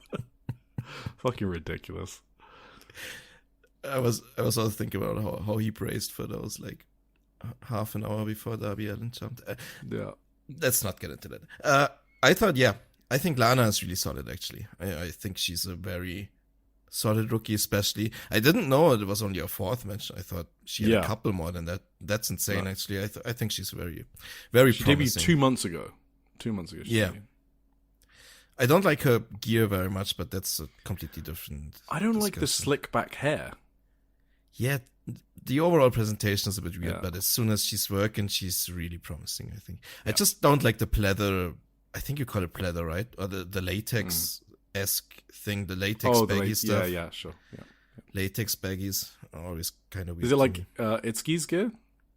It's exactly, yeah. I never say it because I know you like it, but I'm really not a fan of Itsuki's gear either, so... Yeah, because Akira sort of adopted it as well now, right? Yeah, true. It's just not my style. It's if they like it, I'm not saying anything against it. It's just not my personal preference, I guess, to look at. Yep. Then we had a high-speed 7-way. So this is, they do the fast counts and all that stuff. That's Katai is the referee. If you're listening to the Indie Zone, you probably know. It was Kakadita, Lepidita, which is Kakeru Sakaguchi and Kao Kobayashi, the other way around. Can't bother to change that. Madison Marley, Mio Shirai, Natsu Sumire, and Yuki Funa. Madison Marley got a WWE tryout as well. She's obviously a Danish wrestler. So. Okay. There you go. I mean, they fucking sent WWE tryouts to fucking everyone. So there you go. This was... I kind of liked this... Well, like is a strong word. I thought this match was solid. It was fun. And I think one of the best parts was Natsu Sumire getting eliminated by Yuki Funa. I have that. I love that. That was really great, yeah. Yeah, Natsu Sumire is a recent tag champ, so it's not like she's nobody in seed, and that's why the crowd popped for it. The crowd that was there. It was a big elimination for Yuki, and she hasn't even won a singles match yet, so a really good moment. Yeah, both were really shocked by it too. Like, I really liked the reactions too. That was kind of really good. Sorry? No, I was just going to say Yuki Funa is good. I like her a lot. Yes, that was what I was going to say as well. Yuki Funa looked really good in this match, I thought, overall. And I think good on SEAdLINNG to put like all of them in one match. Like, I know they do that a lot, but they got rid of Mio, Natsu, Lapadita, and Kakedita immediately on the second match of the card. Like, quadra kill. It's pretty much all of them out of the way that I can't stand. So rest of the card is fucking great booking. Arisa Nakajima, good stuff. Hell yeah. Then we had a 6-woman tag: Chanyota, Mirai, and Yuri versus La Fresa de Egoistas, which is Makoto, Mima Shimoda, and Nagisa Nozaki. And don't have any notes on this. Good trios match. There's no storylines here as well, so. Yeah, I don't really have many detailed notes either. Mima Shimoda at one point just killed people with chairs. That was kind of brutal, but like the chair shot Chanyota took looked crazy brutal, but I guess she's fine. It's Venny's faction, so they have to use weapons like she does. Okay, yeah, that makes sense. Yeah. Then we had Miura Koga versus Yuri. So the background for this is quite simple. Miura Koga is, her idol is Yuri. Basically, yes. she fucking loves Yuri. That's why she throws so many kicks. Miura is like one of the rookies that she was kind of earmarked to be the standout, especially when it was just her and Honori. That was before Yukifuna and Salim Mizora came around. Okay. I think she's kind of tailored off in her development, like, because she just has some bad days, but she also has some good days. Like mostly like when she's dominating like as someone junior to her, I think she looks great doing that. But because she wants to wrestle like Suri and can't really put it off, I feel like there's a lot of matches that don't work. I basically she's very dependent on match structure, and Yukifuna isn't. Like Yukifuna is like way more versatile in that sense. I thought this was good though. This was one of her good days, Miura Koga against Yuri. What do you think? I agree. I think she looked pretty good. Yeah, I was kind of surprised actually at how much Shuri, how much she got on Shuri, I guess. Yeah. Like considering like the near falls she got, like even a German suplex, like a high angle one on Shuri, that was surprising and was fucking cool. Yeah. I just noticed here, like for half of my notes, I wrote Syria, like a mix between Shuri and Miria. So Syria. I'm not even sure who I'm talking about here. I'm talking about both at once for some reason. The new tag team, but yeah, that would be it, I guess. I really liked the showcase. I thought it was a really feel good moment for Miria Koga too. I thought you could like feel or tell how much this meant to her. Like, that's a big dream, obviously, for her. Yeah. And that's awesome. And Shuri, I really like Shuri's, like, freelance escapades or whatever she's on right now. Yep. Yeah, she was in Sendai Girls, now SEAdLINNG. Yeah, for sure. It's awesome. And I also thought the final submission, like, she tied Miri up in a knot, essentially, until she had to tap. That looked fucking cool. She's got a name for that, right? Yeah, she. I don't fucking know it though. It's like a leg scissor choke, double arm lock. Yeah, it's like the tiger something, though. Doesn't she call it similar to like Maybe. Black Tiger? I know SLK's got a Black Tiger leg killer, but I think Syria has something. Yeah, but it's not. It wasn't really like the Black Tiger leg killer is more like a stretch muffler thing, right? Yeah, I know. Like, but I'm just saying they got similar names. Yeah, but maybe different moves. Yeah. Is it the Dragon Sleeper? No, it's not Dragon Sleep. No, Dragon Sleep is something different. What am I talking about? I don't know. Yeah. Anyway, good match. Good match. So there. All right. I think half my podcast notes for today are this match. Yeah. So the semi-main event. Tequila. Yes, we drink tequila. Honori Hana's theme song, which is a banger. Honori Hana and Unagi Sayaka, who are the Beyond the Sea tag team champions, defending against Celine, Mizora, and Venny. Oh, all right. I give you the stage for this one first. This is literally my favorite feud in wrestling. I mean, nothing gets me more excited than this. This is my number one thing in wrestling right now. The short version of the feud is Honori Hana is the vet of SEAdLINNG, despite the fact that she's only 26 and she debuted in 2020. She loves Arisa Nakajima. She's dumb jock wrestling personified. There is no dumber wrestler in the scene. And by dumb, I just mean she does the most psycho stuff possible. Like, she shoot headbutt Venny in their title match. So that's the background for the feud between Venny and Honori. They've basically been fucking going at each other for a year. Like, whenever they see each other. They might not see each other often, but when they do, they're at it. Celine Mizora is a rookie who debuted in June 2025, without a cage match profile still, by the way. What the fuck? Yeah, she's my favorite rookie. Like, she just is. I'm not saying she's the best rookie. She's just my guy. She has one. Does she have one now? Maybe that was maybe that's why Cage Match was down all day, because they had to implement the Celine. Yeah, well, if they have one, that happened after this match. So that's cool. So there we go. Yeah, she's not the best rookie, but she's my rookie. She loves Suri. Veni, that type of wrestler. That's who she loves. So I mentioned last episode, but if you didn't listen, the press conference was her wearing Veni's shirt and having her hair done like Veni. And there was some really funny interactions. But she adores Veni. And Celine is Veni's first junior. So Honori doesn't have any senior. So, because she's the vet in the promotion, like I mentioned. So she has a bit of jealousy that Celine has found a senior. So Unagi Sayaka is kind of just like there. Like, she's not really like part of the storyline. It's so funny. She's got fucking no part in this. She does her bit, but she's not even part of like the Honori storyline. Yeah.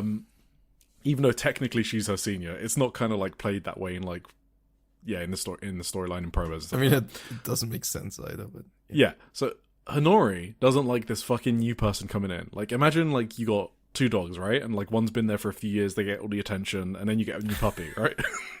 That's fucking Honori Hada. So she also doesn't like the fact that Celine has become Veni's tag partner, because Honori hates Veni. Mm-hmm. So, obviously.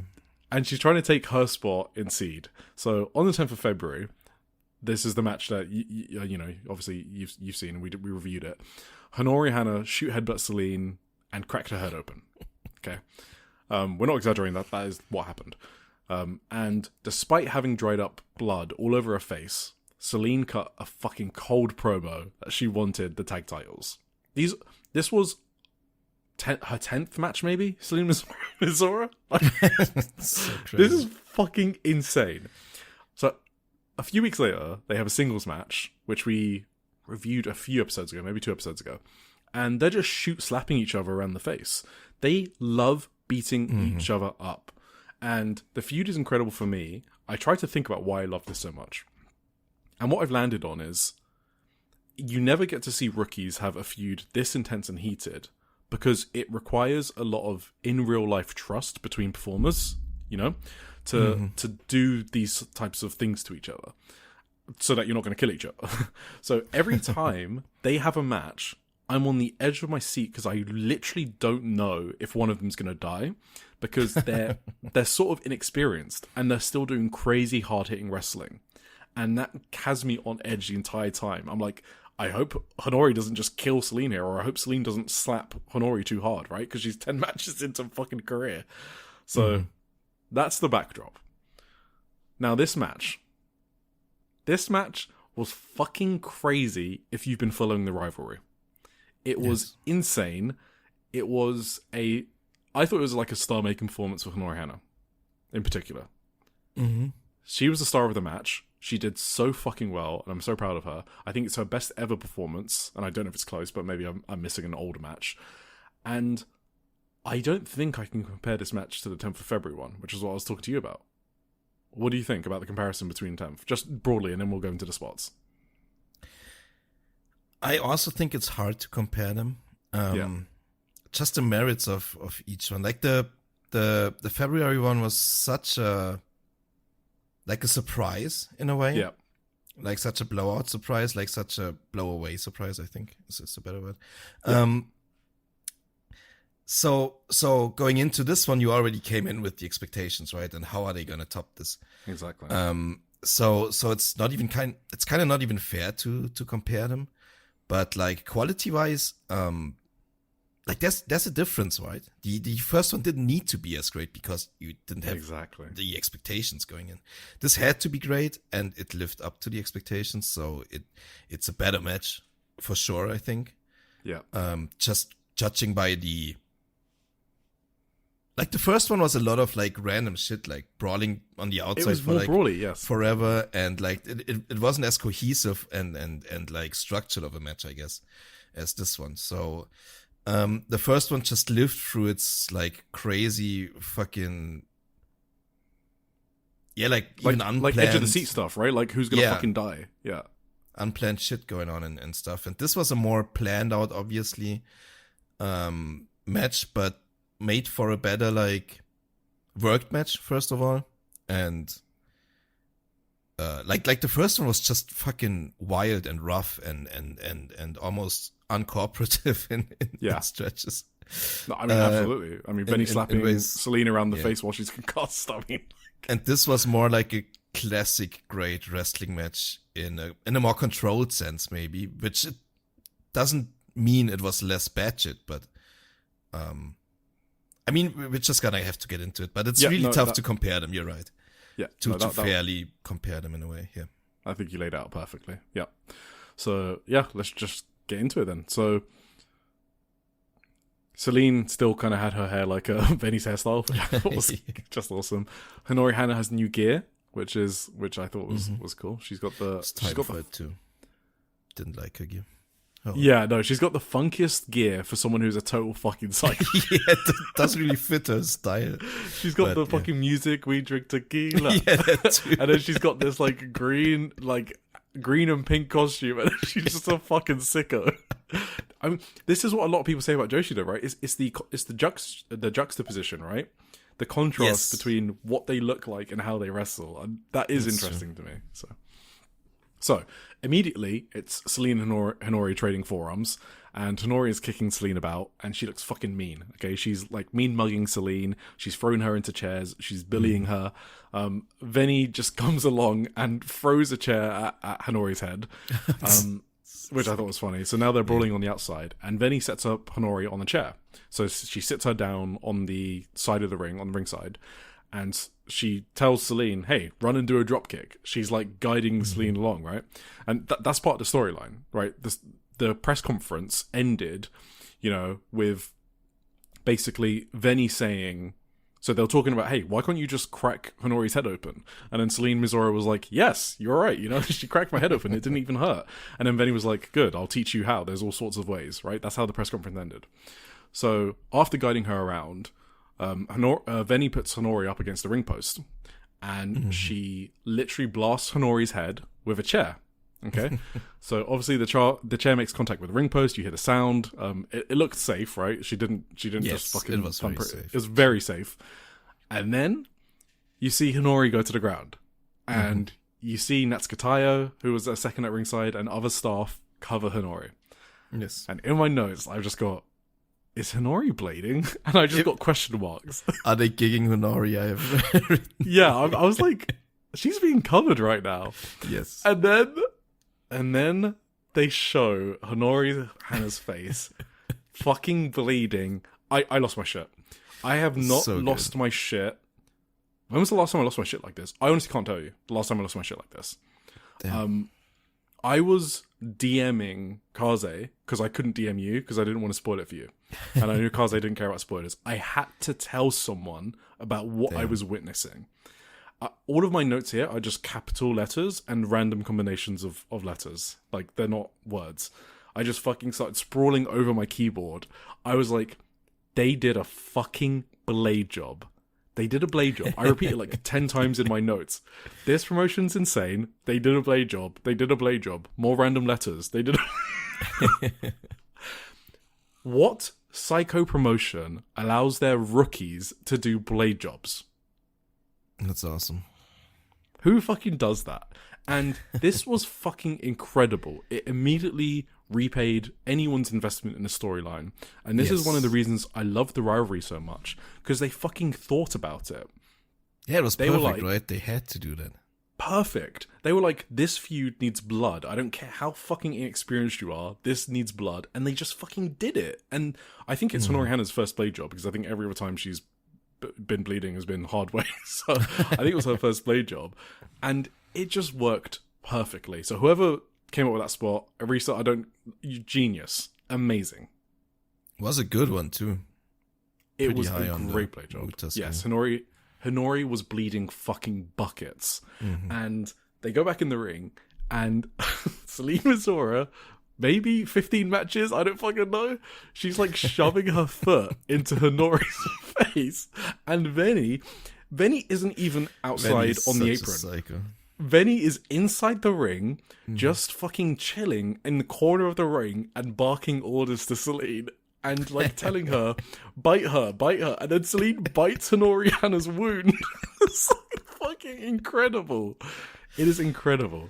And there's a sick moment where Honori's just like fucking exhausted. She's bleeding. She's been beaten up by this fucking new puppy, and she wants to tag out. She wants to tag Anagi Sayaka in. Venny just runs and fucking boots Anagi off the apron and then slaps Honori around the face. And it's like, that's what you get for trying to escape your punishment. It is amazing. I thought that was a really funny, I guess, again, juxtaposition, because you got this fucking incredible sell of the blade job by Honori Hana, and because Celine Missouri is only, like, again, very early in her career, she could just do crossbodies. So it was so funny to just see Celine do, okay, I'm going to do a crossbody now, and Honori's just fucking bleeding. I just loved that. I do want to highlight real quick. Yeah, go for it. No, interrupt me whenever. How well Honori Hana sold this too. Like, when we say she's a psycho, she really understands as well how to work such a match, right? Because her selling in the ropes, like, they basically had Honori in the ropes and were just torturing her wound, Venny and Celine both, but just going in, digging into her wound basically with teeth and fingers and everything. And like Celine was even biting like the back of her head, but she wasn't even bleeding, but fuck it, it's just like, and then Honori was just screaming her ass off. Like, it was like almost like a horror movie or like a torture movie or whatever. It was like the way Honori was just fucking screaming in there. She sold it so well. It was really great performance by Honori. Like, star-making performance. Honestly, amazing from Honori. Yeah, I completely agree. One criticism I have for this match is I did not like them tagging Honori out. I just didn't want to see Anagi Sayaka in this match. Yeah, that's kind of true. Like, she's a fucking, we say it a lot, Texan polar bear in this match. Like, she just needs to stay on the apron. Venny should have just kept her out of the match. But anyway, that's a minor nitpick. I thought at one point she tried really hard to match the intensity. Unagi it was. Oh, Venny, yeah. She tried to, like, go up. Because in the press conference, she kind of said that, Venny's, like, she wanted to beat Venny and prove that she can stand on that level, whatever. Yeah. I mean, it was fun. I'm not saying, like, they were going hard, right? And Nagi was trying to, like, go hard with Venny. Yes. Like, it wasn't totally unmatched, but she tried really hard to match the intensity. She did try. Yeah. But Venny looked like a fucking monster. Like, she was all dressed in black, covered in Honori Hana's blood. It was sick. So then Celine and Honori are back in the ring again, and it's just fucking thudding forearms in ground and pound positions, just like their 28th of February singles match. Celine fucking picks Honori's head up and shoves her face into the corner, the corner, and smears Honori's blood on the corner pad. And Honori's like, hey, this isn't fucking my signature spot. And she just starts headbutting the corner pad. I thought that was fucking awesome, because she does normally do that spot. So it was like, oh, you want to wipe my blood in here? I'll do it my fucking self. That was like the spot of the match almost for me. That so was like, fucking good. And she went crazy in the corner. So good. Okay. The next part is, oh my God, I fucking love everything about this. They do a ref bump. And I know you're like, a ref bump in this match? Let me explain. Celine loves Venny. Venny's unit is La Fresa de Egoistas, which we spoke about. They always do ref bumps. They're like the heel unit in SEAdLINNG. So them doing the ref bump here was so Celine could use the La Fresa de Egoistas board. That's their signature weapon. It's like a cardboard. The whole point of this was to show that she's like an adopted member of Venny's unit. That's the whole storyline. That Venny is guiding Celine into like her ways of doing things. So I loved that ref bump, and I loved that spot. I thought it was fucking incredible. So, if in case anyone didn't get that spot, it's awesome. Yeah. So, I thought then it she just broke sort of like, the wooden board overhead properly too. Sorry. Like, I didn't even expect that. No, you're totally right. I completely missed that. Yeah, she didn't just like whack Honori Hana over the head with it. Celine Missouri, when it didn't break, she fucking did it 2-3 times until it fucking snapped it off. She just fucking kept whacking her. It was sick. This is what I mean. Like, when you're this early in your career, you don't know how hard you can go. So there's like a danger element to watching these two go. Like, Celine doesn't know how fucking much she's whacking Honori with this. So then the match goes to Honori versus Venny. Obviously, we have to do it. There's a fucking clonking headbutt to Venny on the turnbuckle. I'm guessing the orders were, hey, don't headbutt Celine anymore. because she could fucking crack her head open. And obviously, Venny loves take and shoot headbutts, so she was happy to do it. Celine does the roll through pin, which is how she won on the 20th of February. So that was a really good near fall because that was a callback to their previous match. She starts launching forearms. Honori counters into a backdrop. Honori does a double underhook facebuster, and because they're psychos, like I said, I wasn't sure if Honori was going to drop Celine on her head. I did not know that was going to be a facebuster. And then Honori won with the frog splash. Yeah. I kind of lost how they did that. Sorry, you. No, finish. No, you interrupt me. Yeah, go. Sorry. Kind of loved how they did that too, because like after the backdrop suplex, Celine kind of like did a fighting spirit spot almost. Like she got up immediately, but Honori immediately grabbed her for the double underhook, facebuster, whatever you call it. I always call those angel swings. I don't know. Oh, you're right. I'll just call it angel swing. That's easier. Yeah. Maybe cringe to use like the Americanized. No, only with attitude adjustment, because that's we don't do that. Yeah.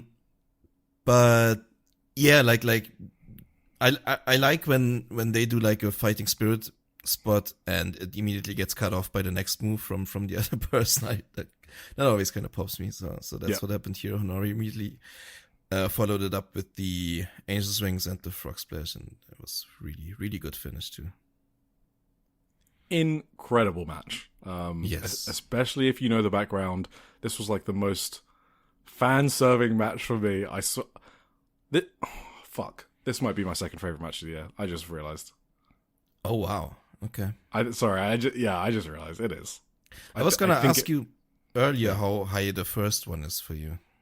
So the first one is in my top 10. So it's below Saya Kamitani's SLK, Miyu Suzume.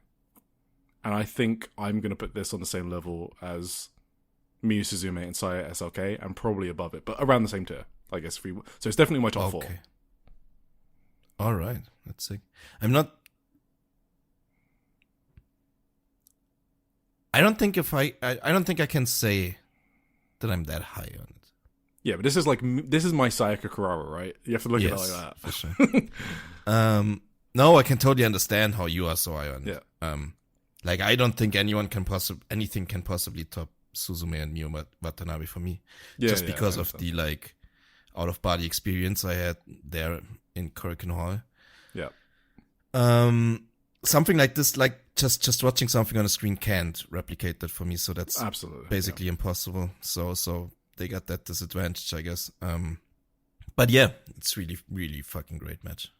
Incredible. Everyone should check it out. The first one first, maybe, if you haven't seen that one yet, and then this one. And maybe even their singles match in between, if you want to. So yeah. If you need a link to the singles match, then let me know. So yeah. All right. And yeah, after the match, Venny repeatedly fucking killed Unagi with the wooden board too. That was funny. Oh, I didn't even see that. That's hilarious. Yeah, they had a big scuffle afterwards. Unagi looked like shoot angry. I don't know. But she tried to match the intensity, I guess, the entire way. So yeah, she looked pissed after that. Amazing. Main event, the Beyond the Sea title match between Ayame Sasamura and Hiroyo Matsumoto. I'm just going to go a bit quicker. So basically, this happened because there was a tournament where Matsumoto was defending in every single round, and this was the final of that tournament. And spoiler, Ayame Sasamura won. I'm really happy with that result because I think Ayame Sasamura is awesome. She's been in SEAdLINNG for fucking ages as well, so it's not like she's just like a random freelancer. She basically only works SEAdLINNG and 2AW. Those are her two main promotions. So she's been a tag title champion there, all of that stuff. So I'm happy that she's getting a run with the title. Matsumoto is obviously awesome, but you know, if you're going to drop it to anyone, Sasamura is a good one. So yeah, what do you think about the match? You go through the match. Well, don't need to go through it, but like, what do you think about it? I thought it was good. I thought it was, obviously it had like the impossible task to follow the tag match like that came before it, but like they did their best to follow it, I guess. They had a couple of spots in there that were like really, really great to get the crowd back too. I think like at one point Ayame Sasamura did a double foot stomp from the top rope to the floor on the outside onto Matsumoto, which was a really sick looking double foot stomp too. She sold that so yes, crazy. and Matsumoto sold it like she was dead, basically. She barely made it into the ring at 19. I thought she was hurt, by the way. Like, she sold that so well. Because did you notice that she sandbagged Ayame Sasamura when Ayame was trying to pick her up after that? I was like, oh. And then Ayame even asked the referee to check on her. I was like, fucking hell, that's great selling. Yeah. Before that, even like Ayame threw Hiroyo over her head, like in the early goings of the match even. And I just didn't expect that I didn't expect Ayame to be able to do that, I guess, essentially. Because Hiroyo Matsumoto is like a huge, like, beast, essentially. And, after she made it back into the ring at 19, like you said, at first it was like unclear if Matsumoto could even continue, but like, exactly. Ayame immediately followed it up with like 2 more foot stomps back to back, which Matsumoto kicked out on. And they had a couple of great looking worked headbutts, which are maybe for sure preferable to the shoot ones in a way, because if they look as good as they do here, it's really better. So I think Kento Miyahara does the best worked headbutts. That's like when I'm like, okay, yeah, exactly. You can do those ones because they look amazing. So yeah, if your worked headbutts are good, why not? Yeah, these were really good, I thought. Yeah. And then they basically already entered like the finishing stretch, which I was like, if I had to criticize like one thing about this match, it's the finish. We had this topic before as well. It was basically Hiroyo got Ayame with a big powerbomb, and Ayame basically immediately reversed the pin into her own pin, which then Hiroyo kicked out of, and Ayame did another pin to then get the win, which basically meant she completely no-sold the powerbomb. That's also Matsumoto's finisher, right? I think she has finished matches with it, yeah. Big, weird powerbomb where she picks them up like weirdly by the arms. It's like, it's not a standard powerbomb, it's like her big one. And essentially for this finish, Ayame no-sold that one to get to the pin. I think if you immediately roll over into another pin, it's like explainable because like, I don't know, just how the momentum works for the pinfall, I guess, after powerbomb. But like Hiroyo kicking out of that one and then Ayame immediately doing another one, that's a bridge too far for me, maybe, for no selling the powerbomb. That's fair enough, yeah. But other than that, like, it didn't ruin the match for me or anything. I still thought it was a really, really, really good match. And I was happy for Ayame too. When I didn't really expect her to win, honestly. Like, even after the second no-sell of the powerbomb, but what? No, I agree with you. I don't think I expected her to win. Yeah.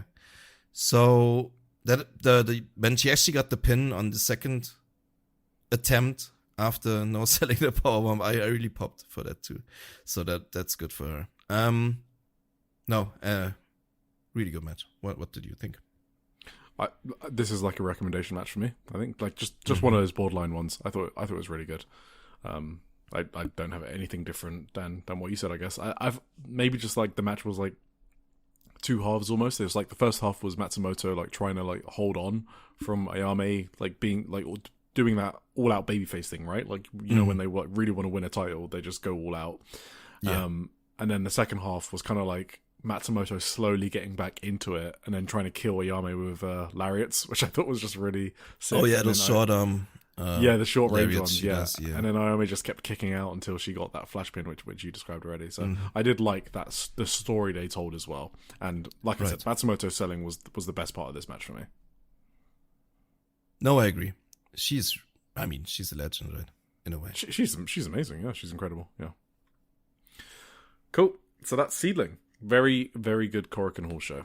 And we move on to Ice Ribbon on the 12th of April. And this was their Kizuna tournament. So that's their tag team tournament. I think this is their fourth one maybe. I think it's fourth one. It's not annual. I think the last one was in like 2022 or something crazy like that. But it's basically a one-day tag team tournament. Okay. Yeah. Mm-hmm. So, I think I've got all the matches here, but not notes for every single one. So, let's see. So, we kicked off with Hikari Minami and Riko versus Kaori Onyama and Masahiro. You got anything for this? Well, so Hikari won with a flash pin on Masahiro. yes. Well, I was disappointed, first of all. Yes. Maybe spoilers for other matches of the first round. Like, so my two favorite teams, maybe two of my three favorite teams, let's say, were immediately eliminated, which made me kind of sad. But like, spoiler alerts, the third team I really rooted for ended up winning the entire thing. So that was false alarm for me, I guess. So anyway, obviously I would have liked Mase and Kaori to have a deep run into this tournament. For sure. Because they're awesome. But yeah, it wasn't meant to be. I do think Rico is around Moe's age, right? Or younger? She's 12. She must be 12 or something. 12. And Moe is like 14, about to turn 15. Yeah. So, yeah, nothing against Rico, but I think both hero sisters are better than her at this stage. Yes. So I guess the one thing to note is Rico is technically a junior to both of them because she debuted later. So she has got like less experience, even though she might be older than Mase. Yeah, she still looks very hesitant in some She's very spots. green, yeah. And yeah, green is the She has improved a lot. She has improved a a lot, but she is still definitely. I mean, she's fucking 12. Sisters. It's not even worth like. Well, your point you is have to give the her hero sisters are credit. very good, and yes, they are. Yeah. And yeah. Well, Hikari pinned Masi, and that was a bad moment. Yeah. Big mistake from the booking team. I wrote here in my notes. Completely agree. Then we had Revolutionary Angels, which is Kororu Okana and Yuka, versus Mizuki Kato from Diana and Totoro Satsuki. Yes. So, two big gals.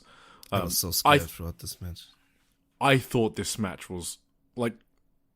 This was like a recommendation match for me, basically. Like, I thought this was fucking great. Yeah, kind of was. And I don't care much for Totoro. I've said it before, but... Yes. I think what I loved about this match is... This is the best version of Mizuki Kato. This is the version I want to see from her. Like, not the U-isms, right? Just hard hitter. Although they did them here too. Yeah, wait, what? They did the double log roll right at the start, but whatever. Yeah, I guess maybe it was at the start, so I kind of forgot about it. Yeah. Because she does, like, I'm not even joking, she can do like 5 to 10 minutes of U-isms, I guess. So, okay, like, it wasn't that. No, it was just... No, compared to what I'm used to, she snapped out of it. She was a hard hitter. She was like going forearm to forearm with fucking Yuka, right? Mm-hmm. That was awesome. And Mizuki and Totoro just squishing Karari. Oh my god, it was so brutal. So Karari is a small... She's not really a rookie anymore. Like, well, yeah, she is. 2 years. I looked it up. 2024 she debuted, right? Yeah, we call them rookie. She has like anyone with 3 is rookie. 60 matches or whatever, yeah. Yeah, rookie. Yeah, she's kind of small. They were just fucking squishing her again and again. Mm-hmm. And I really love that the only way that Karari could win was with a flash pin jackknife. Like, I don't know. I just thought this was sick. I like this. Yeah, this was cool. I do think, honestly, Kirari Wakana is fucking great. Yes, preach. I like her so much. Like, yeah, obviously her match with Minami, right? Minami Katsu? Yeah, Minami Katsu. Sorry. Yeah. Last year I fucking loved. And yeah, just in this tournament, like she's gotten so smooth with just her like the wrestling stuff, I guess. Like the holds she puts people in and like the reverses and just like all that jazz. She like her arm bars are looking so good. She does like the what do they call it? The disarmer or whatever. Yeah. Disarmer? What? I don't know. The Becky Lynch one? She has really, really great. What's the Sasha Banks one? Or Mercedes Monet. Did she do it as Mercedes Monet? Was it the Banks statement? No, the Banks statement is the crossface. Oh, right. That's the crossface. No, then it is the Becky Lynch one, I guess. Yeah. That's cringe. Whatever.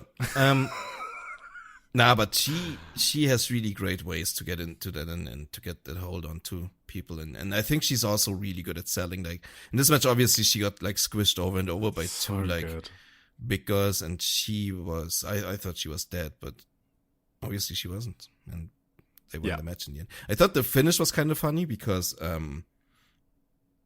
like Totoro had. Wait, what was that? Oh yeah, Totoro basically had Kirari on her back, and then Yuka chopped Totoro or dropkicked her or whatever. And Totoro basically accidentally gave Kirari like a pink devil that she had to know so. Because that wasn't supposed to happen, obviously. But she happened to be on her back, and Totoro fell so awkwardly that it ended up looking like a pink devil. Anyway, was really cool. Yeah. And I popped for the finish big. Me too. I like this match a lot. Then we had Arisa Shinose and Akane Fujita versus Misa Kagura and Moe Hero. Passion Ole is their team. So, I don't remember much of this match. You watched this recently, but I don't have any notes. And was this that long ago? Oh, 12. Okay. Well, not only that, but also I just felt like it when I was watching it, it felt like it went long. It did go, yeah. It was a longer match. 13 and But I think it was only like minutes. 13 minutes maybe, but it just felt longer, and I don't know why. So I can't explain it. Arisa Shinose won, so knocking out Misa Kagura and Moe Hero, which maybe I was just upset about the result as well. Same, yeah. But yeah, maybe you got more stuff on this. Yeah, I kind of thought, I obviously, Misa Kagura and Moe Hero were probably the team, my favorite team for the tournament.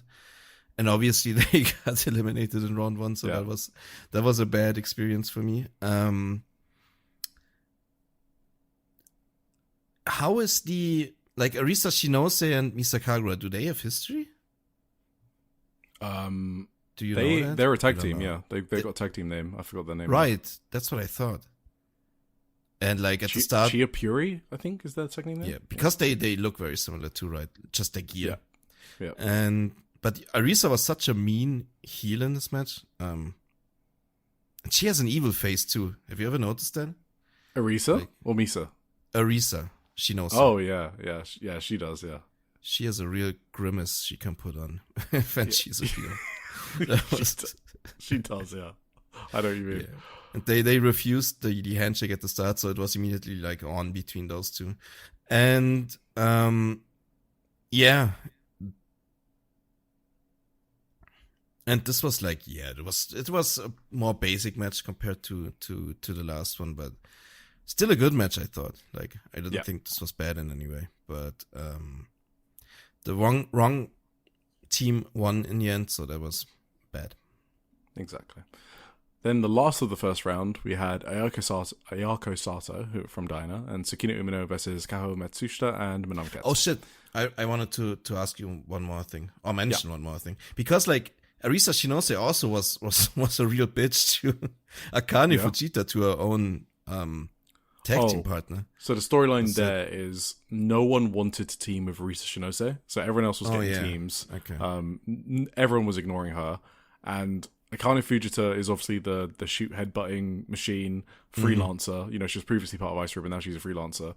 And she was like the only one that would like begrudgingly accept Arisa Shinose and help her out. I think their team name was even called like Alone or Lonely People, like some variation of that. So that's why like they weren't on the same page. Because it was like a makeshift tag team to help Arisa out. Like, I was sure that was going to cost them the match in the end, but they won anyway. Like, at one point, Arisa dropkicked Akane. Kind of weird. And she like ordered her around and stuff, and it was like she was like a real, I mean, she was a good heel. I really couldn't stand her in this match, so that worked out great. I don't know if that's the intention. Well, if nobody wants to tag with her, it's gotta be yeah, exactly. Right? She's just one of those like annoying happy baby faces, you know what I mean? Yeah, that's kind of she's supposed to be okay. Yeah, she's supposed to be babyface. Yeah, that's crazy. Yeah, Ice Ribbon, their only heels are like bad butts. That's the only heels. Okay. In Ice Ribbon. So yeah, Ayako Sato and Tsukino Umino versus Kaho Matsushita and Minami Katsu. So this was obviously one of the matches I would circle on paper, and I thought it was really good. So Minami Katsu immediately refusing Ayako Sato's handshake. And then Kaho just kind of like looks over, because Kaho is basically the junior in this team, because one of the gimmicks of this tournament is a junior pairs with a senior. Okay. And Kaho Matsushita is the cutoff. So she is the oldest junior, basically, and Minami Katsu is her senior. So she was just kind of like taking direction from Katsu and also refusing the handshake, even though she's the champion, which I just thought was funny. Yeah, I just thought Katsu was awesome in this match. I just like boss, yeah. I love Minami Katsu. She was an boss, yeah. Like, at one point, Tsukino Umino just kind of ignored Sato. Like, Ayako Sato wanted to be tagged in, and Umino, who's, we watched her at Ribbon Mania when she won the title, right, against Akane Fujita, and in that sick match. She's just becoming more and more of a sicko. So she was like, no, I don't need you to tag in. She just went, like, forearm for forearm with, like, Minami Katsu, and Minami Katsu just refused to sell it. It's so good. That would come into play later too, right? Yeah, exactly, yes. The December match. Yeah. This match just had a really good intensity and heat to it. Like, yes. Even Ayako Sato and Katsu were like smashing each other over the head with like the aluminum dish, and it was just really cool. I like this a lot. And Umino won with an upset victory over Kaho. So I don't know if that's going to be a title challenge over like down the line. We'll see. Yeah, these chops from Umino are sick. Like, fucking hell. Yeah. That was one of those things, like Manami Katsu no selling them all the way. Yeah. It was kind of crazy. Like, you can't throw much harder chops than that. Like, what are you expecting here, Katsu? What are you expecting? Because they hurt. That's why it's so sick that Katsu's just no selling them. It was crazy, man. And she gave it them right back, though. Katsu's chops are like nothing to scoff at either. Like, yeah. No, that was just a crazy chop battle in there. Like, randomly, I always think it's so crazy. Like, in a random, like, first round tournament match, these two people are just chopping the shit out of each other. In front of, like, 40 people in Saitama. Yes, exactly. It's so fucking sick. That's what I fucking love about this promotion. Like, they just don't go... Same with Diana as well, though. Like, when they're in, like, Post the Amistad in front of, like, 30 people, they just go hard. Mm-hmm. Oh, Katsu proved me wrong with another thing also. She proved me wrong. Like, last week, I came up with, like, the theory that Saya's elbows aren't good because you can't do thudding elbows to a face, because you would knock your opponent out, probably. Katsu proved me wrong here. You can very well do thudding forearms to a face. Oh my god. Man. I fucking love her so much. She did that to Ayako Sato, man. She just fucking elbowed her in the face, and it sounded like, I don't even know. And it's funny because Ayako Sato, obviously from Diana, she actually doesn't do a lot of outside Diana dates, like very rarely. So she's like on her day off. She just has to get fucked up by Minami. It's so good. She just wants to chill with the Elizabeth belt in the over 40s division in Diana. Absolutely. I actually think this was my match of the tournament thus far, for sure. I think so. I like this one better than the Totoro match. Yes, I think that's very fair. This was my match of the tournament as well. Yeah. Right. I don't know if it was of the entire tournament, maybe. Maybe it was of the entire tournament, even. If it wasn't for you, then I'm guessing you liked the main event more. I liked the main event a lot. Okay, fine. Don't know if I can say I liked it more than this one. This was a really great match. I also wrote here, like, that's a pity comment, but this was also a match that was better than anything I've seen from WrestleMania. But that's, like, obvious, right? It's not. I don't even know why I write this. Like, any match you talked about today was better than anything from WrestleMania, pretty sure. So yeah, for sure. Like, it wasn't even close to me, actually. Yes. Semi-final number 1. Hikaru Minami and Rico versus Karori Wakana and Yuka. Solid match. Mm-hmm. I think I've only got one spot noted down, like when Yuka kicked out 1 for Hikari's beautiful cutie special. I thought that was hilarious, to be honest. I was like, why are you doing that, Yuka? I thought that was funny. That was fun. I thought the finish was kind of weird because the diving forearm. Yeah, it was first like from one corner. Wait, how did they do that? I forgot. So first Kirari does like an assisted foot stomp from one corner, and then they like carry. Who was it? Was that Minami? Wait. Hikari? Yeah, Hikari Minami. Hikari Minami. I'm messing up my names right now. No, I'm sorry. They like carried her over to the other corner for Yuka to do a splash onto her, but they positioned her like perpendicular to the corner in a way. Oh, I know what you mean. Yeah, which is not great because then Yuka like landed on her legs, which looked like it sucked a lot for Minami. Yeah. I hope she's all right because they immediately like she held her knee immediately after it too after she got pinned. So yeah, she just came back from a 4-year hiatus, so yeah, I hope she's okay. Yeah, damn. Yes. So yeah, that was Karari Wakana and Yuka going to the final, and then the other semi-final was Arisa Shinose and Akane Fujita versus Ayako Sato and Tsukino Umino. I've got no notes on this one. Actually, I think this was the one I felt went way too long. Actually, yeah. Wait, let me look. Yeah, that was also almost 14 minutes. Yeah, but it felt like 20 to me. This one. Okay. I kind of like this. All right. As well. Tell us.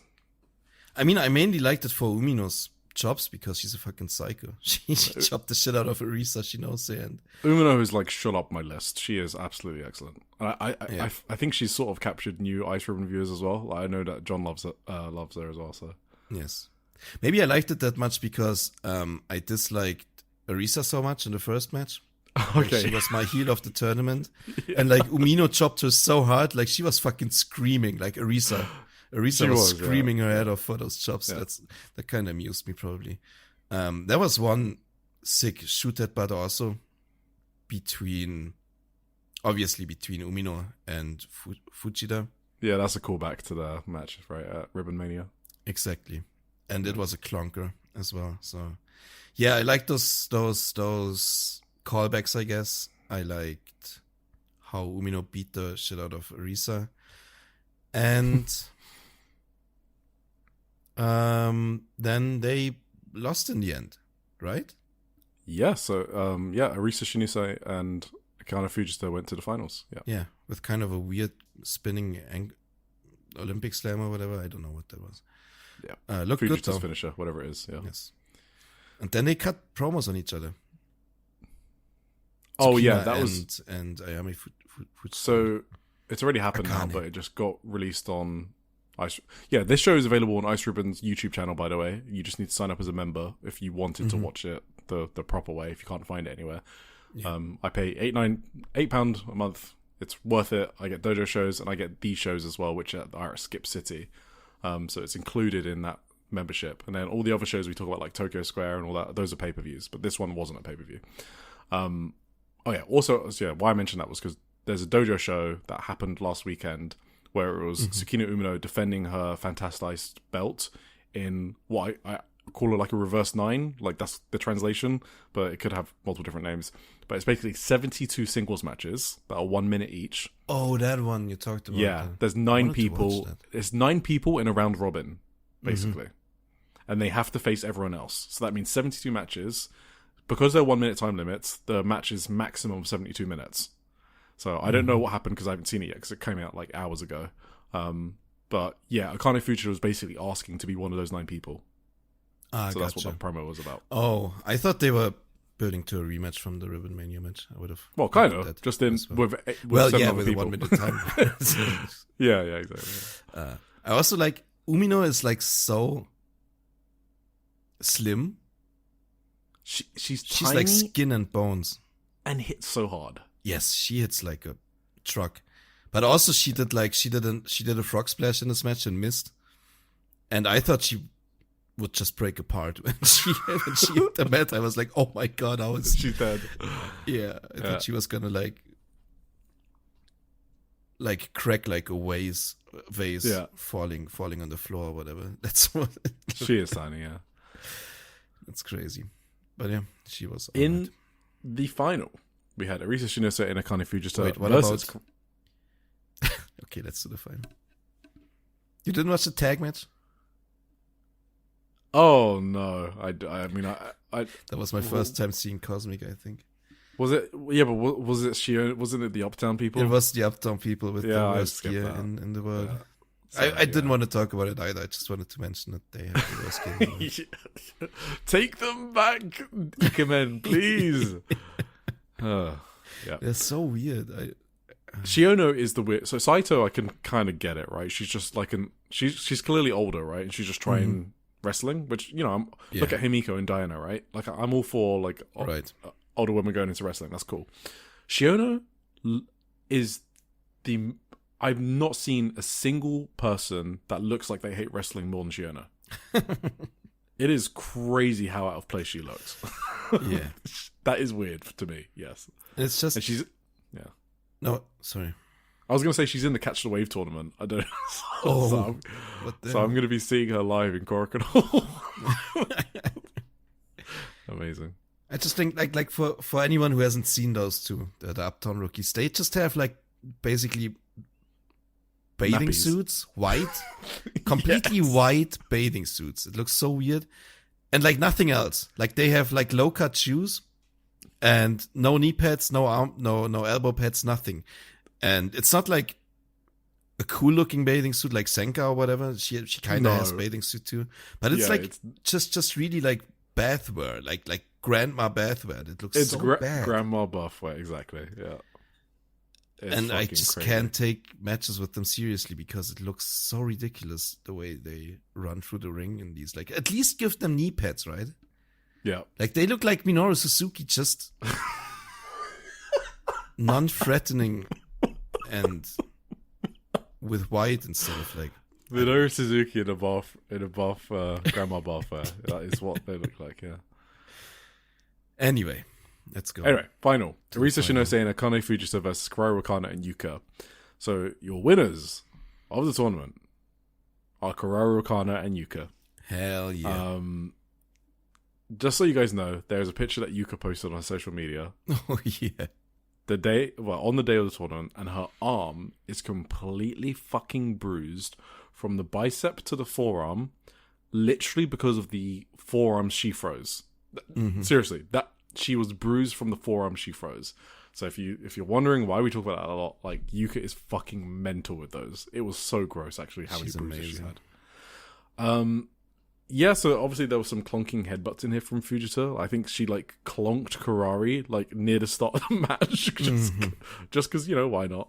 I thought this was a solid match, but yeah, I think you like this more than me, so you can go for it. Maybe because you hated Arisa Shinose and you love Karari. Maybe, I don't know. Arisa was like caving her chest in with forearms. Like she went hard on Kirari Wakana. It was crazy. But was this a match that had a lot of like brawling on the outside too? With like I think this was the crazy one. Weapon spots and they had this trash can lid that they fucking killed each other with and thinking about it now, I'm pretty sure I like the Manami Katsu match better, for sure. Cool. Because this one had a lot of gimmicks too. Like I said, a lot of brawling on the outside, a lot of like weapons that just the ref didn't care about at all. But I was like, I was just very happy by the end of it because Yuka and Kirari Wakana won, of course. And they were like, I was rooting for them the entire way. So that was awesome.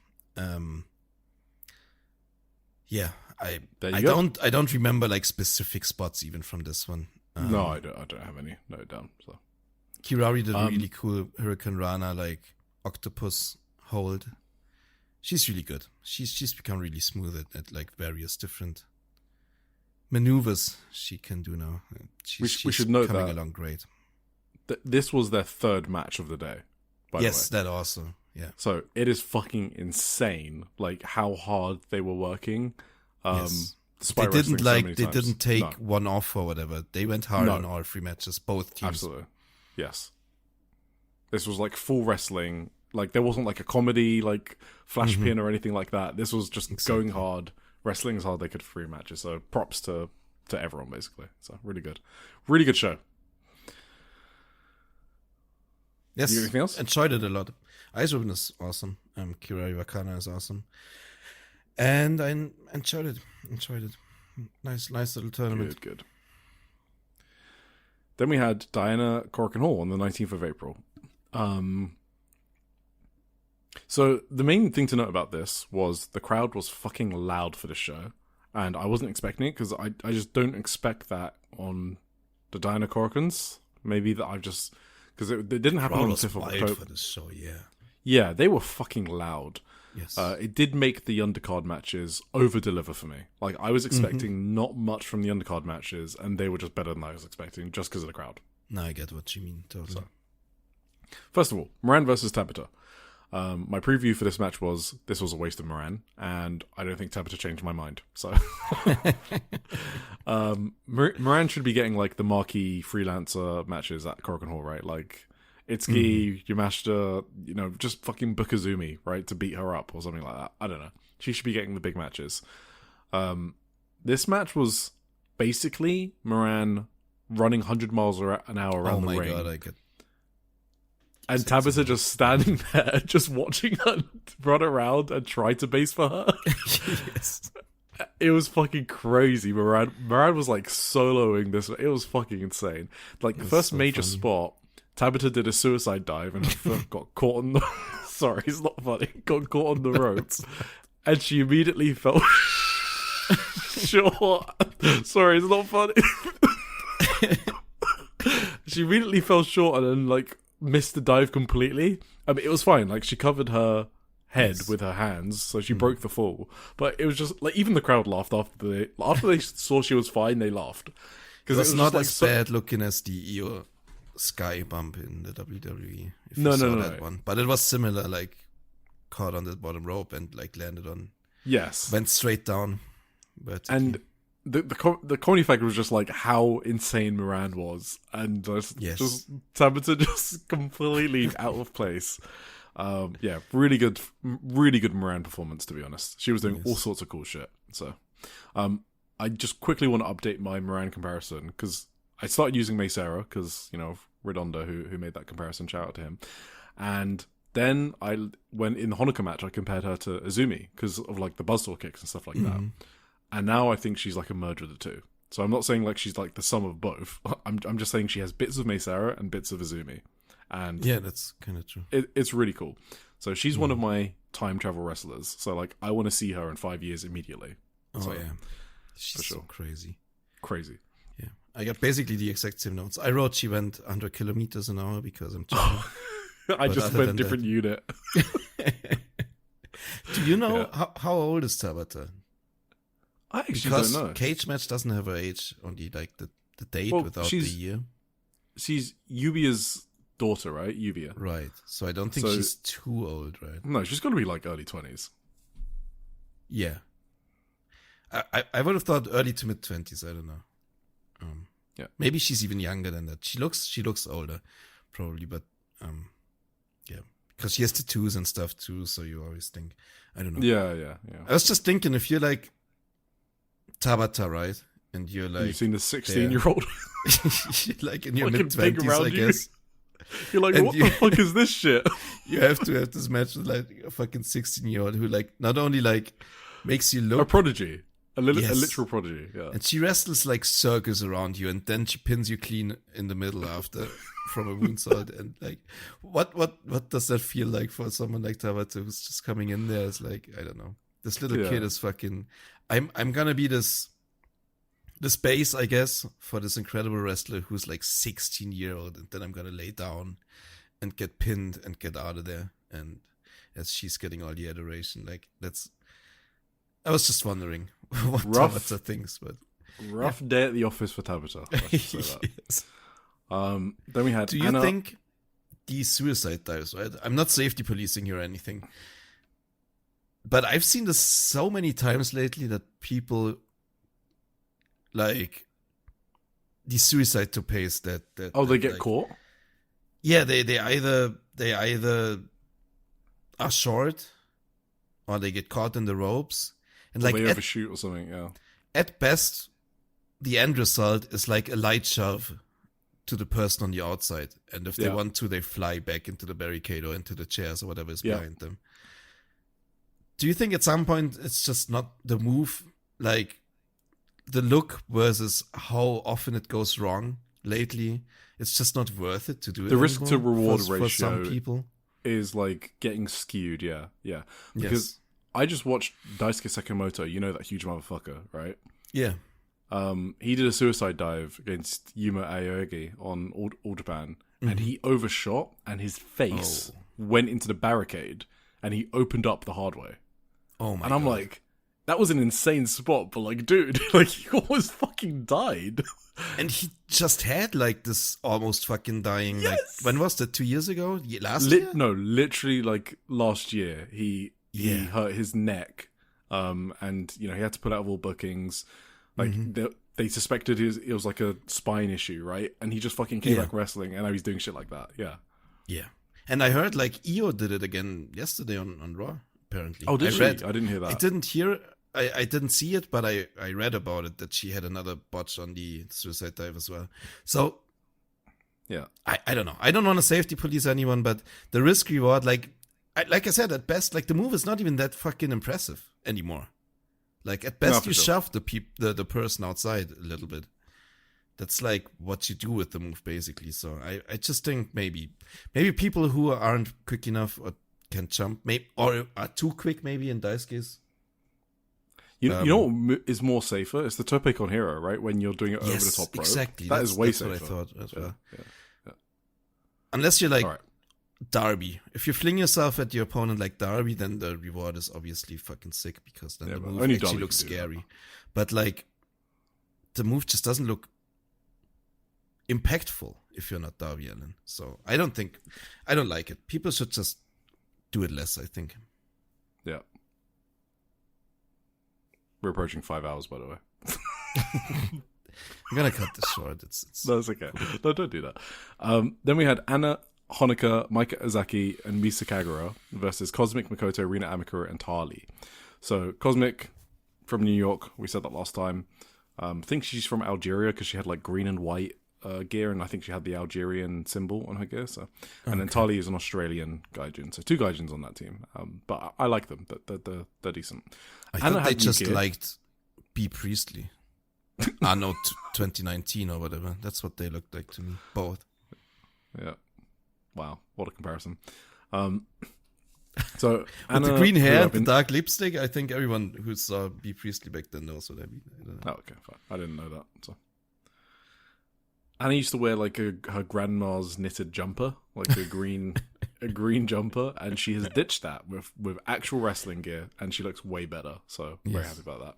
This was a captain's full match. So basically, there's a secret captain on each team, and you have to pin the secret captain. So like after you pin someone, eliminate them, the announcer says whether they're a captain or not, and if you pin the captain, then you win. So. The crowd was fucking crazy in this match. And what I mean by that was every move that Tali and Cosmic hit on Anna, they just fucking went crazy. So like Tali was lariating Anna, who's like, the 15-year-old Diana rookie, if you're not sure. And that wasn't for you, that was for the audience, sorry. And then, and the crowd were just fucking going crazy, like, ooh, and they were just like normal lariats. I was like, what's happening? So that was kind of cool, I guess. Anna's like, she was really over, to be honest. I was kind of happy for her, because she's obviously been struggling a lot. Like, she failed her protest like 3 times, right? So, she's getting better. Okay. But she's you could still see the selling here, right? You know, I always talk about her selling. Mm-hmm. Did you see it in this match? Like Makoto was. Yeah, I remember now. You talked about her. Yeah, the one that. That's the one. And Makoto was like trying to hit her in this match, and then Anna was like no selling it sometimes. but I liked her though. Otherwise, like, her offense is. She's bad. It's getting so much better. Her offense, the drop kicks, You got any notes? I really enjoyed this, like just as an entertaining, fun match to watch.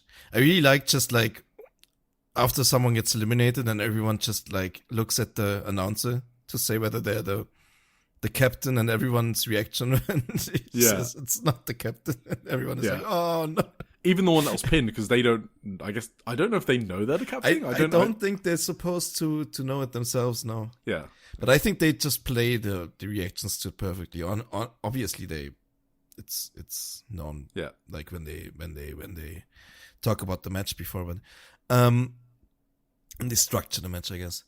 And like also the reaction when they finally realized it must be Makoto, because Makoto was the only one left. It was a 1v3 very funny moment in the match. So yes, yeah, it was a 1v3. Makoto was the only one left on her team, and they just all look at her because they know she's the captain. Yeah. Makoto tried to tell them it's someone on the outside, like a second is actually the captain.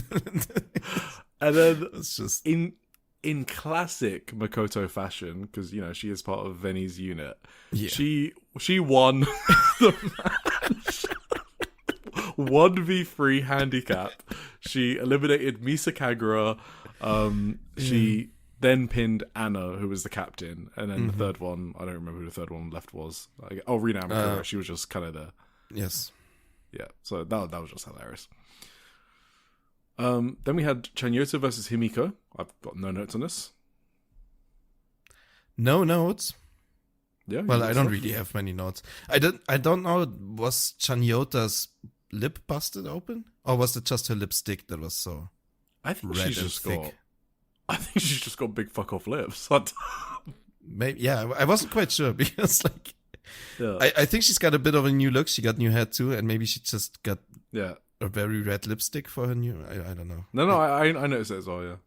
Yeah, but yeah, I thought it was a fun match. I really liked Chanyota, and I thought it was cool when she won in the end with the jackhammer. Shouldn't spoil every match, but I mean, this one wasn't like God of a way to watch it anyway. So. It's fucking undercard. Yeah. Yes, I was rooting for her, and she won, and that was a feel good thing for me. I think like up and down this card, the crowd went crazy for every match, pretty much. Like that was just if you're looking for like a really like entertaining show, a good vibes show where like the crowd is just crazy for the entire 2 hours or whatever it is, 90 minutes more, I think. You should go watch the show. It's like it was a short show. Yeah, you can watch it in an hour if you skip entrances. Yes, it was like pretty short. Yeah, we previewed this last weekend where like they didn't put their best foot forward with this card. Yeah, and but it ended up such a fun show because the crowd was so rambunctious for it, or whatever you want to say. Rambunctious, yeah, really good. Speaking of, so yes, we had Jaguar Yokota, Kyoko Inoue, and Tomoka Watanabe versus Mizuki Kato, Nanami Hatano, and Unagi Sayaka. My preview was waste. And I also laughed because they changed this to a best 2 out of 3 falls. I was like, that is the opposite of what I want to see. Mm-hmm. But this match was, the crowd was so hot for this match. Oh yeah, it was crazy. And Jaguar was fucking doing everything. She was taking so many bumps. Mm-hmm. I was like, you don't need, you're 64 now maybe? You don't need to do that. She was going crazy. And also the type of like spoilers for the match we're gonna go through now, but at one point they just kind of draped her over the turnbuckle and fucking squished her like one after the other, like full speed. They ran into her, and I was like, this is a 63-year-old woman, can you be fucking careful? What the fuck are you doing? They don't treat her like a veteran. No. Yeah, that's crazy. And she was fine, of course. Like she's a fucking she's tough beast. as fuck. Yeah, she's tough. I know why it was 2 out of 3 falls now. Me too. Yeah. You remember we went through Kyoko Inoue's singles record? And like, she never fucking loses. She's got like 29 wins in a row. Yeah. The last time she lost to Diana Contracted Talent was like Suri in 2020 or something. Yeah, well, because this is 2 out of 3 falls and she's a smart worker, she was like, you know what? I'll give Nanami a pin hit. So Nanami like flash pinned Kyoko for the first fall, and I was like, "Oh, I see." That was funny. That was funny in a good way. Immediately, light bulb went off. Like, oh yes, yeah, exactly. Course. That popped me. So that I enjoyed this match immediately from that. Mizuki Kato was getting huge pops when she was doing like her running splash onto Kyoko. So that was super fun. We were getting like German suplexes from Kyoko and Tomoka Watanabe onto Mizuki Kato and Nanami. That was super fun. Yeah, I thought this match totally over-delivered. And of course, spoiler, Kyoko, it's not even a spoiler, she had to get her win back from the first fall. In the same match. So she pinned Nanami for the third fall and won the match. Yeah. Funny shit. Speaking of Jaguar being awesome, like her reaction to Kyoko getting pinned immediately was the funniest fucking thing. I loved the reaction so much. Because I'm pretty sure Kyoko was a student of Jaguar too, Yeah, she's right? one of her students. Yeah, she is. So she was her like disappointed face when Kyoko got pinned in like 2 seconds. Oh my god, I lost my shit at that. It was really fun. Really fun undercard match. Another one. Yes. You know what she kind of did though? What this reminded me of? This was like the MJF move, right? If I'm gonna take a pinfall, it's gonna be like a pseudo squash. Because it won't go on the record. Like, yeah, so what? She lost the fall in the 2 or 3 Yeah, falls. also, but like if I take a fall, I do it in a really short squash, basically. Like, and people say like that makes MJF more giving. No, that's the opposite. They do that because it looks more like a fluke. So, yeah, that's just what I wanted to mention. Semi-main event was Ayaka Sato and Hanako Nakamori, so that's the team Ayaka, versus Prominence, Hiragi Kurumi and Mochi Natsumi. I'm going to keep this one short. Preview was waste of Ayaka Sato. I kind of still feel like that, except I did think Hiragi Kurumi is probably the best I've seen her. Obviously, I haven't seen a lot. I haven't seen anything before 2025 of hers, but in the past year, it's probably the best I've seen her. She did really good with Ayaka Sato. She was throwing like huge lariats. She was moving well, great cannonball, an awesome side slam, and Ayaka was bumping her ass off for her. So I was kind of interested in her, but yeah, just solid match. I was main event. Debbie Kaito. Okay. Oh, sorry, you want to say something about that? I was always a high man on Kurumi, actually. I watched parts. Didn't you say that's when you took a 2-minute nap? Yeah, I watched this after work today. I kind of took a little nap here. I'm sorry, but I watched the start and the finish anyway. And now, just in general, I used to be a high man on Kurumi, actually, when she was more in Stardom, involved in Stardom, when they had the Prominence invasion. I always thought Kurumi was a really solid worker who held the matches together really well. And I feel like she regressed in some way, because I did have to agree with people who shed on her. Since then, in some matches, she didn't look good at all. But in general, I think she can be good. That was always my impression of her in general. Yeah, I think if that's true, then she definitely showed it here. I thought she was pretty great here. So. Absolutely.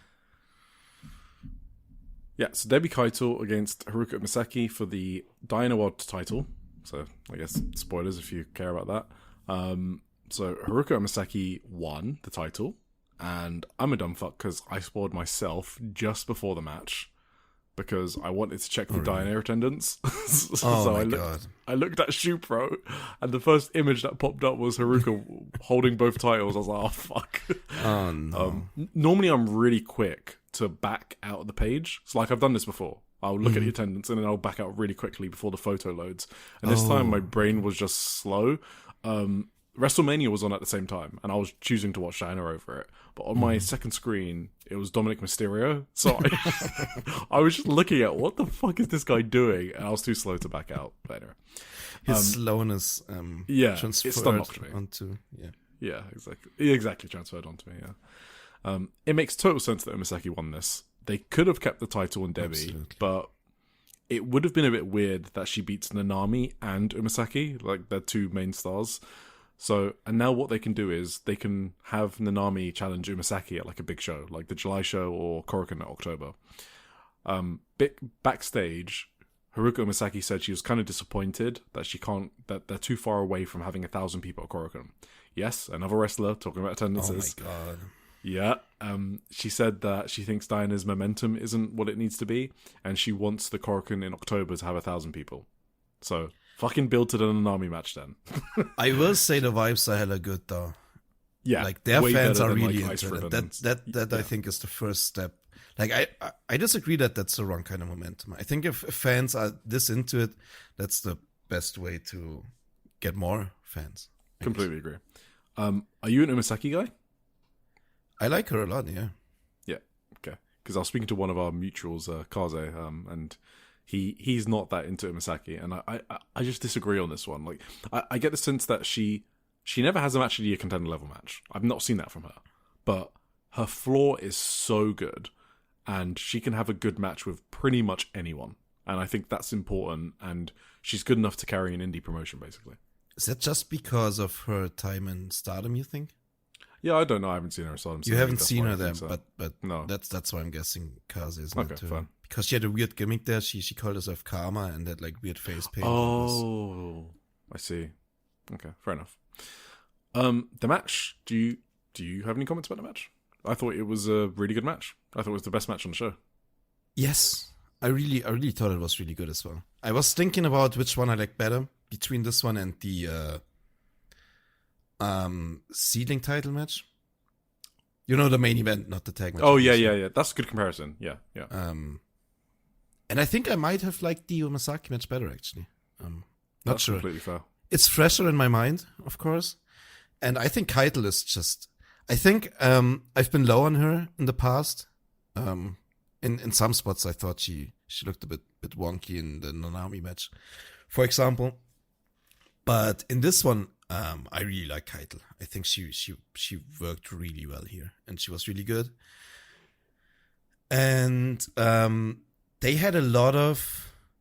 Like, they had this typical classic epic match, you know, with a big finishing stretch, a lot of kickouts, a lot of kickouts. If you're into that is really a match. I like it a lot. I'm not anti having this type of match. Definitely not. I know a bunch of people who don't like this very much, like this many kickouts, I guess, to like big finishes, because I think the Angel Wings again, or the double underdog face buster or whatever, is kind of Midnight Espresso. Right? Yeah. Well, Midnight Espresso. Okay. Isn't that also her tag team name? No, that was like Espresso. Caffeine and Crash. Yeah. Crash, yeah. Right. But coffee's her thing. Coffee's her thing. Okay. Because I think Umisaki kicked out of 2 of them in this match, even, right? She kicked draping one, even, like that's like super. The first one, Espresso. she reversed the pin. Yes. And she did sell it after, though. Like, she sold after the pin got kicked out. I remember that. That was very good. And then Debbie did her running knee strike, which she has won matches with. So that was kind of... I thought that was a really good knee, too. Like, yeah, and I've seen her finish matches with it. So I was like, oh, that might be the finish. But obviously I was spoiled on it. But if I wasn't spoiled on it, I would have built on that. So Umasaki kicked out again. I was like, okay, damn. And then a middle rope Midnight Espresso. I was like, okay, that's for sure it. She kicked out again. And what I wrote down is, if I wasn't spoiled, I would have known Umasaki was winning at this point. Absolutely. That was when I knew as well. Like, I firmly expected the draping espresso to be the finish. When she kicked out of that was like, okay. Yeah. It can only mean one thing. But like, yeah. She basically, Keitel threw everything at her that she had. Like super finishes and stuff. And Umasaki survived everything. And then... did like this first they did like a weird German, like kind of a sideways German. I think that wasn't supposed to happen like that. Yeah, she bumped weird on that one. Yeah, she then caught Keitel with like a cracking elbow and did another like German suplex hold, which led to another kick out. I thought that was the finish as well, but Keitel kicked out one more time, and then she did this like, I don't even know what to call it, this like mix between like a fisherman, half Nelson, backdrop suplex thing. Wait, isn't it Hanan's one? Is it got like a Nelson as well? She does like a half Nelson with one hand in a weird way, and then she does like a Hanan backdrop one. Yeah, kind of. So it's like a more It's even more. It's like even more modified, like, but it's basically also a backdrop suplex. Yeah, and it's called the Blast, and that's like her super finisher. So when she hits that, awesome. She wins. Yeah, yeah, that's cool. And yeah, just a lot of crazy kickouts in the end, and a lot of great action early. So, They brawled into the Korakuen crowd at the start. Oh, yeah, they did. Up the orange seats. And Umasaki climbed onto the big stairway thing. Yeah. She took a couple of steps down before she jumped, but it was still pretty impressive. And of course, really, really fun match overall, I think. I was so confused about Umasaki's comments about 1,000 because it looked like a legit like 800 to 900 at least. So I was like, you're not that far off. No, it looked way fuller than the SEAdLINNG show, for example. Yeah, So- easily double. Yes. So over 800. So I was surprised she made those comments. Did they not have the number in the Shupro? No, they for some reason they didn't. Well, when I looked, they didn't have this number. Cage Match doesn't have it either, so that usually means they didn't have it. Yeah. Yeah, which I was surprised because I think this is their best number in a while, to be honest. Like Yes, they normally do around 800, but this one looked like 900 plus, to be honest. Absolutely. Because the floor was like totally packed. Anyway, what did I want to say about this? No, I actually don't. No, I think. Oh yes, sorry, I just remembered. What I wanted to say is, I think this is like the hottest a Diana match has been in a long time. Like we were talking about hot matches the whole show. This was like even hotter than that. It was. Absolutely. I have not seen a hotter Dyna match in the past year, at least. Mm-hmm. This So, crowd pretty was good. loud. It was Yeah. crazy. It was incredible. Also, did Umisaki always have this entrance gear? Or was that a new gown? That looked fancy as fuck. I don't remember seeing her. I think she might always have that gown for like, maybe it's a big match thing. I actually wasn't paying attention. but Maybe. Okay. It looked fancy as fuck. All right, yeah. So that caps off a good Diana show, and we weren't expecting it to be good. If you heard our preview, Yes. last That week. over delivered like hell, for sure. Absolutely. So And the crowd was a big part of it, I think. it absolutely was. So we've just spent a lot of time on 3 major indie promotions and their big Yes. shows, and they were all good. So And really, really underreported in these two. yes, You should all Yeah, check them out. Give them some love. Diana, Ice Ribbon, SEAdLINNG. I think these are the biggest underreported indies. These 3: SEAdLINNG, Yeah. Ice Ribbon, and Diana. I would say so. Diana gets nothing. Ice Ribbon gets a little tiny bit Mhm. in some on like Twitter. I think I've seen it. Some people do watch that. Well, SEAdLINNG, John from obviously- Omakase started covering them too. Yeah, exactly. That's So good. so that one has more. And then SEAdLINNG is also picking up. People are catching on to the Honori Hana and Selena Yes. Zora stuff. People are seeing the bloody gifts and Yeah, exactly. watching So, those matches at least. So that's something, I guess. So give these promotions some love. There we go. Previews. Where the fuck am I? Let me speed through some of these. So we got Yes. 2 shows of Sendai Girls coming up in the next week. So Anita Vaughn and Sapphire Reed are in the promotion. Oh yeah, And so they got matches against Miyuki Takase and Urika Oka on the 19th, VOD release on the 23rd, and on the 25th show in Shinkiba, they're against Dash Chisako and Hiroyu Matsumoto in the main event. So we've also got Chihiro Hashimoto and Yurika Oka, which was the match they were supposed to have on like the 22nd of March or whatever, and then Yurika Oka got injured, so they're having that singles match on the 25th at Shinkiba. And that card is just good. Mika, Are you that's a there Red Energy. now, right? I will. Yeah, I'm going to that show. Yeah. Oh, sick. Okay. So Red Energy versus Miku and Veni. That's like Damn. that's second on the card. That's sick. Yeah. So very interesting card. Universes Zones is the other match, and Minami and Ryo Mizunami versus Spike and Stephanie Mays. So just really good Awesome. card. Marvelous. Is that on going the to be your 26th. first time in Shinkiba? No. Yeah, actually, it will be. You're right. Oh, It's my first time in Shikiba and my first Sendai Girl show. okay. That's cool. So I look forward to that. 26th of April, Marvelous Shinkiba. No card so far. This is their last show before the Buntai show, the Big Buntai show. No idea what's going to happen. Previews, right? Yeah, Random I'm shit. not going to be at that one because I'll be Okay. at Ice Ribbon.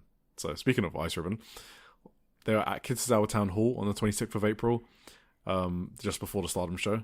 And I guess the main thing I wanted to pick out is, so Madeline's on the card, which maybe some of you will know. I did not know who she was, but Kaze explained that she was like some ex-MMA person or whatever, that only works in Osaka. So if you know her, well done. She's going to be on this card. The Hero Sisters match, because everyone's always interested in those. Hikari Minami and Moe Hero versus Masai Hero and Nanami. So Diana's Nanami. Oh, that sounds sick, though. That sounds super fun. Then we got Shiono versus Yappy and Rika versus Saito, whatever. The Madeline match versus Totoro Satsuki. Akane and Kahu Matsushita versus Arisa Shinose and Tsukino Umino. That should be fun to see Tsukino and Akane on opposite sides again, right? They're gonna slap. And the main event, the International Ribbon Tag Team title, Karari and Yuka versus Makoto and Sumika Yanagawa. So, You know, this is Yuka's first title challenge that's coming back. Well, sorry, except the fucking Ribbon Mania main event, second one. But she's going to go hard. She is going to go balls to the wall. Oz Academy have a Korakuen on the 26th. I only have 4 matches, I think, right now. Wait, 3 matches? Sarah Eno versus Unagi Sayaka. If Unagi loses, she joins Sekigun again. Okay. The Oz Academy Pioneer title, which is their 3-way title. It's Rin versus Rina Yamashita versus Ryu Mizunami. And then the open weight title, so their top title, is Akino versus the champion Hiroyu Matsumoto versus Miyuma Ozaki, obviously. And then versus Momoka Hanazono. So. Okay. What else do I want to talk about? I don't want to... Oh, I guess I just want to say a quick Actress Girls note. I mentioned last week that there might be a debut at Korakuen on the 30th of April, and that is confirmed. They announced that, so that's happening. And then lastly, 01 is launching Rose. So they've had pre-launch shows, 3 of them. This is the actual launch of the promotion, or the sub-promotion, whatever you want to call it, on the 25th of April at Tokyo Square. And this is the other show on the 25th I'll be at. Saki versus Sumika Yanagawa, okay. Konomi Hori, the rookie, versus Megumi Yabushita, whatever. Kahaku and Honoka versus Koko and Kaho Kobayashi. That's a good match. Damn. Semi-main event is Hiroyu Matsumoto and Veni versus Rina Amakura and Ryu Mizunami. Mm-hmm. I was just wondering if I've seen Veni against Ryu Mizunami that much. It must have happened in Sendai Girls, but I just don't remember it. But that'd be fun. Main event, Magenta, Maria and Rico versus Miku Kanai and Yuki Mashiro.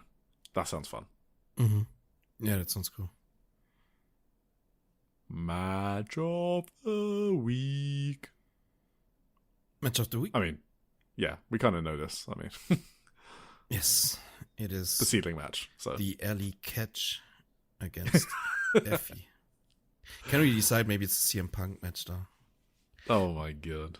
Well, it's SEAdLINNG. What would you rate that on a star rating? We don't do that, but I'm just curious. The Punk one? Yeah. I'd probably give it a 3 maybe. That's literally exactly what I gave it. Yeah. Yeah, I gave it a 3. It's like it's solid, right? It's a solid I think match. it's actually solid action. I think they did some good stuff in there. Yeah. It's just Punk is doing so many things that take me out of it, like his inability to. It's funny because Roman is the one that took me out. I can't stand him. Okay, I liked Roman a lot better in this match than Punk, honestly. Wow, yeah. I just feel like he's such a nothing wrestler. Maybe I wasn't paying attention. He is. Yeah, they did a very well structured match, which kind of like what's it called? It kind of masked their weaknesses, yeah, which both of them have. But like, yeah, runners up. Runners up. Yeah, obviously. I mean, we talked about all these matches we loved, right? It was on one hand, it was Debbie and Umisaki. And it was also Sasamura and Matsumoto. Would I name anything else from this week? I don't know. I should link that Hashimoto Seri Yamaoka tag match to you, actually. Yeah, maybe that sounded fun. But maybe not if you're spoiled for it. Sorry, I didn't give you a heads up. I'd literally sprung that on you. Sorry. No, it's all right. No, off the top of my head, like nothing from WrestleMania week was better than any of those 3 matches for sure. So I don't, and other than that, I didn't watch anything. I don't think so. Yeah. So my runners up, I've obviously got the Sasamura Matsumoto and Kaito Imasaki. Got the Hashimoto tag that I spoke about at the start of the episode. Well, near the start. Well, I don't know how long. I don't know how long. 3 hours in, probably. Yeah, whatever. But from WrestleMania, I did like the Despe Invitational's main event.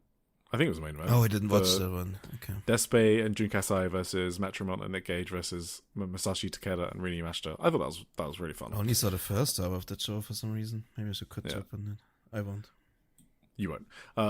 Blue Panther versus Ultimo Guerrero. I did really like that match. That just worked for me. And then finally, Kento Miyahara versus Yuma Anzai from the third night of Champions Carnival. That was really good. Yeah. I thought it was better than their December match. So, right. What the fuck are we doing with this episode?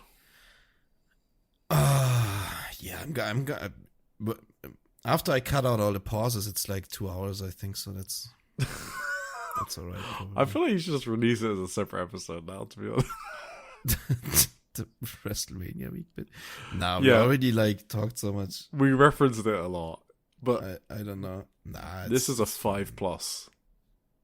So welcome to the end of the 5+ hour episode, I guess. Thank you all for listening. You made it this far. Thank you. Good job. Social Suplex, Strong Style, Trish, Sarah, One Nation Radio, Tunnel Talk, All Things Elite, Imps, AEW Venture, Chris Things, AEW Match Guide, Newsletter, out Newsletter. now. Check out the new newsletter. Oh yeah, if you don't know what newsletter is, because maybe I'm pretty sure I explained it. I write about all of these Joshi indies in a lot of detail if you don't like listening, even though you made it to the end of a 5-hour episode. And if you haven't explored my full thoughts on the Cosmic Angels Cindy, yes. Yeah. split yet, I wrote a big thing about that too in the Stardom section. So. Thank you all for listening. Thank you. Bye bye. Give us a good rating.